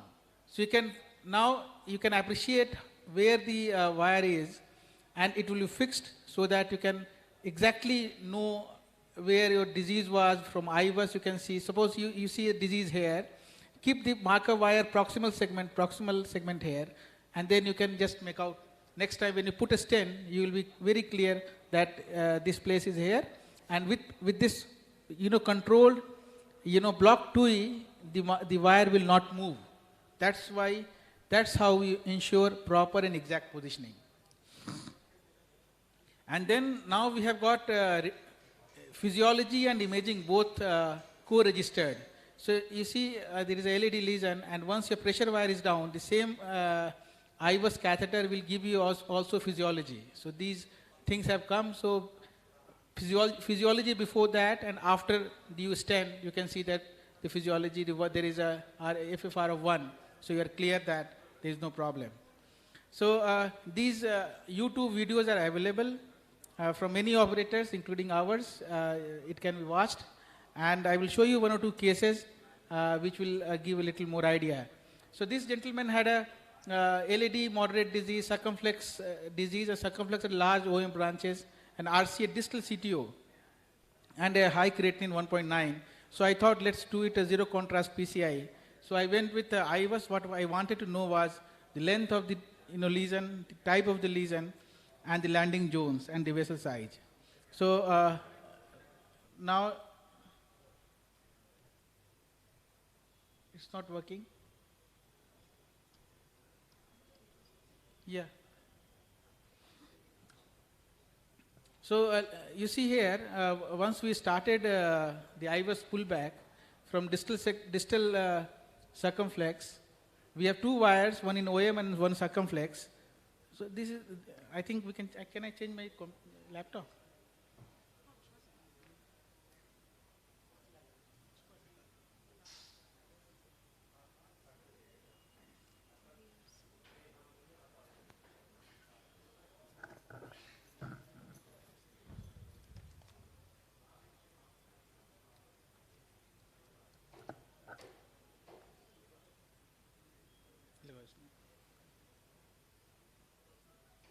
कभी चलता नहीं है।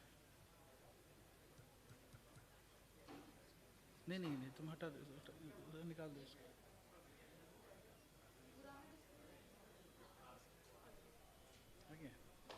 लगा इसको जरा।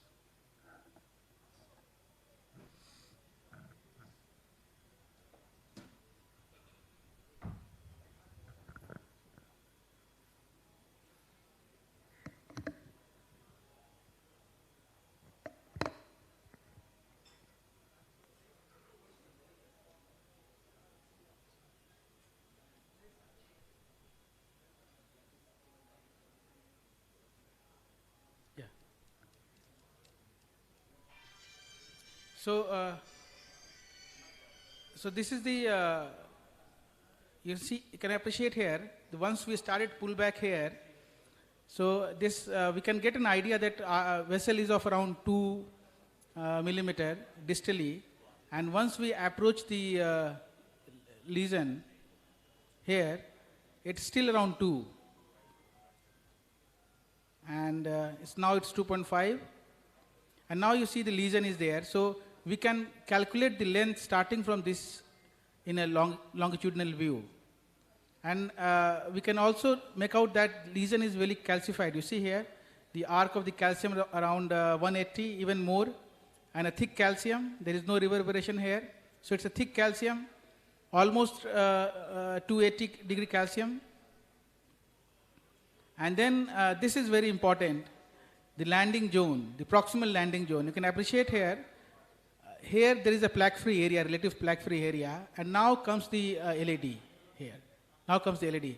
So we had an area where we can plan the landing of the circumflex stent. So this is the place where we wanted. And in still images, you can see here calcified lesions, and this is the landing zone. And this longitudinal view, we measure the length of the disease.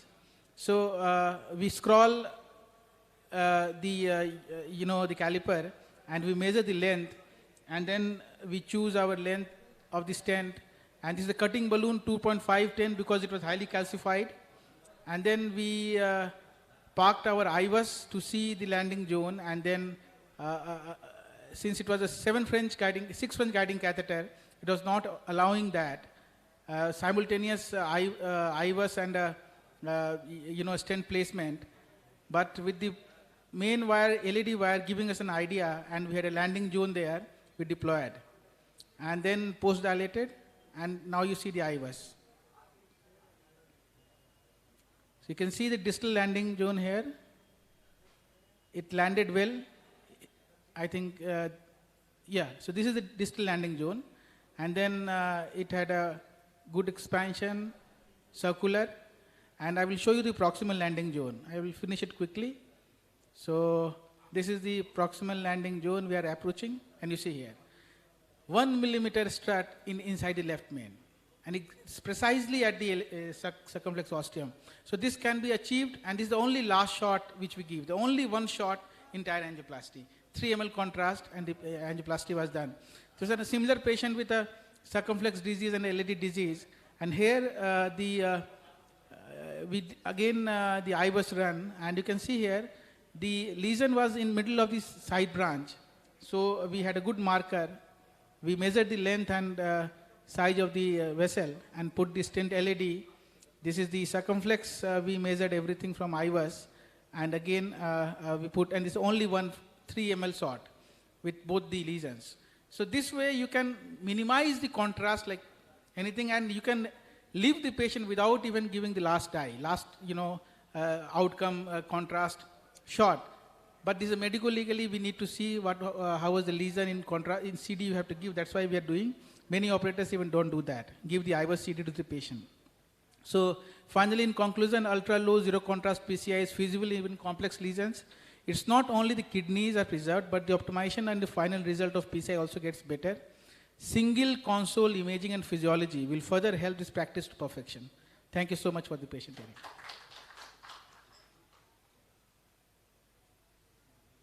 Thank you, sir, for this great talk on the ultra-low contrast angioplasty. Any questions from the audience? Yeah, query, comments?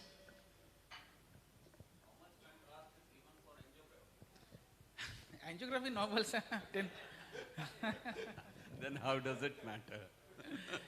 So the patient, yes, the planning of PCI, we can reduce it, sir.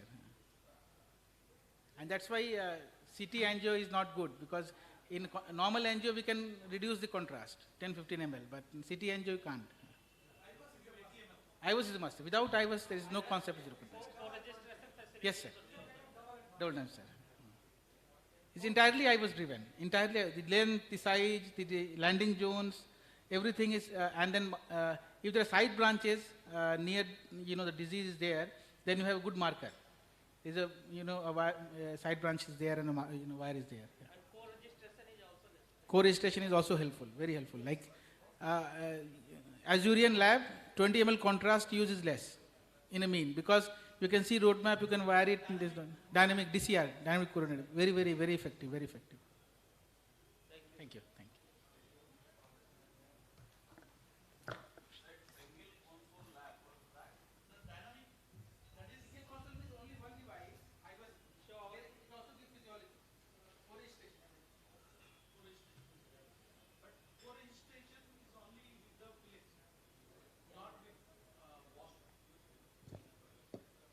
So our next speaker is Dr. Ajay Sinha sir from Vedanta Hospital and Suraksha Cardiac Clinic.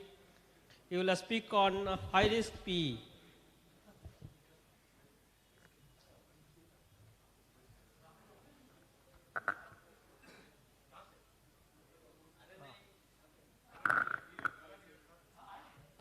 So, thank you, Chair. Let me thank the organizers of this meeting, Dr. Arvind, Dr. Others. This is a very common problem, but quite ignored. And we see that, like pulmonary thromboembolism is almost like third important vascular problem across the world, if we see. And I'll be presenting one or maybe two cases of very sick patient who had pulmonary embolism and who were salvaged. This is the basic mechanism of what happens in pulmonary embolism, right from increased RV afterload to the end, obstructive shock.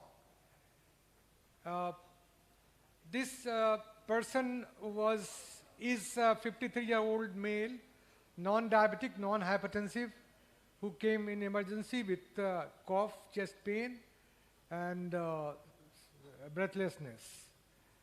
Patient was treated elsewhere and echo showed dilated RV, RA and pulmonary hypertension. Chest CT outside was done, which showed evidence of pulmonary embolism. This patient was very sick, admitted to CCU, and this was very classical ECG, S1, Q3, T3, which is uncommon. About 20% patient would show this, but this was the classical finding. NT-proBNP was very high. And this patient had all the classical picture in the echo, and thrombus was seen in the right pulmonary artery, and then RA-RV was dilated, had severe TR, pulmonary pressure was pretty high.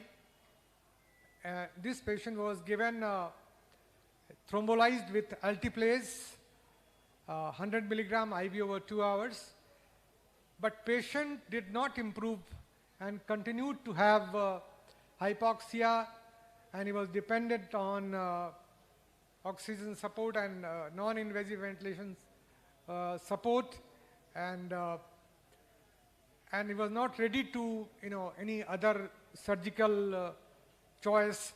Then CT pulmonary angiogram was done. He was taken to the lab, and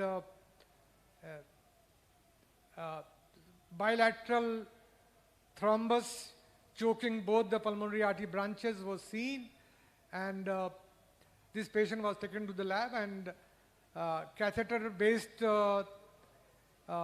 therapy was thought, and this was wired, pulmonary artery were wired, and then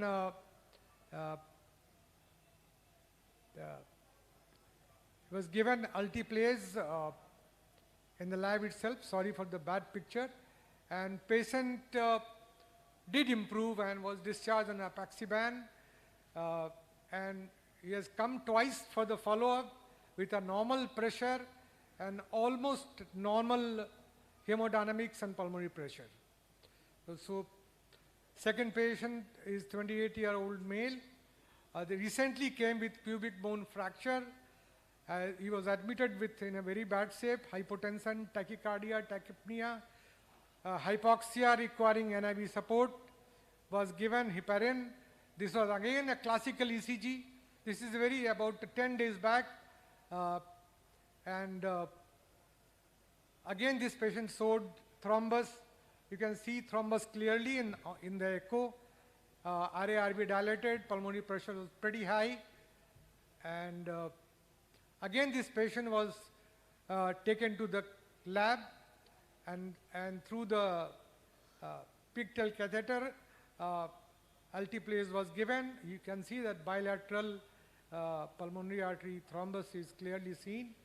And again, this patient improved a lot and was discharged in a very good shape. So this is in a suspected high-risk pulmonary embolism. This is the algorithm of managing a patient.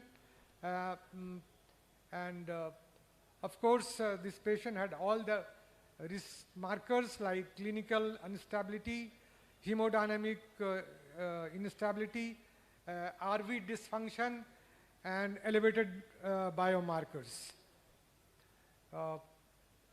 Of course, the first choice remains is thrombolysis in the management of pulmonary embolism of this magnitude, but then risk of bleeding is pretty high. That is why, if possible, it is better to take the patient to the lab and this is a good modality of treatment, and if you have a high-risk patient, catheter-directed treatment could be a very good choice. There are several mechanical catheter-directed treatment which are devised in managing pulmonary embolism, and conclusion is that pulmonary embolism is common, pretty common and under-recognized problem. Early diagnosis and treatment is essential, and high index of suspicion is needed in such patients. In the end, I would like to quote a study which came in ACC 23, a FLAME study, which has clearly shown that a catheter-based treatment is always better than IV thrombolysis. Thank you.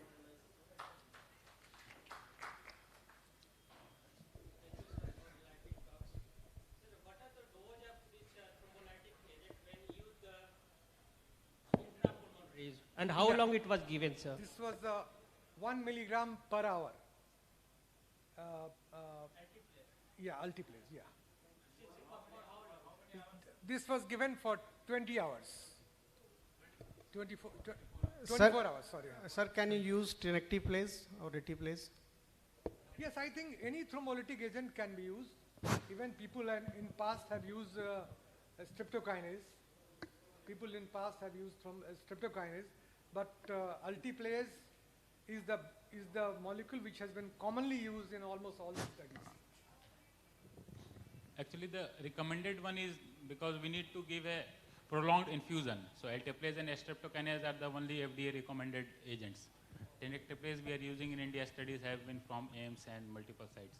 But still, if we have alteplase, cost difference is not very much in alteplase and tenecteplase, because if we are giving it through catheter, then dose of 25 to 40 is only required. For systemic 100 is required, so cost is very high. It goes beyond almost 1 lakh if we are giving systemic alteplase. But with catheter directed, the cost will be very less. Ajay sir, have you used retiplase or tenecteplase for site thrombolysis? Yeah. In fact, in Magad Hospital, I have experience of using tenecteplase in valve thrombosis, stuck valve, but not in pulmonary embolism. Yeah. Sir.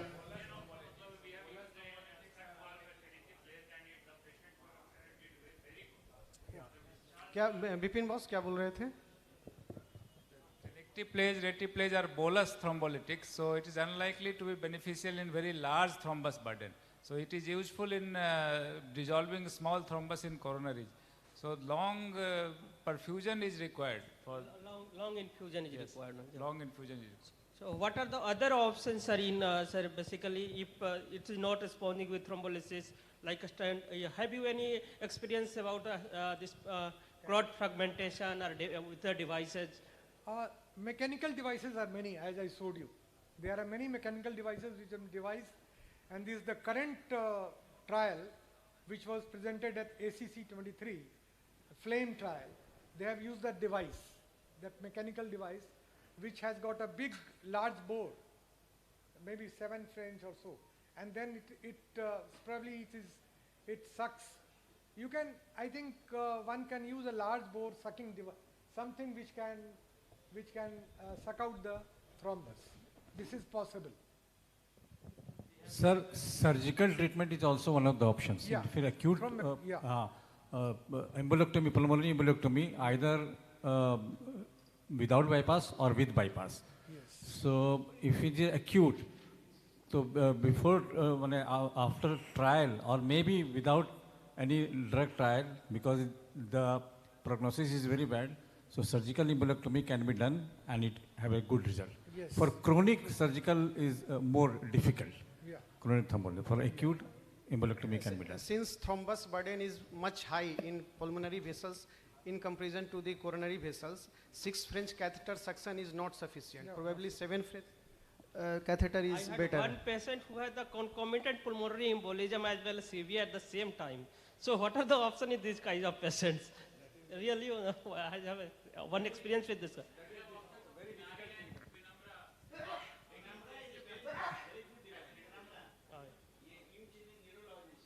But how much it costs? Have you any idea? Who have you now, that? now Penumbra has come for a coronary system also. They have shown. This suction, there is a suction machine is connected to that system and it sucks. Earlier we used to suck with a 6 French or 7 French guider taking into and manually suck it with a large I did the same 20 thing with cc or 50 cc syringe negative success. I With think a this partial would be success, a of course. this would be a good poor man's choice. Fragmentation with this, If you have a large bore catheter, Yeah.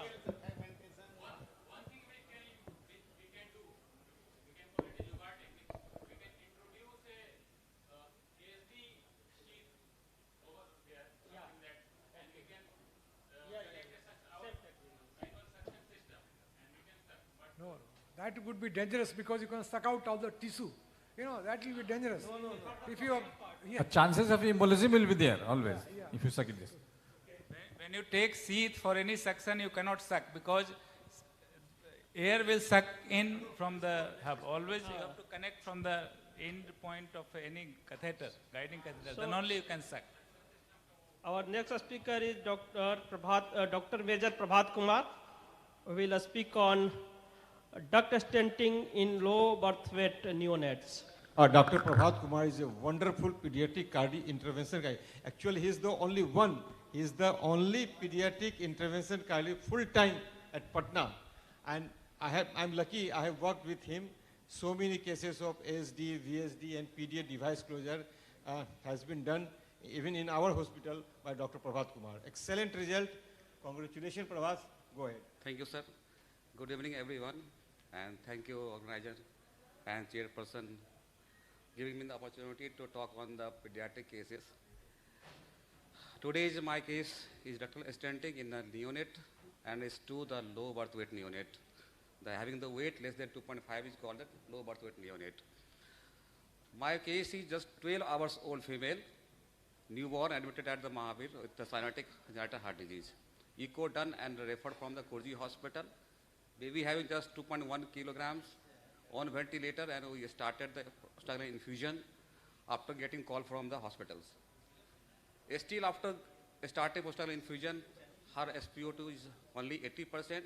Other parameters was essentially normal. Chest X-ray and blood reports were normal. When I came day after admission, I did the repeat echocardiography. I found out it's the cyanotic congenital heart disease, critical, and duct-dependent pulmonary blood flow is there. It's a membranous, that is thickened pulmonary atresia with intact ventricular septum, having a small size osum secundum ASD and a small size of patent ductus arteriosus. Along with that, child is having suprasystemic TRG with tripartite RY. Although RV is the tripartite, but it's the hypoplastic as other pulmonary atresia.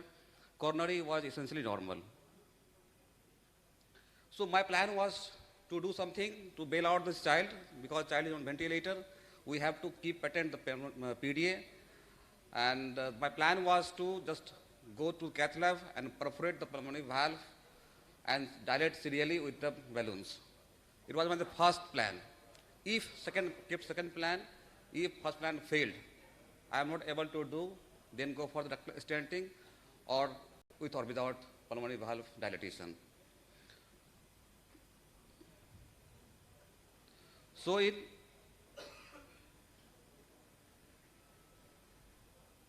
first attempt, I did the axis, femoral artery axis with 4 French teeth, femoral band with the 5 French teeth. After doing axis, I did the right ventricular angiogram. We see the hypoplastic RV without coronary dependency on RV. There is a pulmonary atresia without any flow to the pulmonary artery. It's with this video playing simultaneously. Sorry.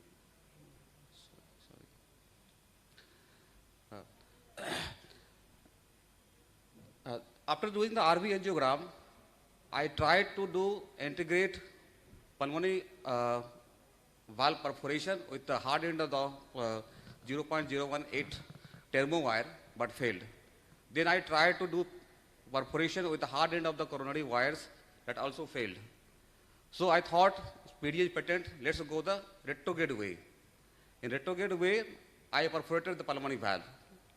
But to check whether it's gone RV or not, I did repeat RV angiogram. Sometimes it happened, may perforate you main pulmonary artery or the RVOT or RV, free walls. So I checked in the, after perforation of pulmonary valve, it's on the well on position, there is no complications, though there are no pericardial effusions. But I failed to snare this hard end of the coronary wires. Even after multiple attempts, I could not snare it. So I could not dilate the pulmonary valve and plan for the next step. So before going to do the ductal stenting in a neonate, we need some prerequisite. What is that? You have to stop prostaglandin infusion prior to entering the cath lab. So to have the general anesthesia, keep the cath lab warm, keep baby's temperature normal. So you have the proper warm salines and the fluids. After the accessing the seats, we started heparins in the dose of the 50 units per kg per dose and counsel the parents. It's very, very important because sometimes he reward you or sometimes he slap you. We use the hard wires like seats, wires, thermo wires as usual, 0.014 coronary, BMWs, catheter 4 from JR usually, Y connectors and coronary stents.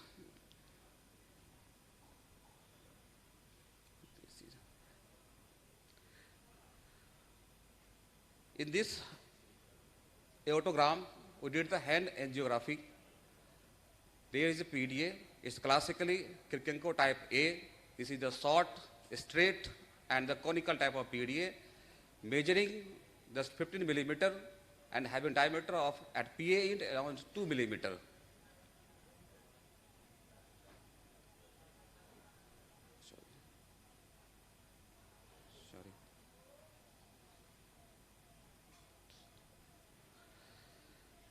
After assessing the size, we planned to put the stent of 18 millimeter of length and 3.5 millimeter of diameter.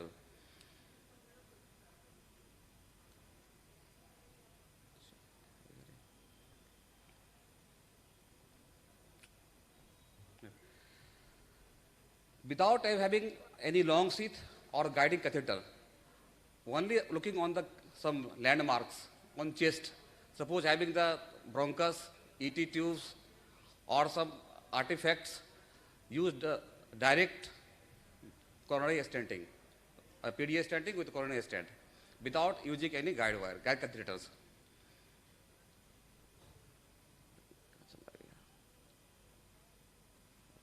Sorry. So I parked the coronary wires deep in the left coronary artery.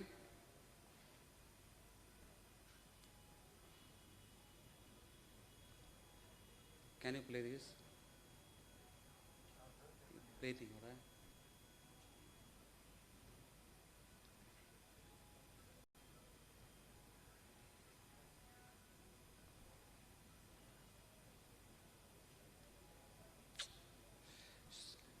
Sorry for the bad videos. Please run next video.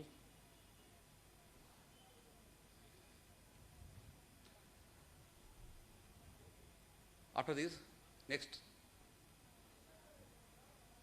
Can you play this? Before that, इसके पहले. After deploying the stent, we have checked in different views. The stent is well placed, cross the aortic end and axial pulmonary end. There is no acute thrombosis.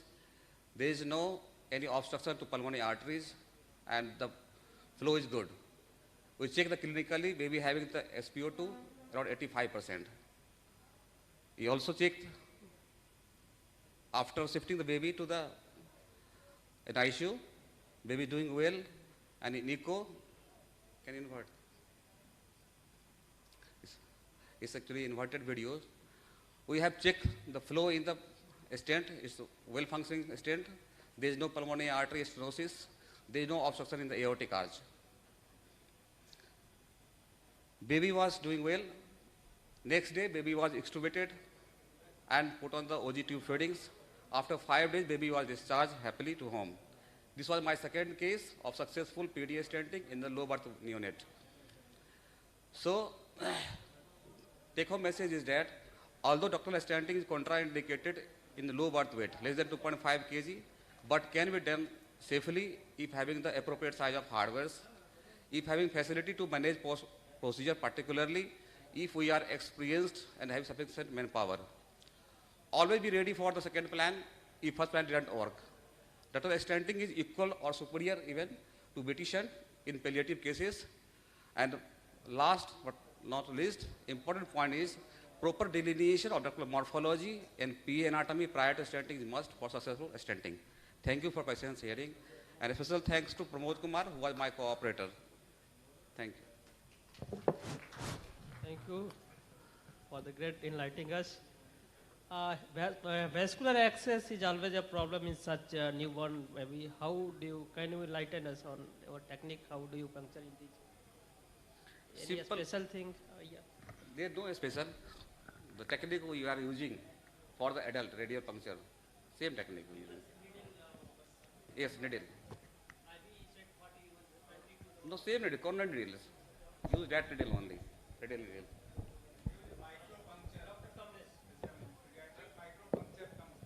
Yes.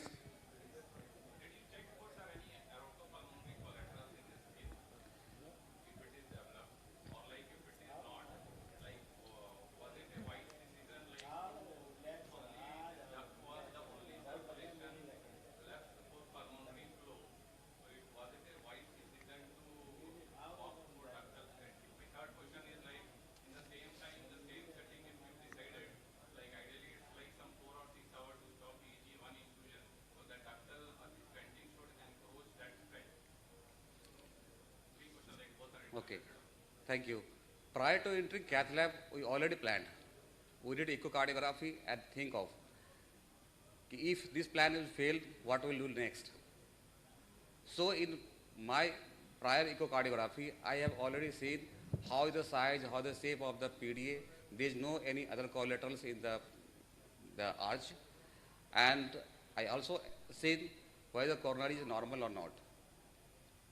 In most of the cases, in the pulmonary atresia with intact ventricular septum is having the coronary abnormalities. That is called the RVDCC, right ventricle dependent coronary circulation. Then you abandon procedure. Don't do anything, just let it be as it is.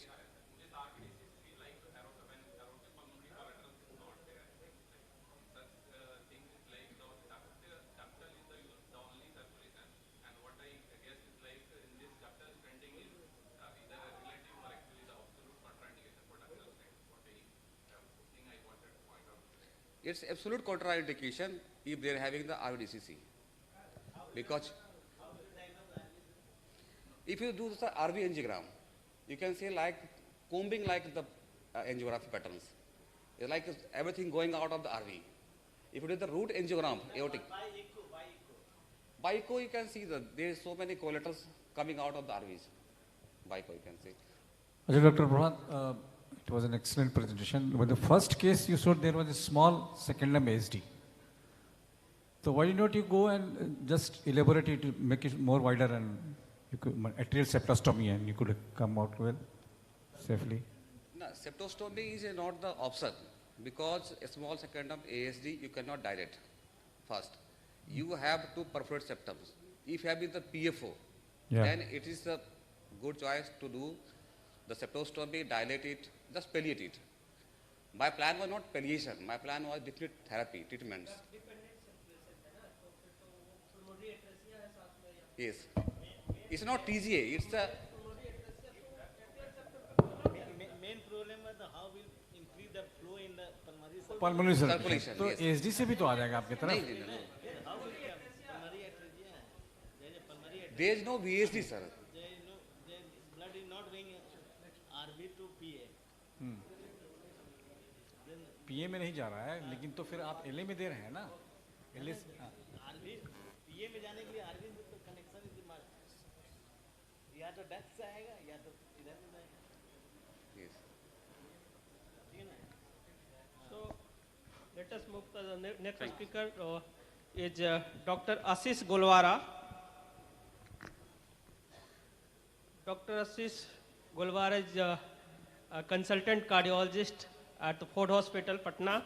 He will speak on RSOV closure. Dr. Ashish.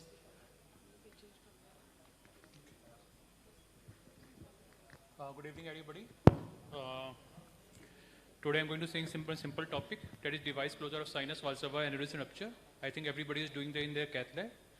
I am just demonstrating for my learning purpose. A 23-year-old gentleman with no comorbidities, with history of trauma to chest 3 months back, with atypical chest pain for a month, right hypochondriac pain, nausea, vomiting, pedal edema since last 2 months. Presented with breathlessness and YHA class 2 for last 7 days. On the emission, pulse 100 beat per minute with wide pulse pressure, a BP of 100 by 50 mm per Hg. On auscultation, there is a continuous murmur of grade 4 intensity in left lower pars tunnel area. Now we'll first come to the echo. Pars tunnel long axis view, LALB is dilated. There is a turbulence in the aortic area with no aortic regurgitation. In pars tunnel short axis view, we can see there is a aneurysmal rupture from right coronary cups to the right atrium with left to right shunt. 4-chamber view, all chambers are dilated and there is an aneurysm which is opening into the right atrium. Now on echo, when we measure the size, it came out to be 10 mm.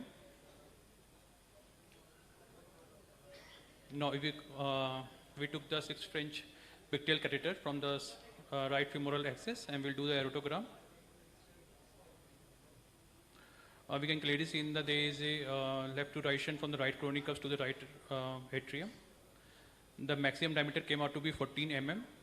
Now for the learning purpose, if there is a rupture from the right coronary cups or non-coronary cups into the right atrium or RV inflow, the best view to take is the AP or RAO view, 20 to 30 degree with minimal cranial angulation.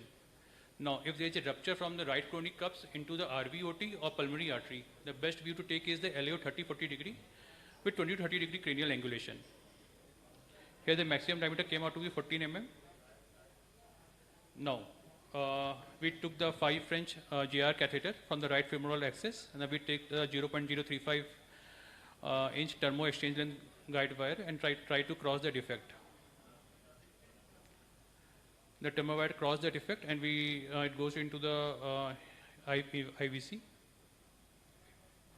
Now we try to stand out with the help of goose neck 20 mm, and we stand out into the through the right femoral vein and to form the arteriovenous loop.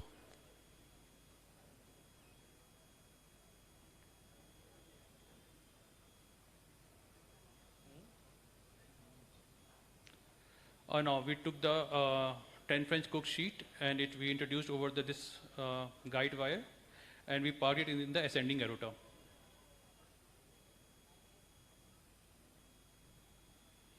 Now we took the LifeTech PD occluder is loaded in this sheet, and we parked this device into the ascending aorta, and the aortic retention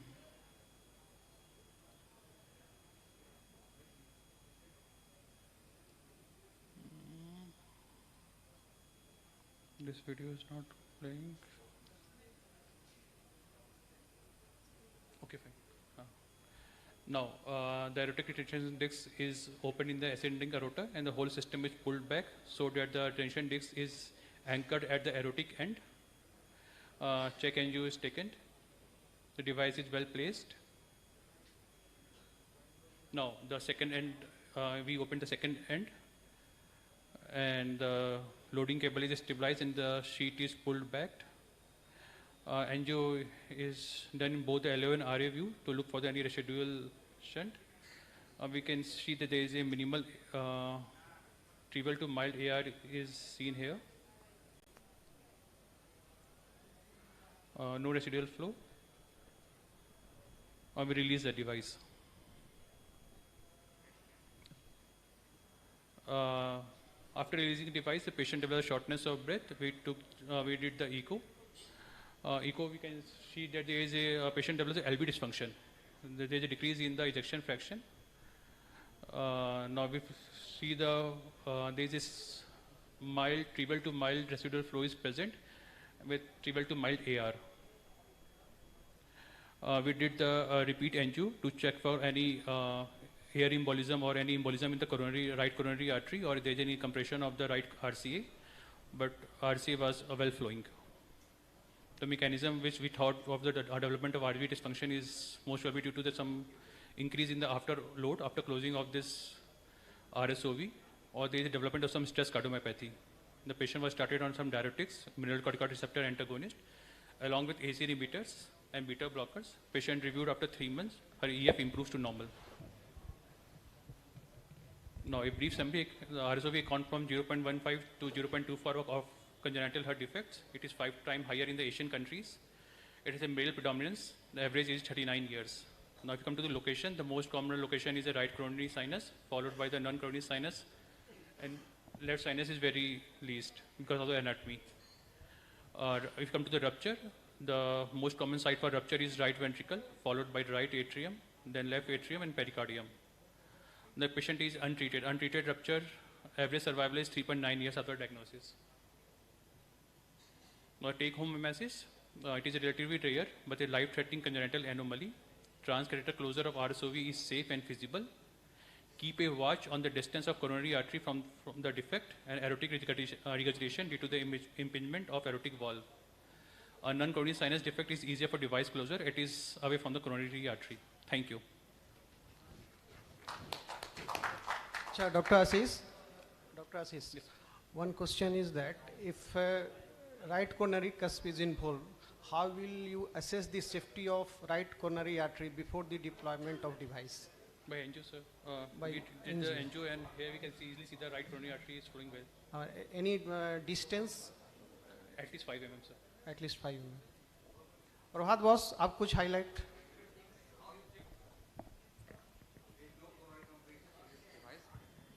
So we took the angio, sir. In LO and RO view, we can easily see the right coronary is flowing well, sir, in this. That's good. Which device you used? A PD occluder, sir. Live tape.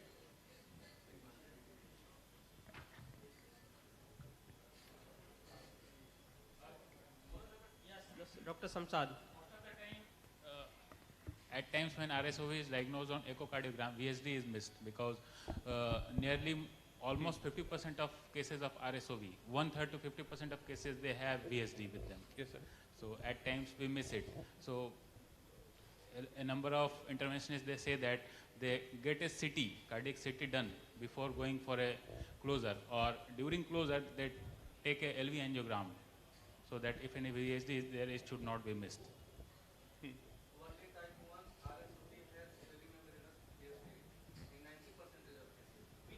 If patient is having the RCC echo and type, clinically also VSD cannot VSD be is common with RCC type. even a small VSD can be picked on the murmur and echocardiography you can pick.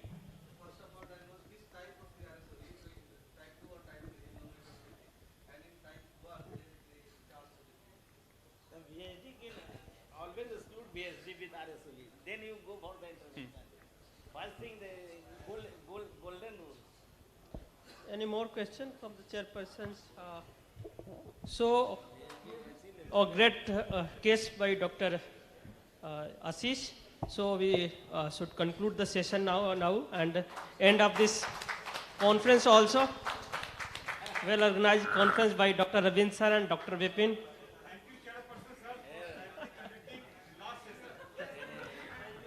Thank you, our Honorable Chairperson, for the last session. So with this, we conclude all our technical sessions. And now may I request Dr. Vipin Kumar, Organizing Secretary for Bihar Intervention Council, to propose the vote of thanks.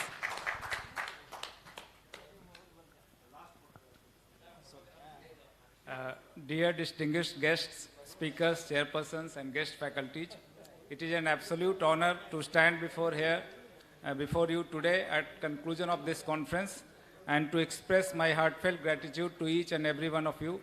Firstly, I would like to extend my sincere thanks to our esteemed master faculties and speakers for sharing their knowledge and expertise with us. And your insightful presentations have been enlightening and thought-provoking, and we are grateful for the time and effort you have put into the preparation of this conference. I would like to express my gratitude to our chairpersons, ensuring that discussions remain engaging and informative, and your guidance and moderation have been crucial in making this conference a success. To our delegates, thank you for your unwavering support and participation in this conference. And also I'd like to thank our sponsoring device and pharma representatives for their support. To media persons, thank you for your coverage and support in spreading the word about this conference and spreading awareness among people. I'd like to take a moment to recognize the hard work and dedication of organizing committee, our chairman, scientific committee, Dr. Arvind sir, organizing chairman, Dr. B.V. Bharti sir, CSI president, Dr. A.K. Jha, CSI secretary, Dr. Sandeep. They have worked tirelessly for last 2 months to put together a program that is both informative and engaging. And also I would like to thank our audio-visual team and our program anchor, Akanksha Sri, who has wonderfully managed the whole session. Last but not the least, I would like to extend my sincere thanks to Moria Hotel staff and management for their excellent service and hospitality. On behalf of organizing committee, I again would like to express heartfelt thanks to all of you and look forward to host you at a bigger conference in coming years.